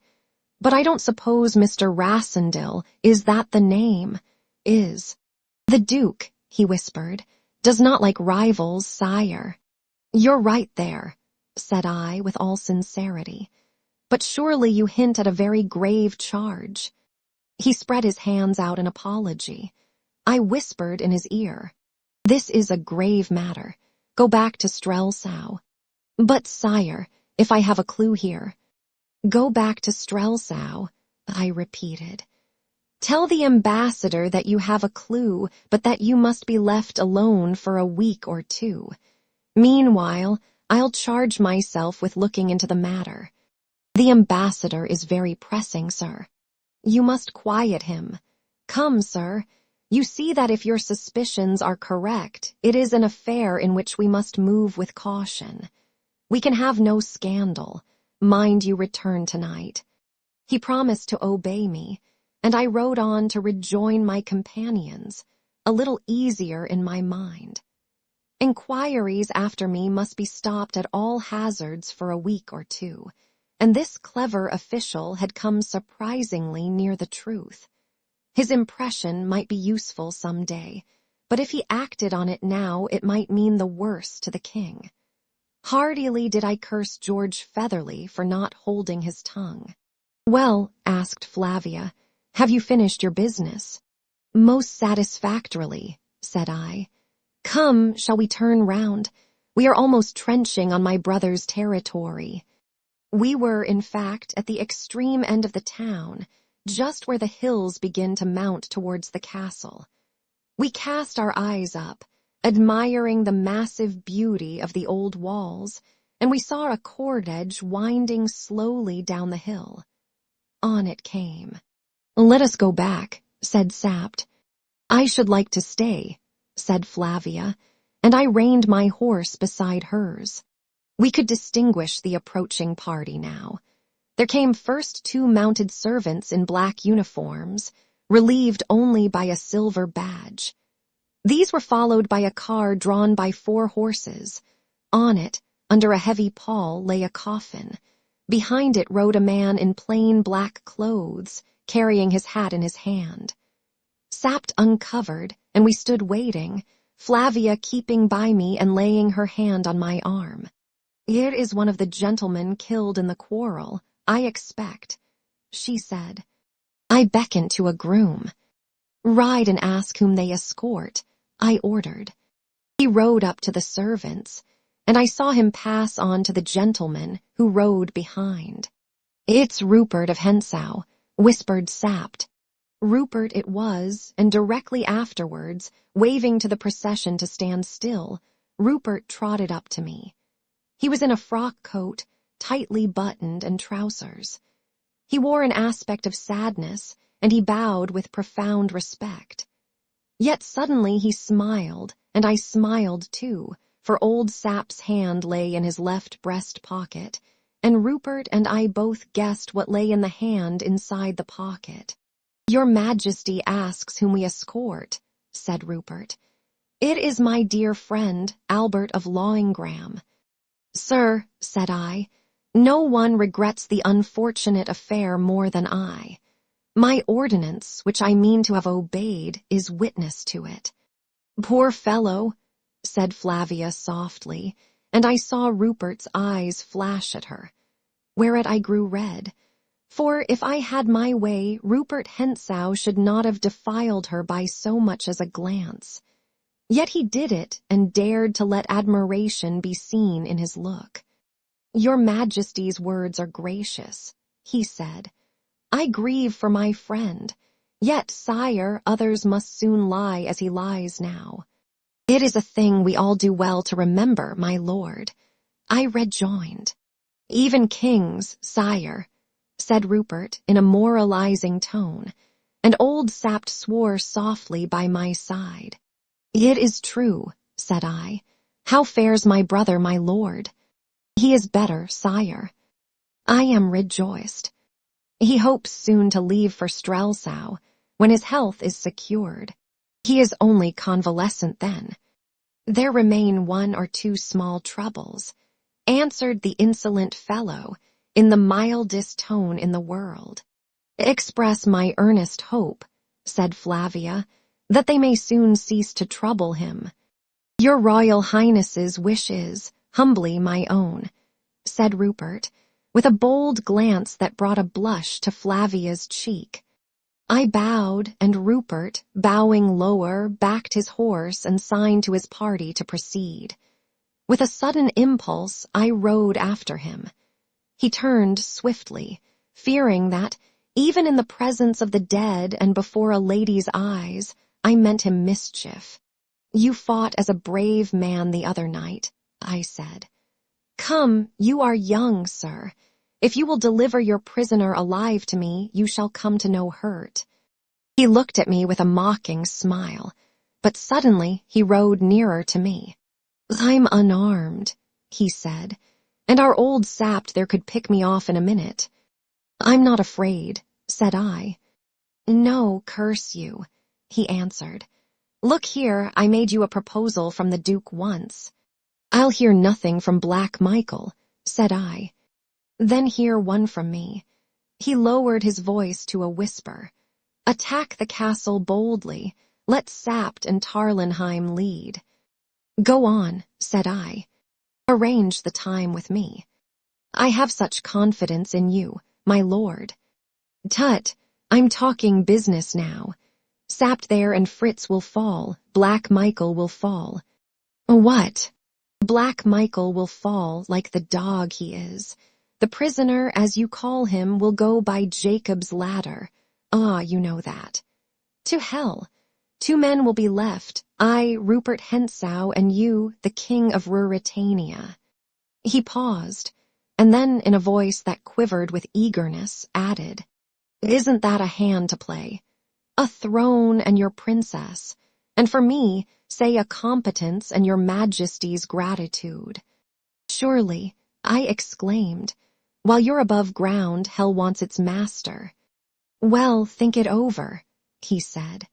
"And look you, it would take more than a scruple or two to keep me from yonder girl," and his evil eye flashed again at her I loved. "Get out of my reach." said I, and yet in a moment I began to laugh for the very audacity of it. Would you turn against your master? I asked. He swore at Michael for being what the offspring of a legal, though morganatic, union should not be called, and said to me in an almost confidential and apparently friendly tone, "He gets in my way, you know. He's a jealous brute. Faith, I nearly stuck a knife into him last night. He came most cursedly mal apropos." My temper was well under control now. I was learning something. "The lady?" I asked negligently. "Aye, and a beauty," he nodded. "But you've seen her." "Ah, was it at a tea party, when some of your friends got on the wrong side of the table? What can you expect of fools like Detchard and de Gautet? I wish I'd been there. And the Duke interferes." "Well," said Rupert meditatively, "that's hardly a fair way of putting it, perhaps. I want to interfere. And she prefers the Duke." "Aye, the silly creature. Ah, well, you think about my plan." And with a bow, he pricked his horse and trotted after the body of his friend. I went back to Flavia and sapped, pondering on the strangeness of the man. Wicked men I have known in plenty, but Rupert Hentzau remains unique in my experience. And if there be another anywhere, let him be caught and hanged out of hand. So say I. "He's very handsome, isn't he?" said Flavia. Well, of course, she didn't know him as I did. Yet I was put out, for I thought his bold glances would have made her angry. But my dear Flavia was a woman, and so she was not put out. On the contrary, she thought young Rupert very handsome, as beyond question the ruffian was. "And how sad he looked at his friend's death," said she. "He'll have better reason to be sad at his own," observed Sapt with a grim smile. As for me, I grew sulky. Unreasonable it was, perhaps, for what better business had I to look at her with love than had even Rupert's lustful eyes? And sulky I remained till, as evening fell and we rode up to Tarlenheim, Sapt having fallen behind in case anyone should be following us. Flavia, riding close beside me, said softly, with a little half-ashamed laugh, "Unless you smile, Rudolph, I cry. Why are you angry?" "It was something that fellow said to me," said I, but I was smiling as we reached the door and dismounted. There a servant handed me a note. It was unaddressed. "Is it for me?" I asked. "Yes, sire, a boy brought it." I tore it open. "Johann carries this for me. I warned you once. In the name of God, and if you are a man, rescue me from this den of murderers. A. de M." I handed it to Sapt, but all that the tough old soul said in reply to this piteous appeal was, "Whose fault brought her there?" Nevertheless, not being faultless myself, I took leave to pity Antoinette de Maubin. Chapter 16. A desperate plan. As I had ridden publicly in Zenda, and had talked there with Rupert Hentzau, of course all pretense of illness was at an end. I marked the effect on the garrison of Zenda. They ceased to be seen abroad, and any of my men who went near the castle reported that the utmost vigilance prevailed there. Touched as I was by Madame de Maubin's appeal, I seemed as powerless to befriend her as I had proved to help the king. Michael bade me defiance, and although he too had been seen outside the walls, with more disregard for appearances than he had hitherto shown, he did not take the trouble to send any excuse for his failure to wait on the king. Time ran on in inactivity, when every moment was pressing. For not only was I faced with the new danger which the stir about my disappearance brought on me, but great murmurs had arisen in Strelsau at my continued absence from the city.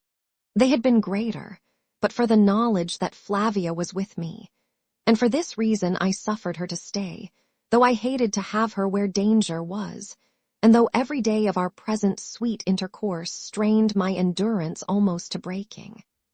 As a final blow, nothing would content my advisers, Strakunks and the Chancellor, who came out from Strelsau to make an urgent representation to me, save that I should appoint a day for the public solemnization of my betrothal, a ceremony which in Ruritania is well nigh as binding and great a thing as the marriage itself. And this, with Flavia sitting by me, I was forced to do, setting a date a fortnight ahead and appointing the cathedral in Strelsau as the place. And this formal act being published far and wide caused great joy throughout the kingdom and was the talk of all tongues, so that I reckoned there were but 2 men who chafed at it, I mean Black Michael and myself, and but one who did not know of it, that one the man whose name I bore, the King of Ruritania. In truth, I heard something of the way the news was received in the castle, for after an interval of 3 days, the man Johann, greedy for more money, though fearful for his life, again found means to visit us. He had been waiting on the Duke when the tidings came. Black Michael's face had grown blacker still, and he had sworn savagely, nor was he better pleased when young Rupert took oath that I meant to do as I said, and turning to Madame de Maubin, wished her joy on arrival gone. Michael's hand stole towards his sword, said Johann, but not a bit did Rupert care, for he rallied the Duke on having made a better king than had reigned for years past in Ruritania. And, said he, with a meaning bow to his exasperated master, the devil sends the princess a finer man than heaven had marked out for her, by my soul it does. Then Michael harshly bade him hold his tongue and leave them, but Rupert must needs first kiss Madame's hand, which he did as though he loved her, while Michael glared at him. This was the lighter side of the fellow's news, but more serious came behind, and it was plain that if time pressed at Tarlenheim, it pressed none the less fiercely at Zenda. For the king was very sick. Johann had seen him, and he was wasted and hardly able to move. There could be no thought of taking another for him now. So alarmed were they that they had sent for a physician from Strelsau, and the physician, having been introduced into the king's cell, had come forth pale and trembling, and urgently prayed the Duke to let him go back and meddle no more in the affair. But the Duke would not, and held him there a prisoner, telling him his life was safe if the king lived while the Duke desired and died when the Duke desired, not otherwise. And persuaded by the physician, they had allowed Madame de Maubin to visit the king and give him such attendance as his state needed, and as only a woman can give. Yet his life hung in the balance, and I was still strong and whole and free. Wherefore great gloom reigned at Zenda, and save when they quarrelled, to which they were very prone, they hardly spoke. But the deeper the depression of the rest, young Rupert went about Satan's work with a smile in his eye and a song on his lip, and laughed, fit to burst, said Johann, because the Duke always set Detchard to guard the king when Madame de Maubin was in the cell, which precaution was, indeed, not unwise in my careful brother. Thus Johann told his tale and seized his crowns. Yet he besought us to allow him to stay with us in Tarlenheim, and not venture his head again in the lion's den. But we had need of him there, and, although I refused to constrain him, I prevailed on him by increased rewards to go back and carry tidings to Madame de Maubin that I was working for her, and that, if she could, she should speak one word of comfort to the king. For while suspense is bad for the sick, yet despair is worse still, and it might be that the king lay dying of mere hopelessness, for I could learn of no definite disease that afflicted him. And how do they guard the king now? I asked, remembering that 2 of the 6 were dead, and Max Hulf also. Detchard and Bersanin watch by night, Rupert Hensau and de Gautet by day, sir. He answered. Only 2 at a time. Aye, sir. but the others rest in a room just above and are within sound of a cry or a whistle. A room just above. I didn't know of that. Is there any communication between it and the room where they watch? No, sir. You must go down a few stairs and through the door by the drawbridge, and so to where the king is lodged. And that door is locked. Only the four lords have keys, sir. I drew nearer to him. And have they keys of the grating? I asked in a low whisper. I think, sir, only Detchard and Rupert. Where does the Duke lodge? In the shadow, on the first floor. His apartments are on the right as you go towards the drawbridge. And Madame de Maubin? Just opposite, on the left, but her door is locked after she has entered. To keep her in. Doubtless, sir. Perhaps for another reason. It is possible. And the Duke, I suppose, has the key. Yes, and the drawbridge is drawn back at night, and of that, too, the Duke holds the key, so that it cannot be run across the moat without application to him. And where do you sleep? In the entrance hall of the shadow, with 5 servants. Armed. They have pikes, sir, but no firearms. The Duke will not trust them with firearms. Then at last I took the matter boldly in my hands. I had failed once at Jacob's ladder. I should fail again there. I must make the attack from the other side. I have promised you 20,000 crowns, said I. You shall have 50,000 if you will do what I ask of you tomorrow night. But first, do those servants know who your prisoner is? No, sir. They believe him to be some private enemy of the Duke's. And they would not doubt that I am the king. How should they? He asked. Look to this, then. Tomorrow at 2 a.m. exactly, fling open the front door of the shadow. Don't fail by an instant. Shall you be there, sir? Ask no questions. Do what I tell you. Say the hall is close or what you will. That is all I ask of you. And may I escape by the door, sir, when I have opened it? Yes, as quick as your legs will carry you. One thing more. Carry this note to Madame. Oh, it's in French, you can't read it, and charge her, for the sake of all our lives, not to fail in what it orders. The man was trembling, but I had to trust to what he had of courage, and to what he had of honesty. I dared not wait, for I feared that the king would die. When the fellow was gone, I called Sapt and Fritz to me, and unfolded the plan that I had formed. Sapt shook his head over it. Why can't you wait?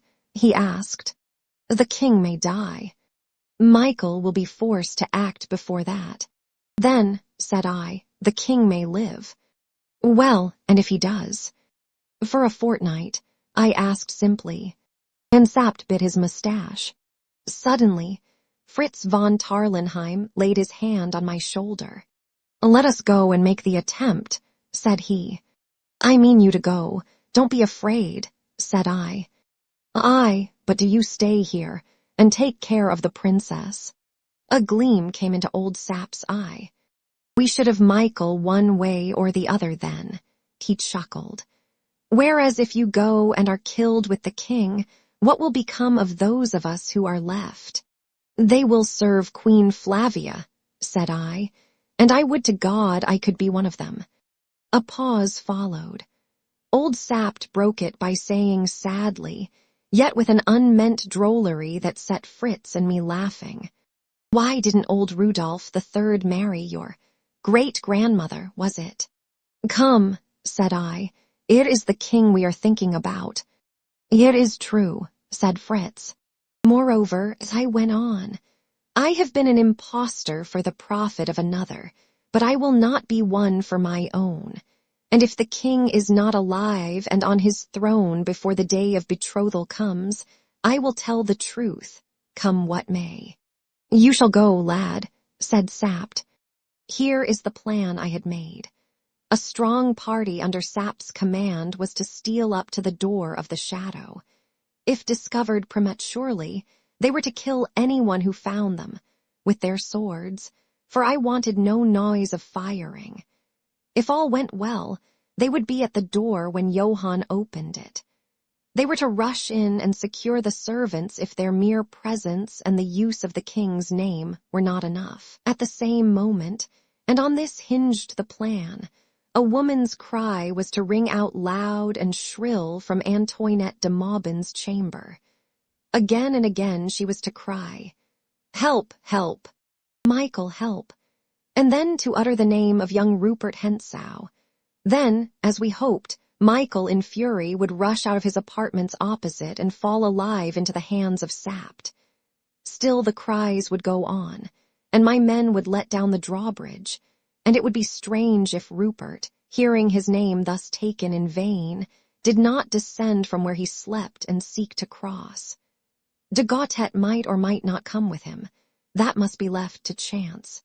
And when Rupert set his foot on the drawbridge, there was my part, for I was minded for another swim in the moat, and lest I should grow weary, I had resolved to take with me a small wooden ladder, on which I could rest my arms in the water and my feet when I left it.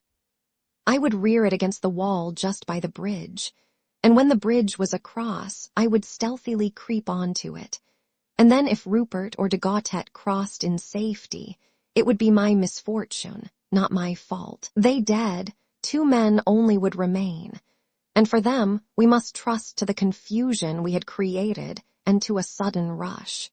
We should have the keys of the door that led to the all-important rooms. Perhaps they would rush out. If they stood by their orders, then the king's life hung on the swiftness with which we could force the outer door. And I thanked God that not Rupert Hentzau watched, but Detcherd. For though Detcherd was a cool man, relentless, and no coward, he had neither the dash nor the recklessness of Rupert. Moreover, he, if any one of them, really loved Black Michael, and it might be that he would leave Bersanin to guard the king, and rush across the bridge to take part in the affray on the other side. So I planned, desperately. And that our enemy might be the better lulled to security, I gave orders that our residence should be brilliantly lighted from top to bottom, as though we were engaged in revelry, and should so be kept all night, with music playing and people moving to and fro. Strakunks would be there, and he was to conceal our departure, if he could, from Flavia. And if we came not again by the morning, he was to march, openly and in force, to the castle, and demand the person of the king. If Black Michael were not there, as I did not think he would be, the marshal would take Flavia with him, as swiftly as he could, to Strelsau, and there proclaim Black Michael's treachery and the probable death of the king, and rally all that there was honest and true round the banner of the princess. And to say truth, this was what I thought most likely to happen, for I had great doubts whether either the king or Black Michael, or I had more than a day to live.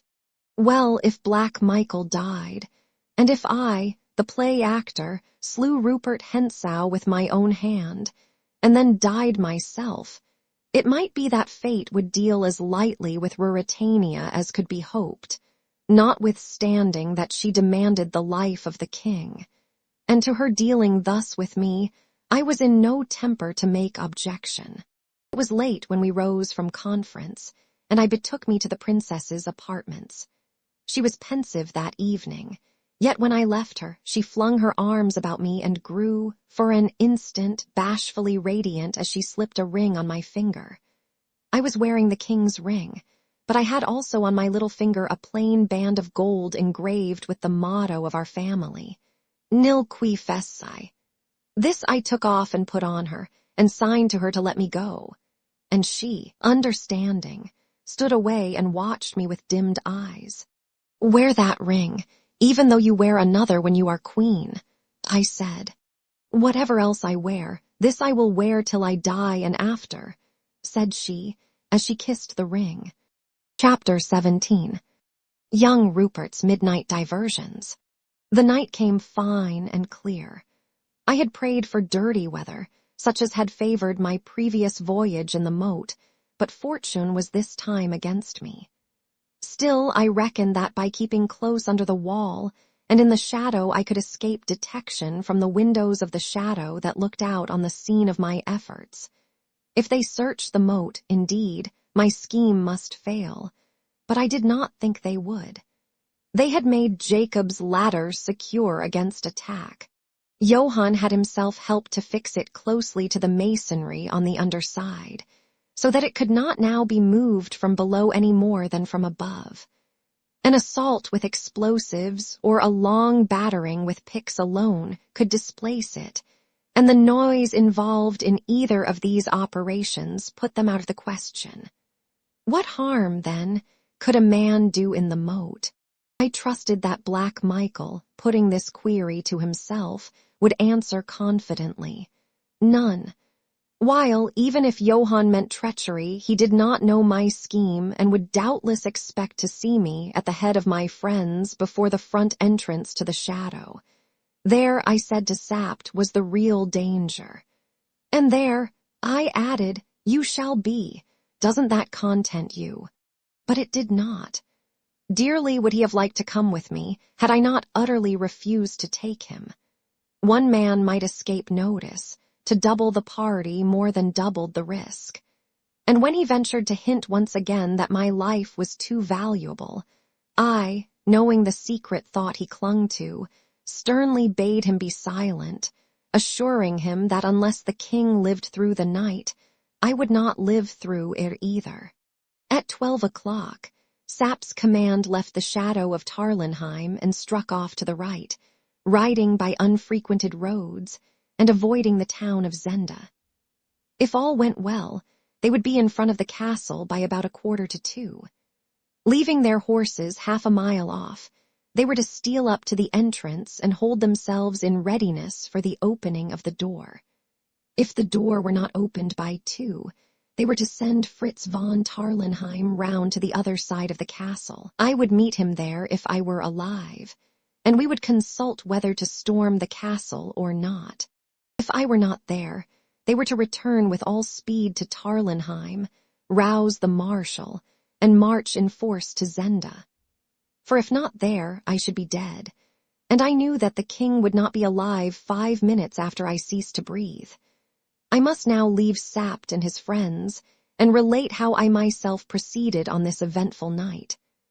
I went out on the good horse which had carried me, on the night of the coronation, back from the hunting lodge to Strelsau. I carried a revolver in the saddle and my sword. I was covered with a large cloak, and under this I wore a warm, tight-fitting woolen jersey, a pair of knickerbockers, thick stockings, and light canvas shoes. I had rubbed myself thoroughly with oil, and I carried a large flask of whiskey. The night was warm, but I might probably be immersed a long while, and it was necessary to take every precaution against cold. For cold not only saps a man's courage if he has to die, but impairs his energy if others have to die, and finally gives him rheumatics, if it be God's will that he lives. Also I tied round my body a length of thin but stout cord, and I did not forget my ladder. I, starting after Sapt, took a shorter route, skirting the town to the left, and found myself in the outskirts of the forest at about 12:30. I tied my horse up in a thick clump of trees, leaving the revolver in its pocket in the saddle. It would be no use to me, and, ladder in hand, made my way to the edge of the moat. Here I unwound my rope from about my waist, bound it securely round the trunk of a tree on the bank, and let myself down. The castle clock struck 1:45 as I felt the water under me and began to swim round the keep, pushing the ladder before me and hugging the castle wall. Thus voyaging, I came to my old friend, Jacob's ladder, and felt the ledge of the masonry under me. I crouched down in the shadow of the great pipe. I tried to stir it, but it was quite immovable, and waited. I remember that my predominant feeling was neither anxiety for the king nor longing for Flavia, but an intense desire to smoke, and this craving, of course, I could not gratify. The drawbridge was still in its place. I saw its airy, slight framework above me, some 10 yards to my right, as I crouched with my back against the wall of the king's cell. I made out a window 2 yards my side of it and nearly on the same level. That, if Johann spoke true, must belong to the Duke's apartments, and on the other side, in about the same relative position, must be Madame de Maubin's window. Women are careless, forgetful creatures. I prayed that she might not forget that she was to be the victim of a brutal attempt at 2 o'clock precisely. I was rather amused at the part one had assigned to my young friend Rupert Hentzau, but I owed him a stroke, for, even as I sat, my shoulder ached where he had, with an audacity that seemed half to hide his treachery, struck at me, in the sight of all my friends, on the terrace at Tarlenheim. Suddenly the Duke's window grew bright. The shutters were not closed, and the interior became partially visible to me as I cautiously raised myself till I stood on tiptoe. Thus placed, my range of sight embraced a yard or more inside the window, while the radius of light did not reach me. The window was flung open and someone looked out. I marked Antoinette de Maubin's graceful figure, and though her face was in shadow, the fine outline of her head was revealed against the light behind. I longed to cry softly, "Remember," but I dared not, and happily, for a moment later a man came up and stood by her. He tried to put his arm round her waist, but with a swift motion she sprang away and leant against the shutter, her profile towards me. I made out who the newcomer was. It was young Rupert. A low laugh from him made me sure, as he leant forward, stretching out his hand towards her. "Gently, gently," I murmured. "You're too soon, my boy." His head was close to hers. I suppose he whispered to her, for I saw her point to the moat, and I heard her say, in slow and distinct tones, "I had rather throw myself out of this window."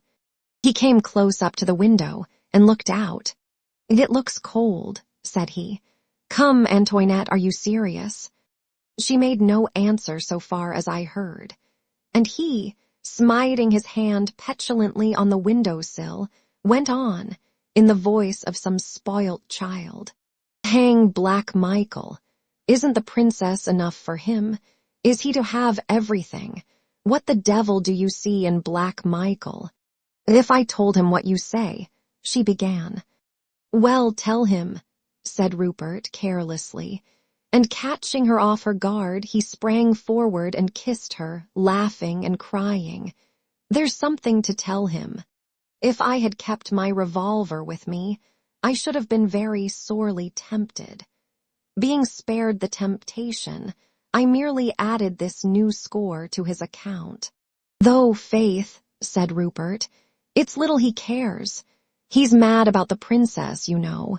He talks of nothing but cutting the play actor's throat." "Didn't he, indeed? And if I do it for him, what do you think he's promised me?" The unhappy woman raised her hands above her head, in prayer or in despair.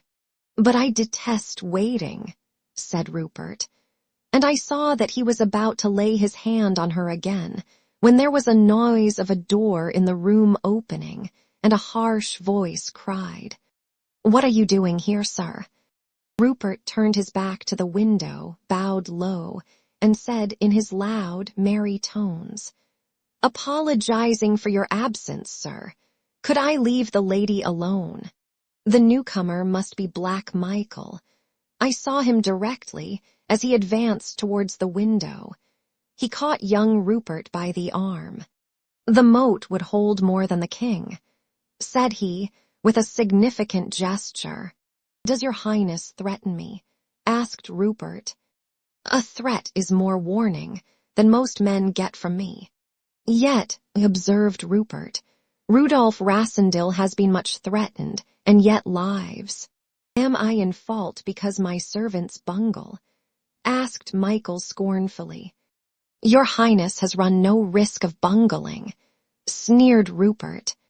It was telling the Duke that he shirked danger as plain as ever I have heard a man told. Black Michael had self-control. I dare say he scowled. It was a great regret to me that I could not see their faces better, but his voice was even and calm as he answered. Enough, enough. We mustn't quarrel, Rupert. Are Detchard and Bersonin at their posts? They are, sir. I need you no more. Nay, I'm not oppressed with fatigue, said Rupert. Pray, sir, leave us, said Michael, more impatiently. In 10 minutes the drawbridge will be drawn back, and I presume you have no wish to swim to your bed. Rupert's figure disappeared. I heard the door open and shut again. Michael and Antoinette de Maubin were left together. To my chagrin, the Duke laid his hand on the window and closed it. He stood talking to Antoinette for a moment or two. She shook her head, and he turned impatiently away. She left the window. The door sounded again, and Black Michael closed the shutters. De Gautet, man, sounded from the drawbridge. Unless you want a bath before your bed, come along. It was Rupert's voice, coming from the end of the drawbridge. A moment later, he and de Gautet stepped out on the bridge. Rupert's arm was through de Gautet's, and in the middle of the bridge he detained his companion and leant over. I dropped behind the shelter of Jacob's ladder. Then Master Rupert had a little sport. He took from de Gautet a bottle which he carried, and put it to his lips.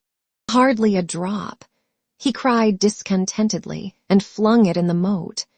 It fell, as I judged from the sound and the circles on the water, within a yard of the pipe. And Rupert, taking out his revolver, began to shoot at it. The first 2 shots missed the bottle, but hit the pipe. The third shattered the bottle. I hoped that the young ruffian would be content, but he emptied the other barrels at the pipe, and one, skimming over the pipe, whistled through my hair as I crouched on the other side. Where bridge? A voice cried to my relief. Rupert and de Gautet cried, a moment, and ran across. The bridge was drawn back and all became still. The clock struck 1:15. I rose and stretched myself and yawned. I think some 10 minutes had passed when I heard a slight noise to my right. I peered over the pipe and saw a dark figure standing in the gateway that led to the bridge. It was a man. By the careless, graceful poise, I guessed it to be Rupert again. He held a sword in his hand, and he stood motionless for a minute or two. Wild thoughts ran through me. On what mischief was the young fiend bent now? Then he laughed low to himself. Then he turned his face to the wall, took a step in my direction, and, to my surprise, began to climb down the wall. In an instant I saw that there must be steps in the wall. It was plain.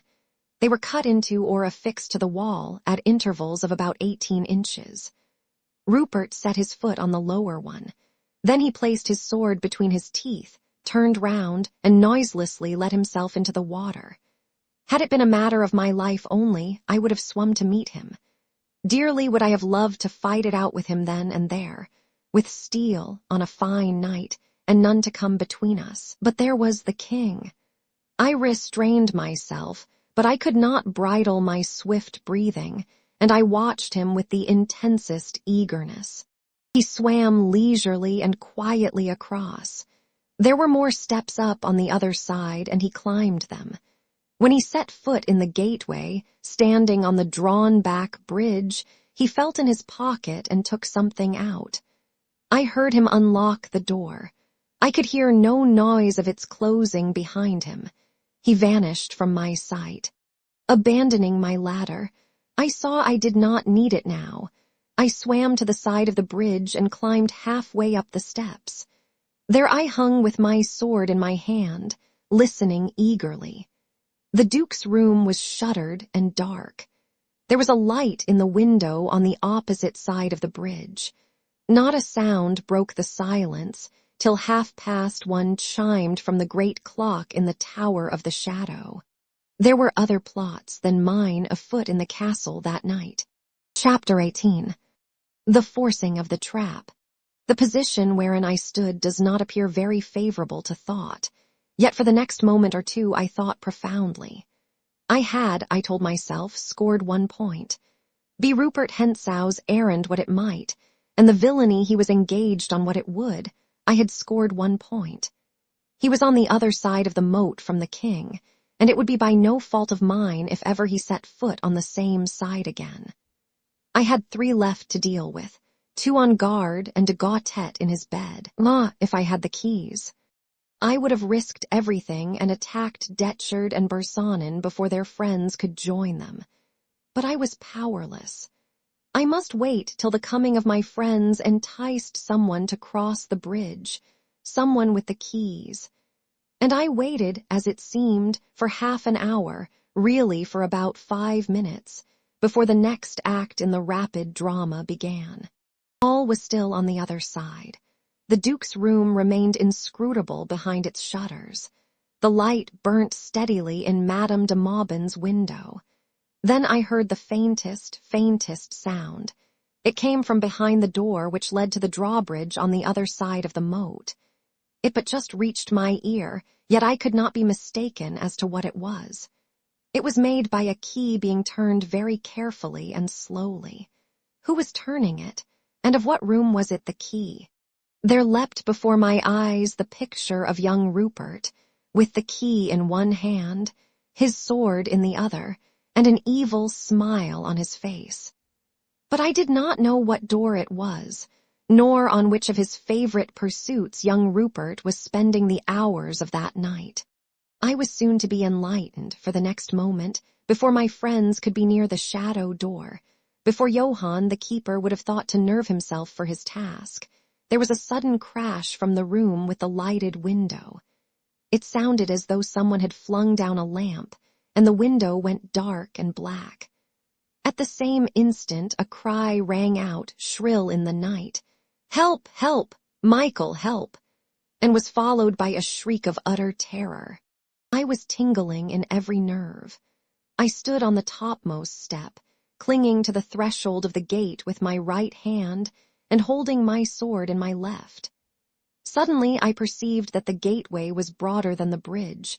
There was a dark corner on the opposite side where a man could stand. I darted across and stood there. Thus placed, I commanded the path, and no man could pass between the shadow and the old castle till he had tried conclusions with me. There was another shriek. Then a door was flung open and clanged against the wall, and I heard the handle of a door savagely twisted. "Open the door. In God's name, what's the matter?" cried a voice, the voice of Black Michael himself. He was answered by the very words I had written in my letter. "Help, Michael Hensow." A fierce oath rang out from the Duke, and with a loud thud he threw himself against the door. At the same moment I heard a window above my head open, and a voice cried, "What's the matter?" And I heard a man's hasty footsteps. I grasped my sword. If de Gautet came my way, the 6 would be less by 1 more. Then I heard the clash of crossed swords and a tramp of feet, and I cannot tell the thing so quickly as it happened, for all seemed to come at once. There was an angry cry from Madame's room, the cry of a wounded man. The window was flung open. Young Rupert stood there sword in hand.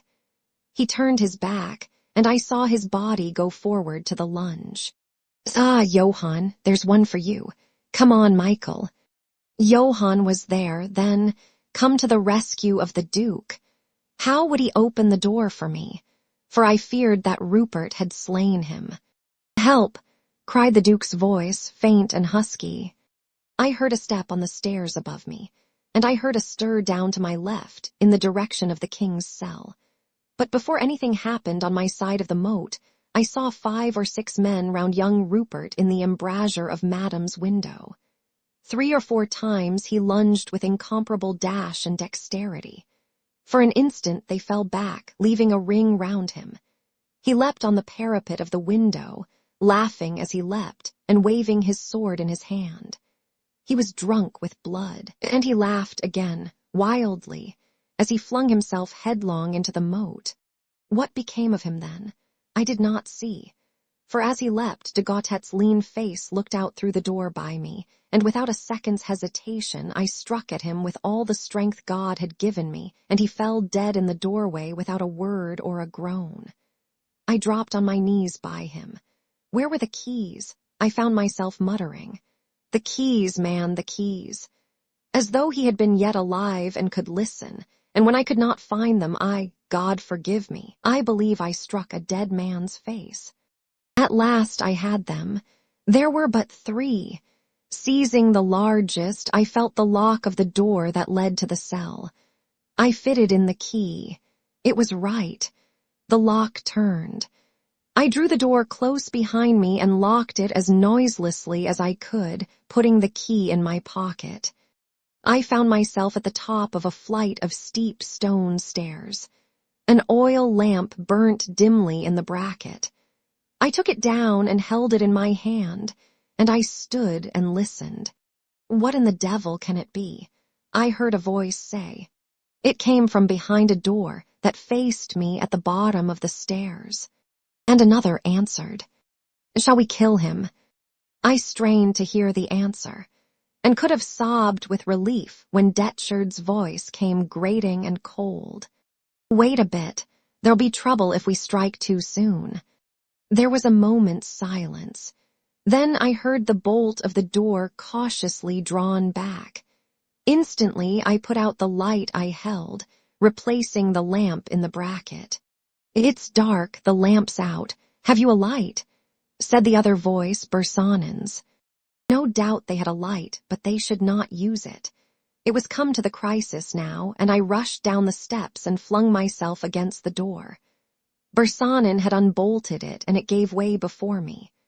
The Belgians stood their sword in hand, and Detchard was sitting on a couch at the side of the room.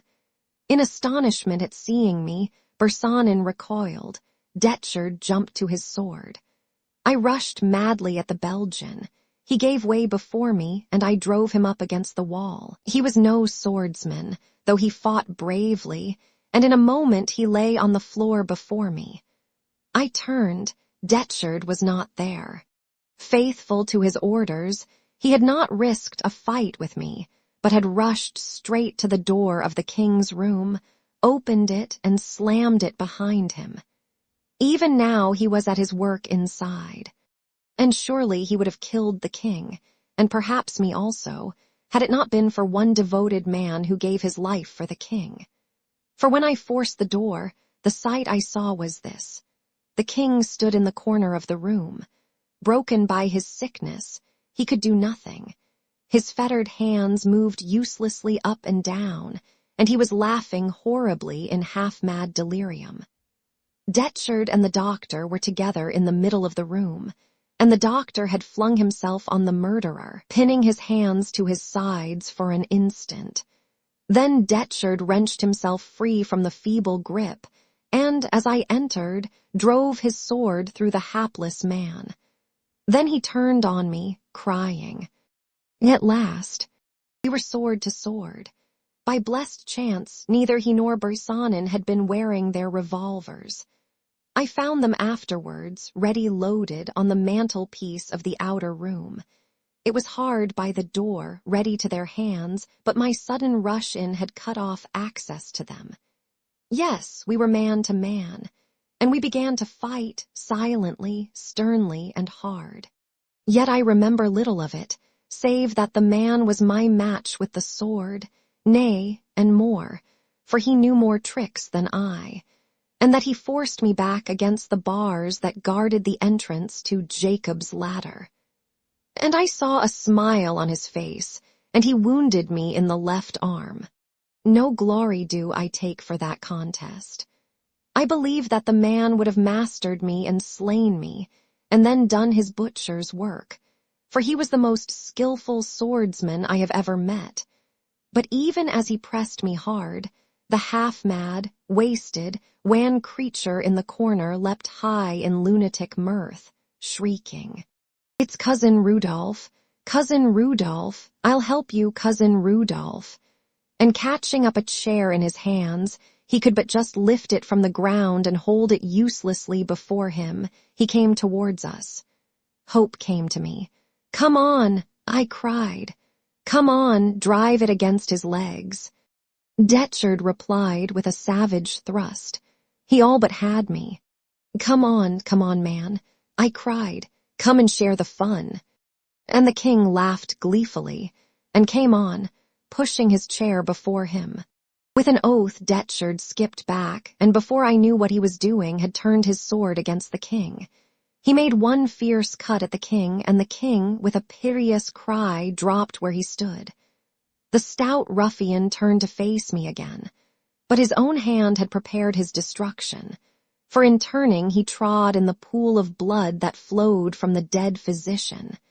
He slipped, he fell. Like a dart I was upon him. I caught him by the throat, and before he could recover himself, I drove my point through his neck, and with a stifled curse he fell across the body of his victim. Was the king dead? It was my first thought. I rushed to where he lay. It seemed as if he were dead, for he had a great gash across his forehead, and he lay still in a huddled heap on the floor. I dropped on my knees beside him, and leant my ear down to hear if he breathed, but before I could there was a loud rattle from the outside. I knew the sound. The drawbridge was being pushed out. A moment later it rang home against the wall on my side of the moat. I should be caught in a trap, and the king with me, if he yet lived. He must take his chance, to live or die.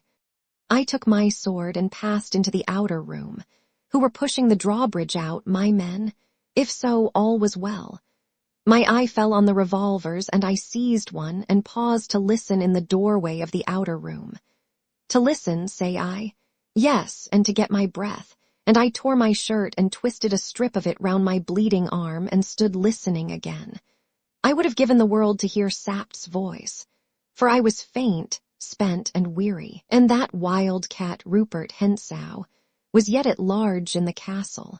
Yet, because I could better defend the narrow door at the top of the stairs than the wider entrance to the room, I dragged myself up the steps and stood behind it listening.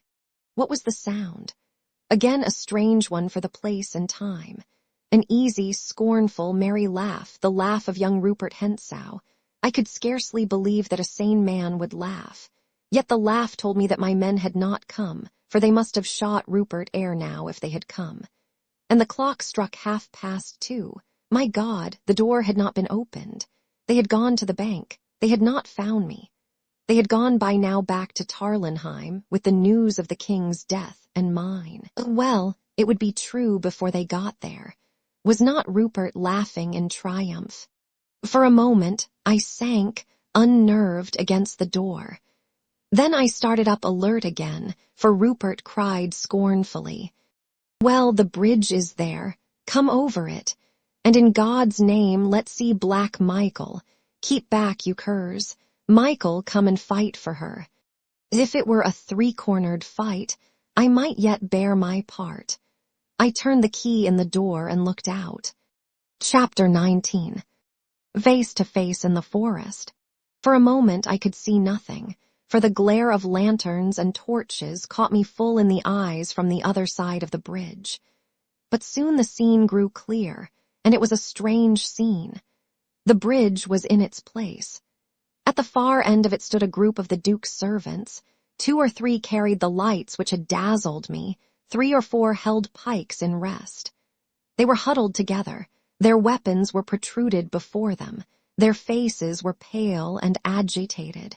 To put it plainly, they looked in as arrant a fright as I have seen men look, and they gazed apprehensively at a man who stood in the middle of the bridge, sword in hand. Rupert Hentzau was in his trousers and shirt. The white linen was stained with blood, but his easy, buoyant pose told me that he was himself either not touched at all or merely scratched. There he stood, holding the bridge against them and daring them to come on, or, rather, bidding them send Black Michael to him. And they, having no firearms, cowered before the desperate man, and dared not attack him.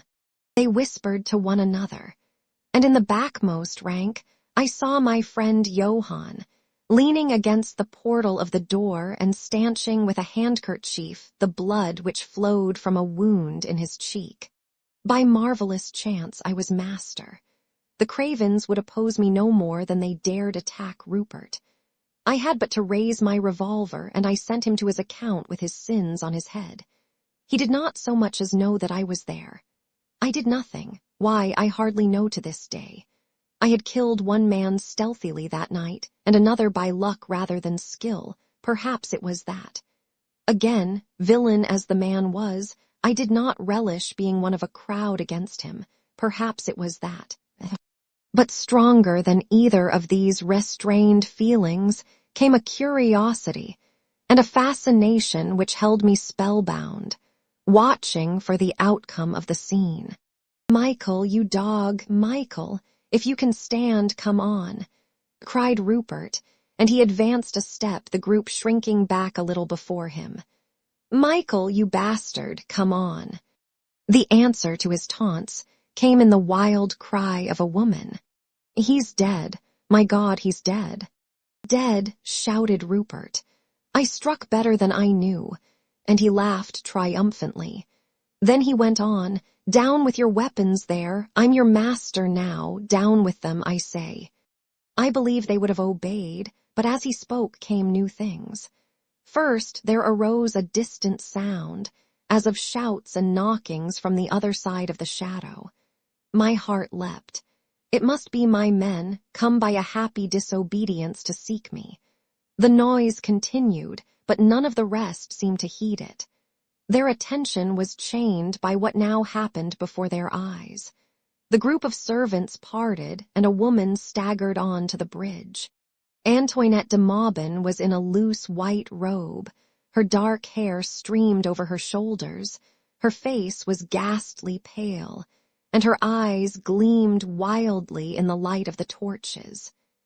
In her shaking hand she held a revolver, and as she tottered forward, she fired it at Rupert Hentzau. The ball missed him and struck the woodwork over my head. "Faith, madam," laughed Rupert, "had your eyes been no more deadly than your shooting, I had not been in this scrape, nor Black Michael in hell, tonight." She took no notice of his words. With a wonderful effort, she calmed herself till she stood still and rigid. Then very slowly and deliberately she began to raise her arm again, taking most careful aim. He would be mad to risk it. He must rush on her, chancing the bullet or retreat towards me. I covered him with my weapon. He did neither. Before she had got her aim, he bowed in his most graceful fashion, cried, "I can't kill where I've kissed," and before she or I could stop him, laid his hand on the parapet of the bridge and lightly leapt into the moat. At that very moment I heard a rush of feet, and a voice I knew, Sap's cry, "God, it's the Duke dead." Then I knew that the king needed me no more, and throwing down my revolver, I sprang out on the bridge. There was a cry of wild wonder. The king. And then I, like Rupert of Hentzau, sword in hand, vaulted over the parapet, intent on finishing my quarrel with him where I saw his curly head 15 yards off in the water of the moat. He swam swiftly and easily. I was weary and half crippled with my wounded arm. I could not gain on him. For a time I made no sound, but as we rounded the corner of the old keep I cried, "Stop, Rupert, stop." I saw him look over his shoulder, but he swam on. He was under the bank now, searching, as I guessed, for a spot that he could climb. I knew there to be none, but there was my rope which would still be hanging where I had left it. He would come to where it was before I could. Perhaps he would miss it, perhaps he would find it, and if he drew it up after him, he would get a good start of me.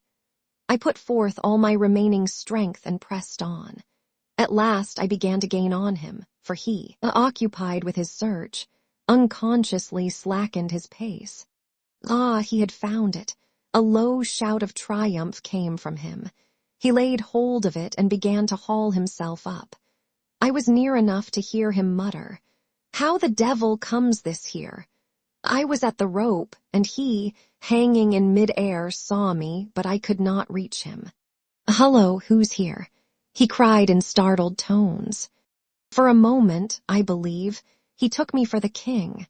I dare say I was pale enough to lend color to the thought, but an instant later he cried, "Why, it's the play actor. How come you here, man?" And so saying, he gained the bank. I laid hold of the rope, but I paused. He stood on the bank, sword in hand, and he could cut my head open or spit me through the heart as I came up. I let go the rope. "Never mind," said I, "but as I am here, I think I'll stay." He smiled down on me. "These women are the deuce," he began, when suddenly the great bell of the castle started to ring furiously, and a loud shout reached us from the moat. Rupert smiled again, and waved his hand to me. "I should like a turn with you, but it's a little too hot," said he, and he disappeared from above me. In an instant, without thinking of danger, I laid my hand to the rope. I was up. I saw him 30 yards off, running like a deer towards the shelter of the forest. For once Rupert Hentzau had chosen discretion for his part. I laid my feet to the ground and rushed after him, calling to him to stand. He would not. Unwounded and vigorous, he gained on me at every step, but forgetting everything in the world except him and my thirst for his blood, I pressed on, and soon the deep shades of the forest of Zenda engulfed us both, pursued and pursuer. It was 3 o'clock now, and day was dawning.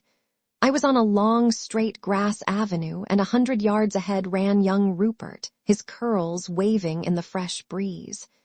I was weary and panting. He looked over his shoulder and waved his hand again to me. He was mocking me, for he saw he had the pace of me. I was forced to pause for breath. A moment later, Rupert turned sharply to the right and was lost from my sight. I thought all was over, and in deep vexation sank on the ground. But I was up again directly, for a scream rang through the forest, a woman's scream. Putting forth the last of my strength, I ran on to the place where he had turned out of my sight, and turning also, I saw him again. But alas, I could not touch him. He was in the act of lifting a girl down from her horse. Doubtless it was her scream that I heard. She looked like a small farmer's or a peasant's daughter, and she carried a basket on her arm. Probably she was on her way to the early market at Zenda. Her horse was a stout, well-shaped animal.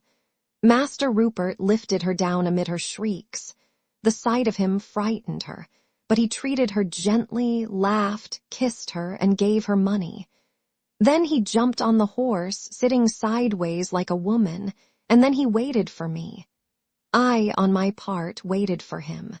Presently he rode towards me, keeping his distance, however. He lifted up his hand, saying, "What did you in the castle?" "I killed 3 of your friends," said I. "What, you got to the cells?" "Yes, and the king. He was hurt by Detchard before I killed Detchard, but I pray that he lives." "You fool," said Rupert pleasantly. "One thing more I did." "And what's that?" "I spared your life. I was behind you on the bridge with a revolver in my hand." "No, faith, I was between 2 fires." "Get off your horse," I cried, "and fight like a man." "Before a lady," said he, pointing to the girl. "Fie, your majesty." Then in my rage, hardly knowing what I did, I rushed at him. For a moment he seemed to waver. Then he reined his horse in and stood waiting for me. On I went in my folly. I seized the bridle and I struck at him. He parried and thrust at me. I fell back a pace and rushed at him again, and this time I reached his face and laid his cheek open and darted back almost before he could strike me. He seemed almost dazed at the fierceness of my attack. Otherwise, I think he must have killed me. I sank on my knee panting, expecting him to ride at me. And so he would have done, and then and there I doubt not one or both of us would have died. But at the moment there came a shout from behind us, and looking round I saw, just at the turn of the avenue, a man on a horse. He was riding hard, and he carried a revolver in his hand. It was Fritz von Tarlenheim, my faithful friend. Rupert saw him and knew that the game was up. He checked his rush at me and flung his leg over the saddle, but yet for just a moment he waited. Leaning forward, he tossed his hair off his forehead and smiled and said, "Au revoir, Rudolf Rassendyll." Then, with his cheek streaming blood, but his lips laughing and his body swaying with ease and grace, he bowed to me. And he bowed to the farm girl, who had drawn near in trembling fascination, and he waved his hand to Fritz, who was just within range, and let fly a shot at him. The ball came nigh doing its work, for it struck the sword he held, and he dropped the sword with an oath, wringing his fingers, and clapped his heels hard on his horse's belly, and rode away at a gallop. And I watched him go down the long avenue, riding as though he rode for his pleasure, and singing as he went, for all there was that gash in his cheek. Once again he turned to wave his hand, and then the gloom of thickets swallowed him, and he was lost from our sight. Thus he vanished, reckless and wary, graceful and graceless, handsome, debonair, vile, and unconquered. And I flung my sword passionately on the ground and cried to Fritz to ride after him. But Fritz stopped his horse and leapt down and ran to me and knelt, putting his arm about me. And indeed it was time, for the wound that Detchard had given me was broken forth afresh, and my blood was staining the ground. "Then give me the horse," I cried, staggering to my feet and throwing his arms off me. And the strength of my rage carried me so far as where the horse stood, and then I fell prone beside it. And Fritz knelt by me again. "Fritz," I said. "Aye, friend, dear friend," he said, tender as a woman. "Is the king alive?" He took his handkerchief and wiped my lips, and bent and kissed me on the forehead. "Thanks to the most gallant gentleman that lives," said he softly, "the king is alive." The little farm girl stood by us, weeping for fright and wide-eyed for wonder, for she had seen me at Zenda, and was not I, pallid, dripping, foul, and bloody as I was, yet was not I the king. When I heard that the king was alive, I strove to cry hurrah, but I could not speak, and I laid my head back in Fritz's arms and closed my eyes, and I groaned. And then, lest Fritz should do me wrong in his thoughts, I opened my eyes and tried to say hurrah.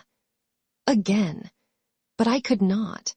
And being very tired and now very cold, I huddled myself close up to Fritz to get the warmth of him and shut my eyes again and went to sleep. Chapter 20. The Prisoner and the King. In order to a full understanding of what had occurred in the castle of Zenda, it is necessary to supplement my account of what I myself saw, and did on that night, by relating briefly what I afterwards learnt from Fritz and Madame de Maubin. The story told by the latter explained clearly how it happened that the cry which I had arranged as a stratagem and a sham had come, in dreadful reality, before its time, and had thus, as it seemed at the moment, ruined our hopes, while in the end it had favored them. The unhappy woman, fired, I believe, by a genuine attachment to the Duke of Strelsau, no less than by the dazzling prospects which a dominion over him opened before her eyes, had followed him at his request from Paris to Ruritania. He was a man of strong passions, but of stronger will, and his cool head ruled both. He was content to take all and give nothing. When she arrived, she was not long in finding that she had a rival in the Princess Flavia. Rendered desperate, she stood at nothing which might give, or keep for her, her power over the Duke. As I say, he took and gave not. Simultaneously, Antoinette found herself entangled in his audacious schemes. Unwilling to abandon him, bound to him by the chains of shame and hope, Yet she would not be a decoy, nor, at his bidding, lure me to death. Hence the letters of warning she had written. Whether the lines she sent to Flavia were inspired by good or bad feeling, by jealousy or by pity, I do not know. But here also she served us well. When the Duke went to Zenda, she accompanied him, and here, for the first time, she learnt the full measure of his cruelty, and was touched with compassion for the unfortunate king. From this time she was with us.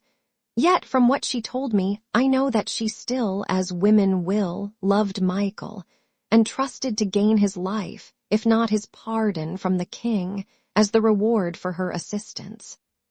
His triumph she did not desire, for she loathed his crime, and loathed yet more fiercely what would be the prize of it, his marriage with his cousin, Princess Flavia. At Zenda new forces came into play, the lust and daring of young Rupert. He was caught by her beauty, perhaps. Perhaps it was enough for him that she belonged to another man, and that she hated him. For many days there had been quarrels and ill will between him and the Duke, and the scene which I had witnessed in the Duke's room was but one of many.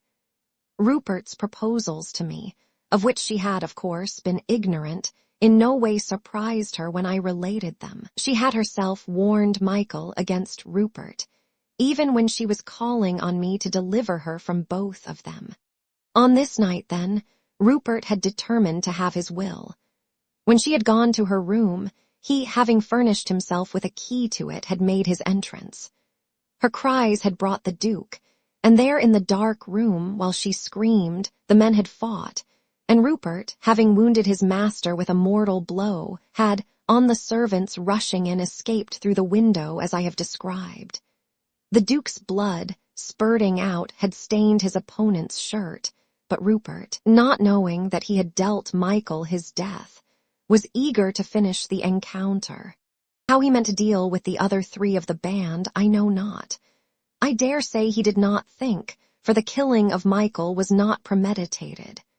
Antoinette, left alone with the Duke, had tried to stanch his wound, and thus was she busied till he died. And then, hearing Rupert's taunts, she had come forth to avenge him. Me she had not seen, nor did she till I darted out of my ambush and leapt after Rupert into the moat. The same moment found my friends on the scene.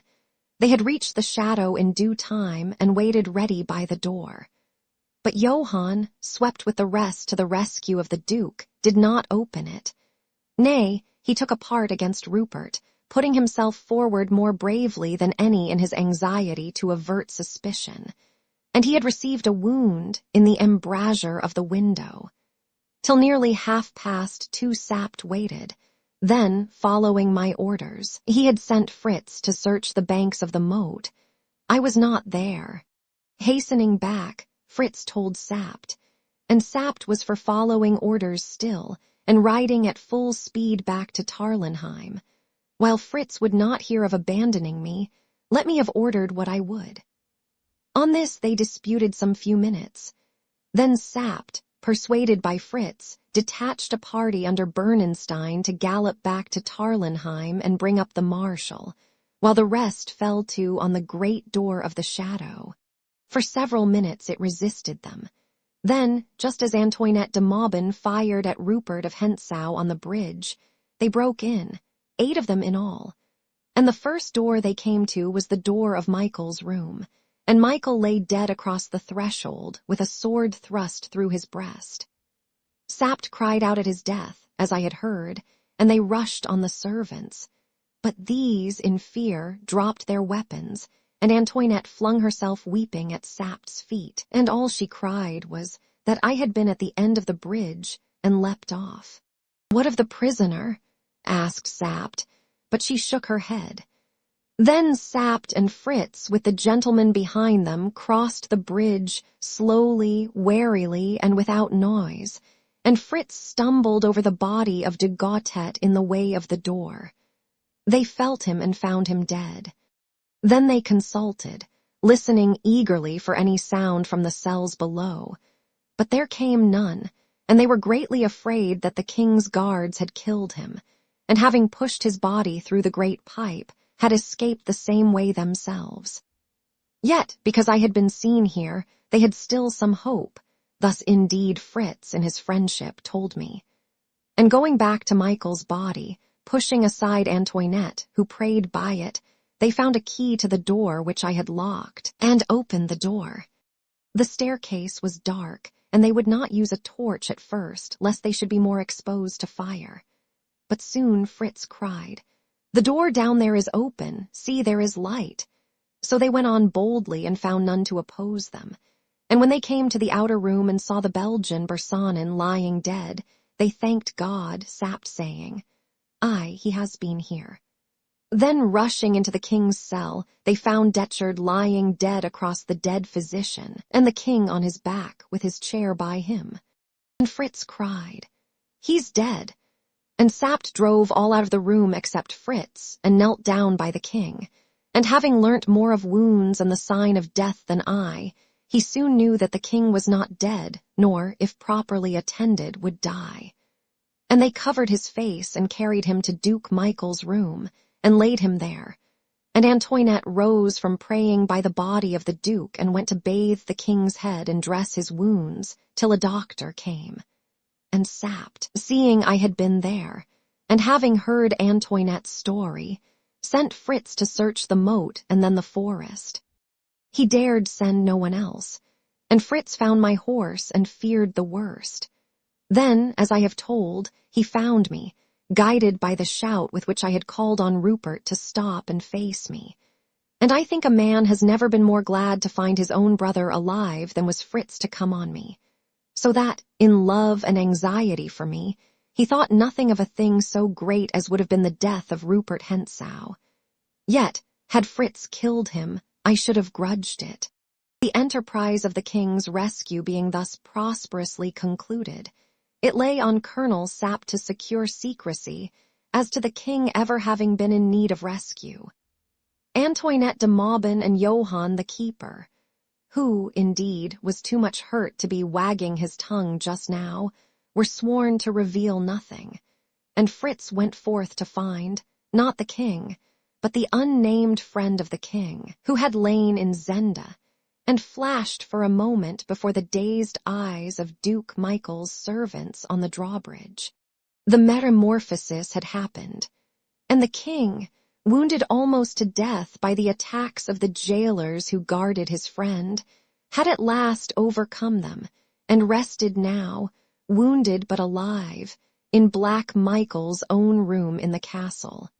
There he had been carried, his face covered with a cloak, from the cell, and thence orders issued that if his friend were found, he should be brought directly and privately to the king, and that meanwhile messengers should ride at full speed to Tarlenheim, to tell Marshal Strakenks to assure the princess of the king's safety, and to come himself with all speed to greet the king.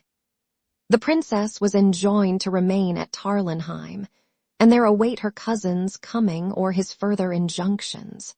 Thus the king would come to his own again, having wrought brave deeds, and escaped, almost by a miracle, the treacherous assault of his unnatural brother.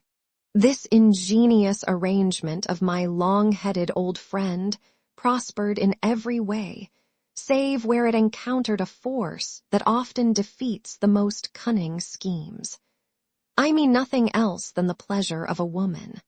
For let her cousin and sovereign send what command he chose, or Colonel Sapt chose for him, and let Marshal Strakenks insist as he would.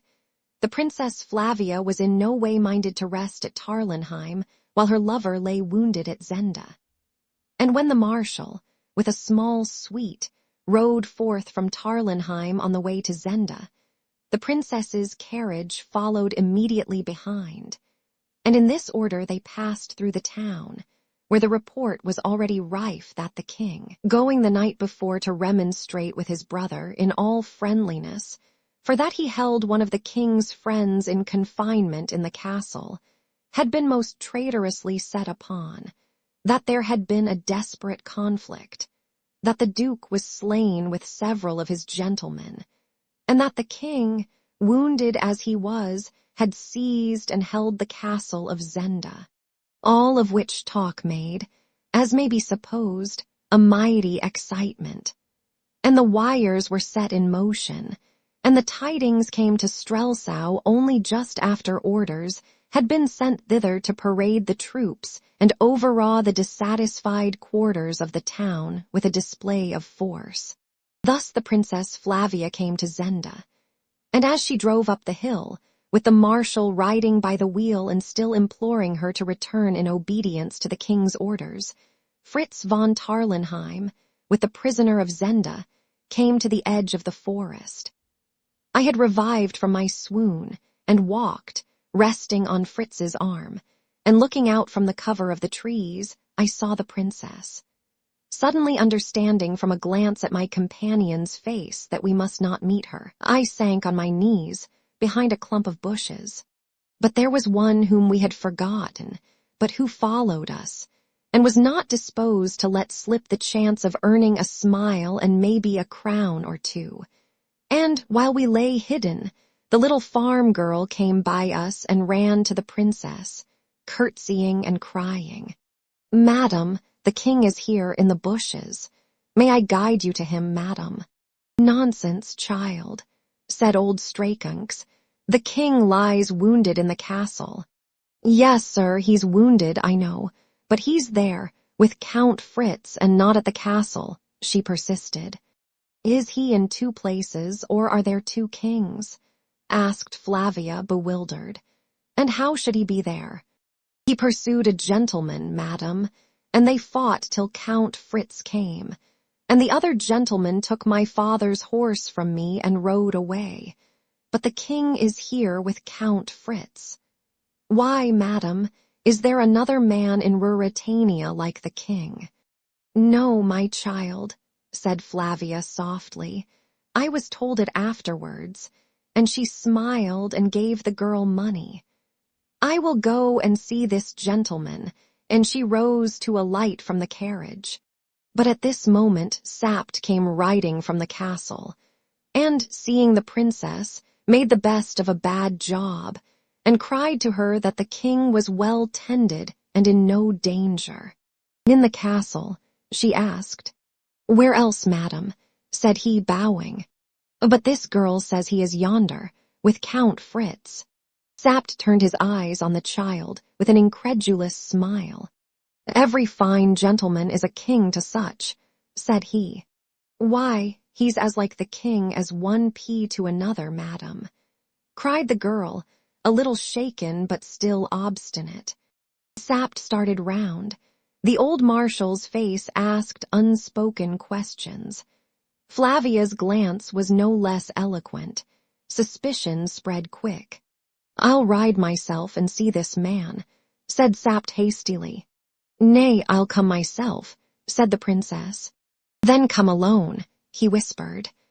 And she, obedient to the strange hinting in his face, prayed the marshal and the rest to wait. And she and Sapt came on foot towards where we lay, Sapt waving to the farm girl to keep at a distance. And when I saw them coming, I sat in a sad heap on the ground and buried my face in my hands. I could not look at her. Fritz knelt by me, laying his hand on my shoulder.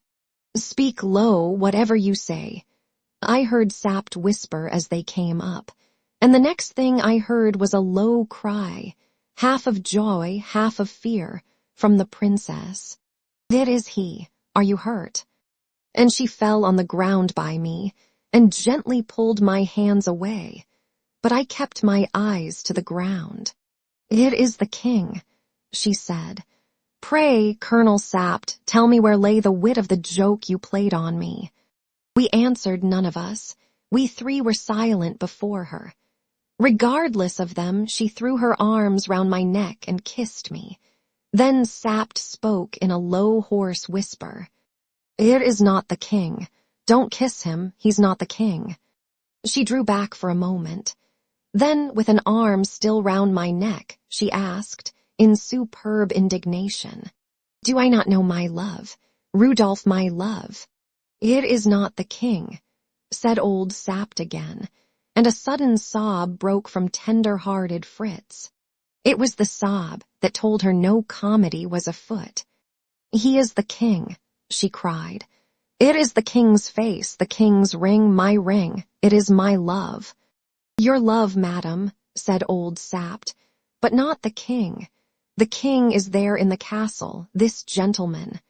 Look at me, Rudolph, look at me," she cried, taking my face between her hands. "Why do you let them torment me? Tell me what it means." Then I spoke, gazing into her eyes. "God forgive me, madam," I said. "I am not the king." I felt her hands clutch my cheeks. She gazed at me as never man's face was scanned yet. And I, silent again, saw wonder born and doubt grow and terror spring to life as she looked. And very gradually the grasp of her hands slackened. She turned to Sapt, to Fritz, and back to me. Then suddenly she reeled forward and fell in my arms, and with a great cry of pain I gathered her to me and kissed her lips. Sapt laid his hand on my arm. I looked up in his face, and I laid her softly on the ground, and stood up, looking on her, cursing heaven that young Rupert's sword had spared me for this sharper pang. Chapter 21. If Love Were All. It was night, and I was in the cell wherein the king had lain in the castle of Zenda. The great pipe that Rupert of Hentzau had nicknamed Jacob's Ladder was gone, and the lights in the room across the moat twinkled in the darkness. All was still. The din and clash of strife were gone. I had spent the day hidden in the forest from the time when Fritz had led me off, leaving Sapt with the princess. Under cover of dusk, muffled up, I had been brought to the castle and lodged where I now lay. Though 3 men had died there, 2 of them by my hand, I was not troubled by ghosts. I had thrown myself on a pallet by the window and was looking out on the black water. Johann, the keeper, still pale from his wound, but not much hurt besides, had brought me supper. He told me that the king was doing well, that he had seen the princess, that she and he, Sapt and Fritz, had been long together. Marshal Strakunks was gone to Strelsau, Black Michael lay in his coffin, and Antoinette de Maubin watched by him, had I not heard from the chapel, priests singing mass for him. Outside there were strange rumors afloat. Some said that the prisoner of Zenda was dead, some that he had vanished yet alive, some that he was a friend who had served the king well in some adventure in England, others that he had discovered the duke's plots and had therefore been kidnapped by him. 1 or 2 shrewd fellows shook their heads and said only that they would say nothing, but they had suspicions that more was to be known than was known, if Colonel Sapt would tell all he knew. Thus Johann chattered till I sent him away and lay there alone, thinking, not of the future, but as a man is wont to do when stirring things have happened to him, rehearsing the events of the past weeks, and wondering how strangely they had fallen out.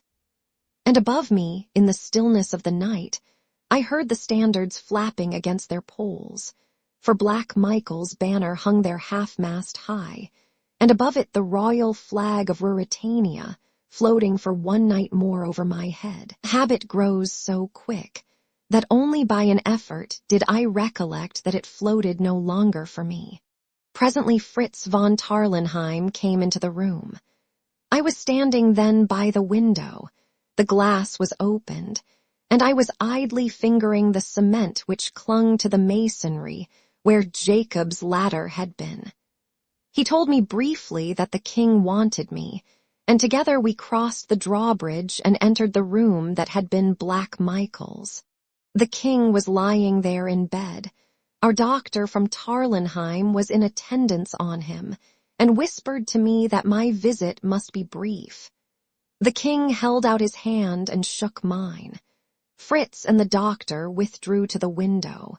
I took the king's ring from my finger and placed it on his. "I have tried not to dishonor it, sire," said I. "I can't talk much to you," he said in a weak voice. "I have had a great fight with Sapt and the marshal, for we have told the marshal everything. I wanted to take you to Strelsau and keep you with me and tell everyone of what you had done, and you would have been my best and nearest friend, cousin Rudolph. But they tell me I must not, and that the secret must be kept, if kept it can be. They are right, sire. Let me go. My work here is done. Yes, it is done, as no man but you could have done it. When they see me again, I shall have my beard on. I shall. Yes, faith, I shall be wasted with sickness. They will not wonder that the king looks changed in face.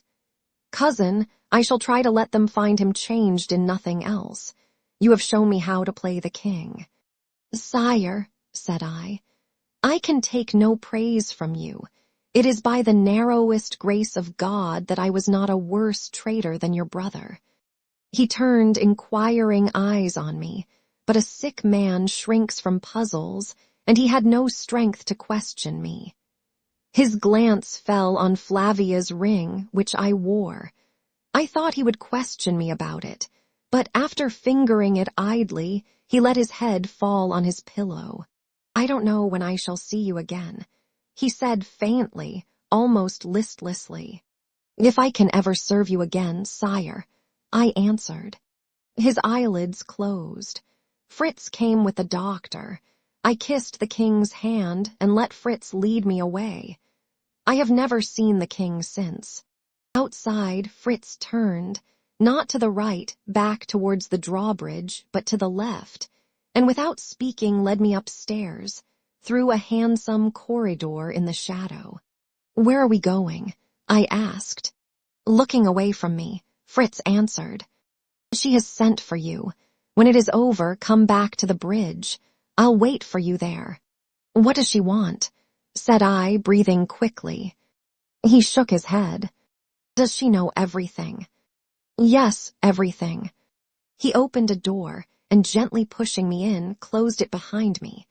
I found myself in a drawing room, small and richly furnished. At first I thought that I was alone, for the light that came from a pair of shaded candles on the mantelpiece was very dim. But presently I discerned a woman's figure standing by the window. I knew it was the princess, and I walked up to her, fell on one knee, and carried the hand that hung by her side to my lips. She neither moved nor spoke. I rose to my feet, and, piercing the gloom with my eager eyes, saw her pale face and the gleam of her hair, and before I knew, I spoke softly. Flavia. She trembled a little and looked round. Then she darted to me, taking hold of me. Don't stand, don't stand. No, you mustn't, you're hurt. Sit down, here. She made me sit on a sofa, and put her hand on my forehead.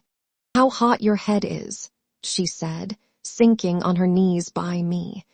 Then she laid her head against me, and I heard her murmur, My darling, how hot your head is. Somehow love gives even to a dull man the knowledge of his lover's heart.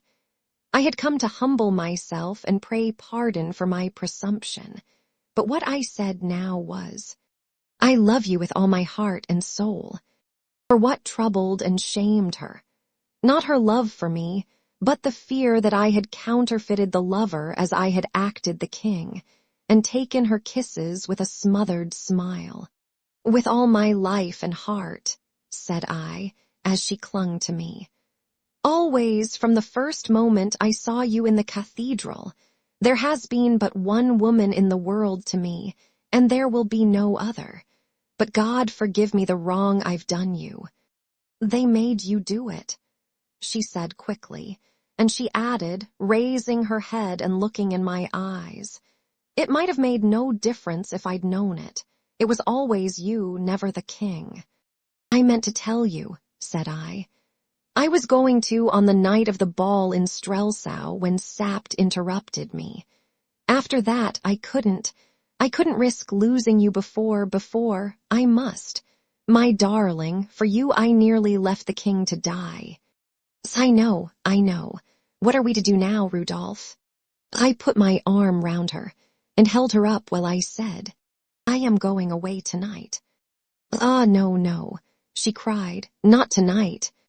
I must go tonight before more people have seen me. And how would you have me stay, sweetheart, except... If I could come with you, she whispered very low. My God, said I roughly, don't talk about that, and I thrust her a little back from me. Why not? I love you. You are as good a gentleman as the king. Then I was false to all that I should have held by. For I caught her in my arms and prayed her, in words that I will not write, to come with me, daring all Ruritania to take her from me. And for a while she listened, with wondering, dazzled eyes. But as her eyes looked on me, I grew ashamed, and my voice died away in broken murmurs and stammerings, and at last I was silent. She drew herself away from me and stood against the wall, while I sat on the edge of the sofa, trembling in every limb, knowing what I had done, loathing it, obstinate not to undo it. So we rested a long time. I am mad, I said sullenly. I love your madness, dear, she answered. Her face was away from me, but I caught the sparkle of a tear on her cheek. I clutched the sofa with my hand and held myself there. Is love the only thing? She asked, in low, sweet tones that seemed to bring a calm even to my wrung heart. If love were the only thing, I would follow you, in rags if need be, to the world's end, for you hold my heart in the hollow of your hand. But is love the only thing? I made no answer. It gives me shame now to think that I would not help her. She came near me and laid her hand on my shoulder. I put my hand up and held hers. I know people write and talk as if it were. Perhaps for some, fate lets it be. Ah, if I were one of them. But if love had been the only thing, you would have let the king die in his cell. I kissed her hand. Honor binds a woman too, Rudolph. My honor lies in being true to my country and my house. I don't know why God has let me love you, but I know that I must stay. Still I said nothing, and she, pausing a while, then went on. Your ring will always be on my finger, your heart in my heart, the touch of your lips on mine. But you must go and I must stay. Perhaps I must do what it kills me to think of doing. I knew what she meant, and a shiver ran through me, but I could not utterly fail her. I rose and took her hand. Do what you will or what you must, I said. I think God shows his purposes to such as you. My part is lighter, for your ring shall be on my finger and your heart in mine, and no touch save of your lips will ever be on mine. So may God comfort you, my darling. There struck on our ears the sound of singing. The priests in the chapel were singing masses for the souls of those who lay dead. They seemed to chant a requiem over our buried joy, to pray forgiveness for our love that would not die. The soft, sweet, pitiful music rose and fell as we stood opposite one another, her hands in mine. My queen and my beauty, said I. My lover and true knight, she said. Perhaps we shall never see one another again. Kiss me, my dear, and go. I kissed her as she bade me, but at the last she clung to me, whispering nothing but my name, and that over and over again and again and again. And then I left her. Rapidly I walked down to the bridge. Sapt and Fritz were waiting for me. Under their directions I changed my dress, and muffling my face, as I had done more than once before, I mounted with them at the door of the castle, and we three rode through the night and on to the breaking day, and found ourselves at a little roadside station just over the border of Ruritania. The train was not quite due, and I walked with them in a meadow by a little brook while we waited for it. They promised to send me all news. They overwhelmed me with kindness. Even old Sapt was touched to gentleness, while Fritz was half unmanned. I listened in a kind of dream to all they said.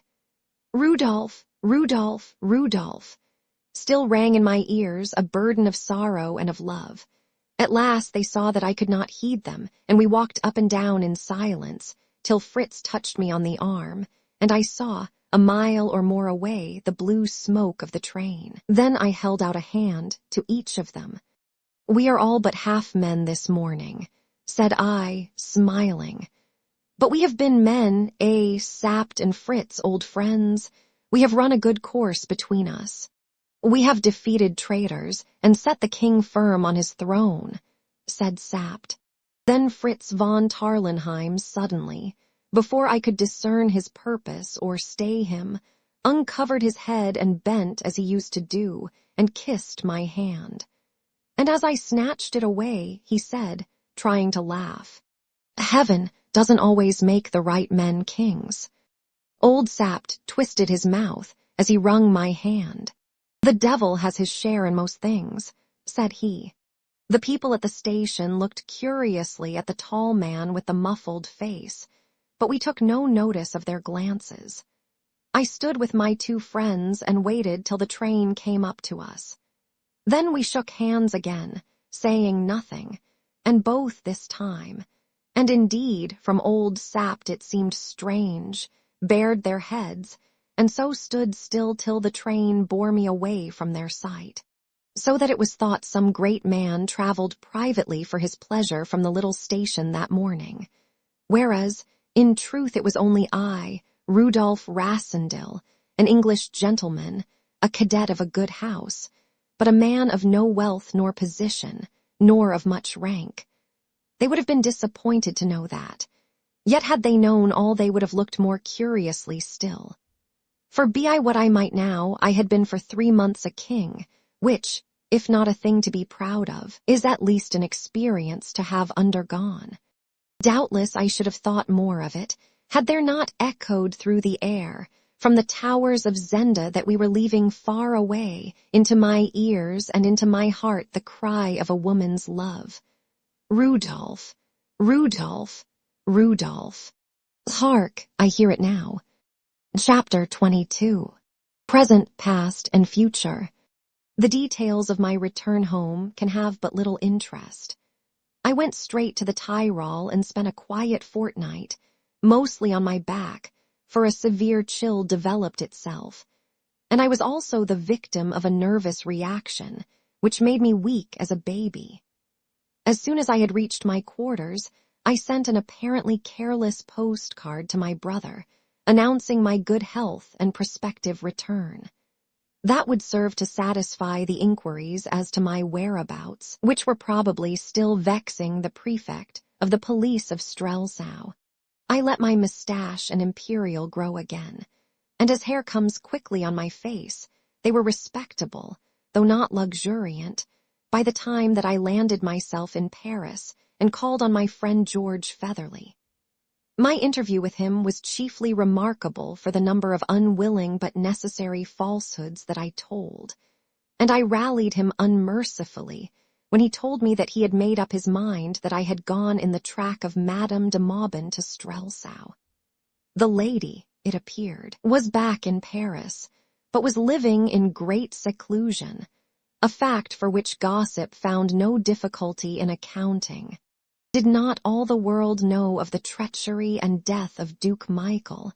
Nevertheless, George bade Bertrand be of good cheer, for, said he flippantly, a live poet is better than a dead duke.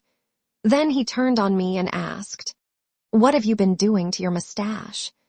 "To tell the truth," I answered, assuming a sly air, "a man now and then has reasons for wishing to alter his appearance, but it's coming on very well again."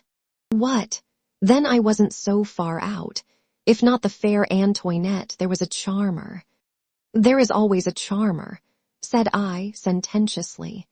But George would not be satisfied till he had wormed out of me. He took much pride in his ingenuity.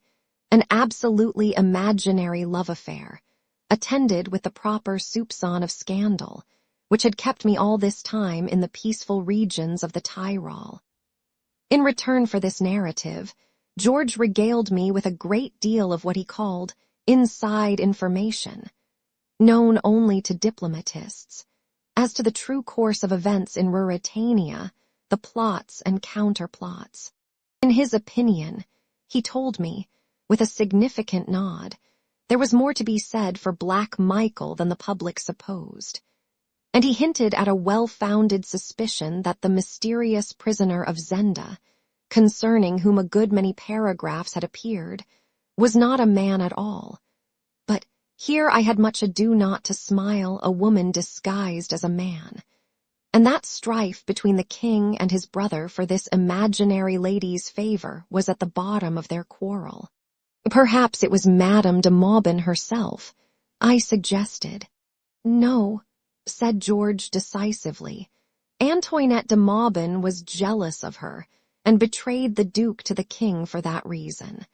And to confirm what I say, it's well known that the Princess Flavia is now extremely cold to the king, after having been most affectionate.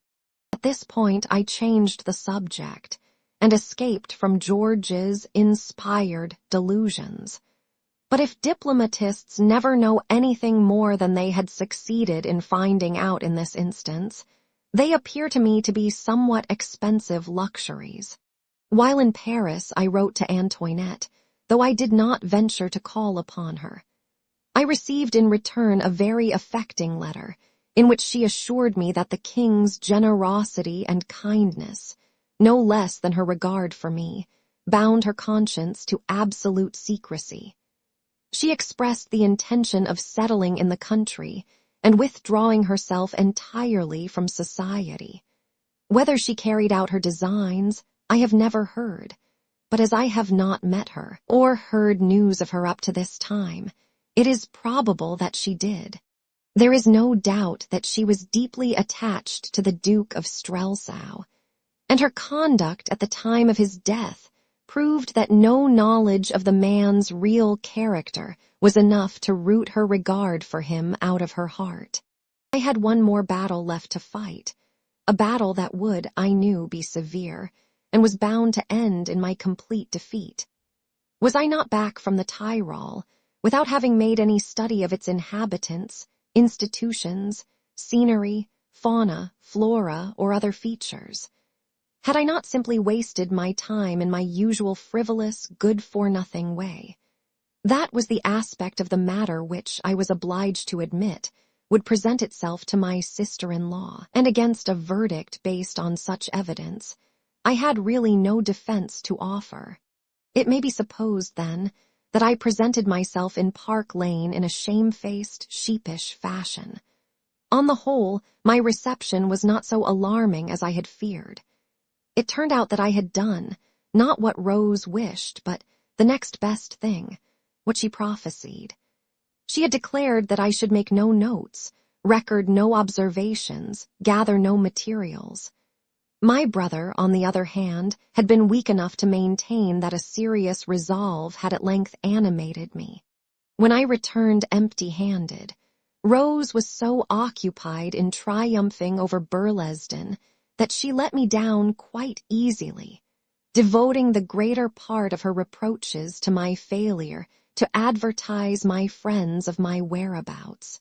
"We've wasted a lot of time trying to find you," she said. "I know you have," said I. "Half our ambassadors have led weary lives on my account. George Featherly told me so, but why should you have been anxious? I can take care of myself." "Oh, it wasn't that," she cried scornfully. "But I wanted to tell you about Sir Jacob Borradaile. You know, he's got an embassy, at least, he will have in a month, and he wrote to say he hoped you would go with him." "Where's he going to?" "He's going to succeed Lord Topham at Strelsau," said she. "You couldn't have a nicer place, short of Paris." "Strelsau, Aitcham," said I, glancing at my brother. "Oh, that doesn't matter," exclaimed Rose impatiently. "Now you will go, won't you?" "I don't know that I care about it." "Oh, you're too exasperating. And I don't think I can go to Strelsau. My dear Rose, would it be suitable?" "Oh, nobody remembers that horrid old story now." Upon this, I took out of my pocket a portrait of the King of Ruritania. It had been taken a month or two before he ascended the throne. She could not miss my point when I said, putting it into her hands. In case you've not seen, or not noticed, a picture of Rudolph V. There he is. Don't you think they might recall the story if I appeared at the court of Ruritania? My sister-in-law looked at the portrait, and then at me. Good gracious, she said, and flung the photograph down on the table. What do you say, Bob? I asked. Burlesdon got up, went to a corner of the room, and searched in a heap of newspapers. Presently he came back with a copy of the Illustrated London News. Opening the paper, he displayed a double-page engraving of the coronation of Rudolph V. at Strelsau. The photograph and the picture he laid side by side. I sat at the table fronting them, and as I looked, I grew absorbed. My eye traveled from my own portrait to Sapt, to Strakenck's, to the rich robes of the cardinal, to Black Michael's face, to the stately figure of the princess by his side. Long I looked and eagerly. I was roused by my brother's hand on my shoulder. He was gazing down at me with a puzzled expression. It's a remarkable likeness, you see, said I. I really think I had better not go to Ruritania. Rose, though half convinced, would not abandon her position. It's just an excuse, she said pettishly. You don't want to do anything. Why, you might become an ambassador. I don't think I want to be an ambassador, said I. It's more than you ever will be, she retorted. That is very likely true, but it is not more than I have been. The idea of being an ambassador could scarcely dazzle me. I had been a king. So pretty Rose left us in dudgeon, and Burlesdon, lighting a cigarette, looked at me still with that curious gaze. That picture in the paper, he said. Well, what of it? It shows that the king of Ruritania and your humble servant are as like as two peas. My brother shook his head. I suppose so, he said, but I should know you from the man in the photograph, and not from the picture in the paper. I should know the photograph from the picture. The picture's very like the photograph, but, well, it's more like you, said my brother. My brother is a good man and true, so that, for all that he is a married man and mighty fond of his wife, he should know any secret of mine. But this secret was not mine, and I could not tell it to him. I don't think it's so much like me as the photograph, said I boldly. But anyhow, Bob, I won't go to Strelsau. No, don't go to Strelsau, Rudolph, said he. And whether he suspects anything, or has a glimmer of the truth, I do not know. If he has, he keeps it to himself, and he and I never refer to it. And we let Sir Jacob Borrodaile find another at Hachet. Since all these events whose history I have set down happened, I have lived a very quiet life at a small house which I have taken in the country. The ordinary ambitions and aims of men in my position seem to me dull and unattractive. I have little fancy for the whirl of society, and none for the jostle of politics. Lady Burlesdon utterly despairs of me. My neighbors think me an indolent, dreamy, unsociable fellow. Yet I am a young man, and sometimes I have a fancy. The superstitious would call it a presentiment, that my part in life is not yet altogether played. That, somehow and some day, I shall mix again in great affairs. I shall again spin policies in a busy brain, match my wits against my enemies, brace my muscles to fight a good fight and strike stout blows. Such is the tissue of my thoughts as, with gun or rod in hand, I wander through the woods or by the side of the stream. Whether the fancy will be fulfilled, I cannot tell. Still less whether the scene that, led by memory, I lay for my new exploits will be the true one, for I love to see myself once again in the crowded streets of Strelsau, or beneath the frowning keep of the castle of Zenda. Thus led, my broodings leave the future and turn back on the past. Shapes rise before me in long array. The wild first revel with the king, the rush with my brave tea table, the night in the moat, the pursuit in the forest. My friends and my foes, the people who learnt to love and honor me, the desperate men who tried to kill me. And from amidst these last comes one who alone of all of them yet moves on earth, though where I know not yet plans, as I do not doubt, wickedness, yet turns women's hearts to softness, and men's to fear and hate.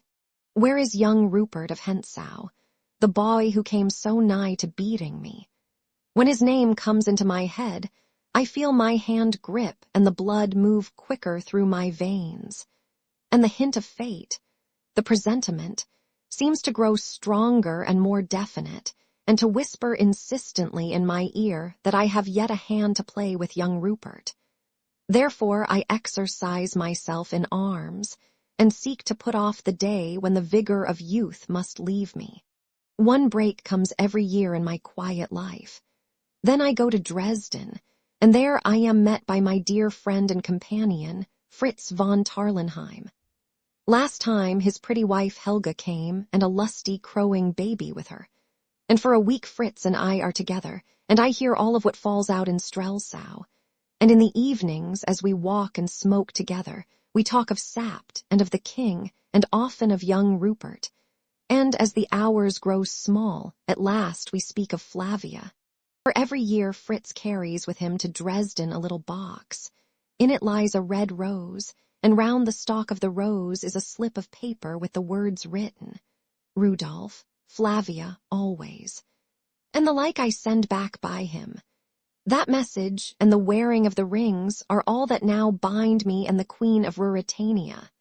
For nobler, as I hold her, for the act, she has followed where her duty to her country and her house led her, and is the wife of the king, uniting his subjects to him by the love they bear to her, giving peace and quiet days to thousands by her self-sacrifice.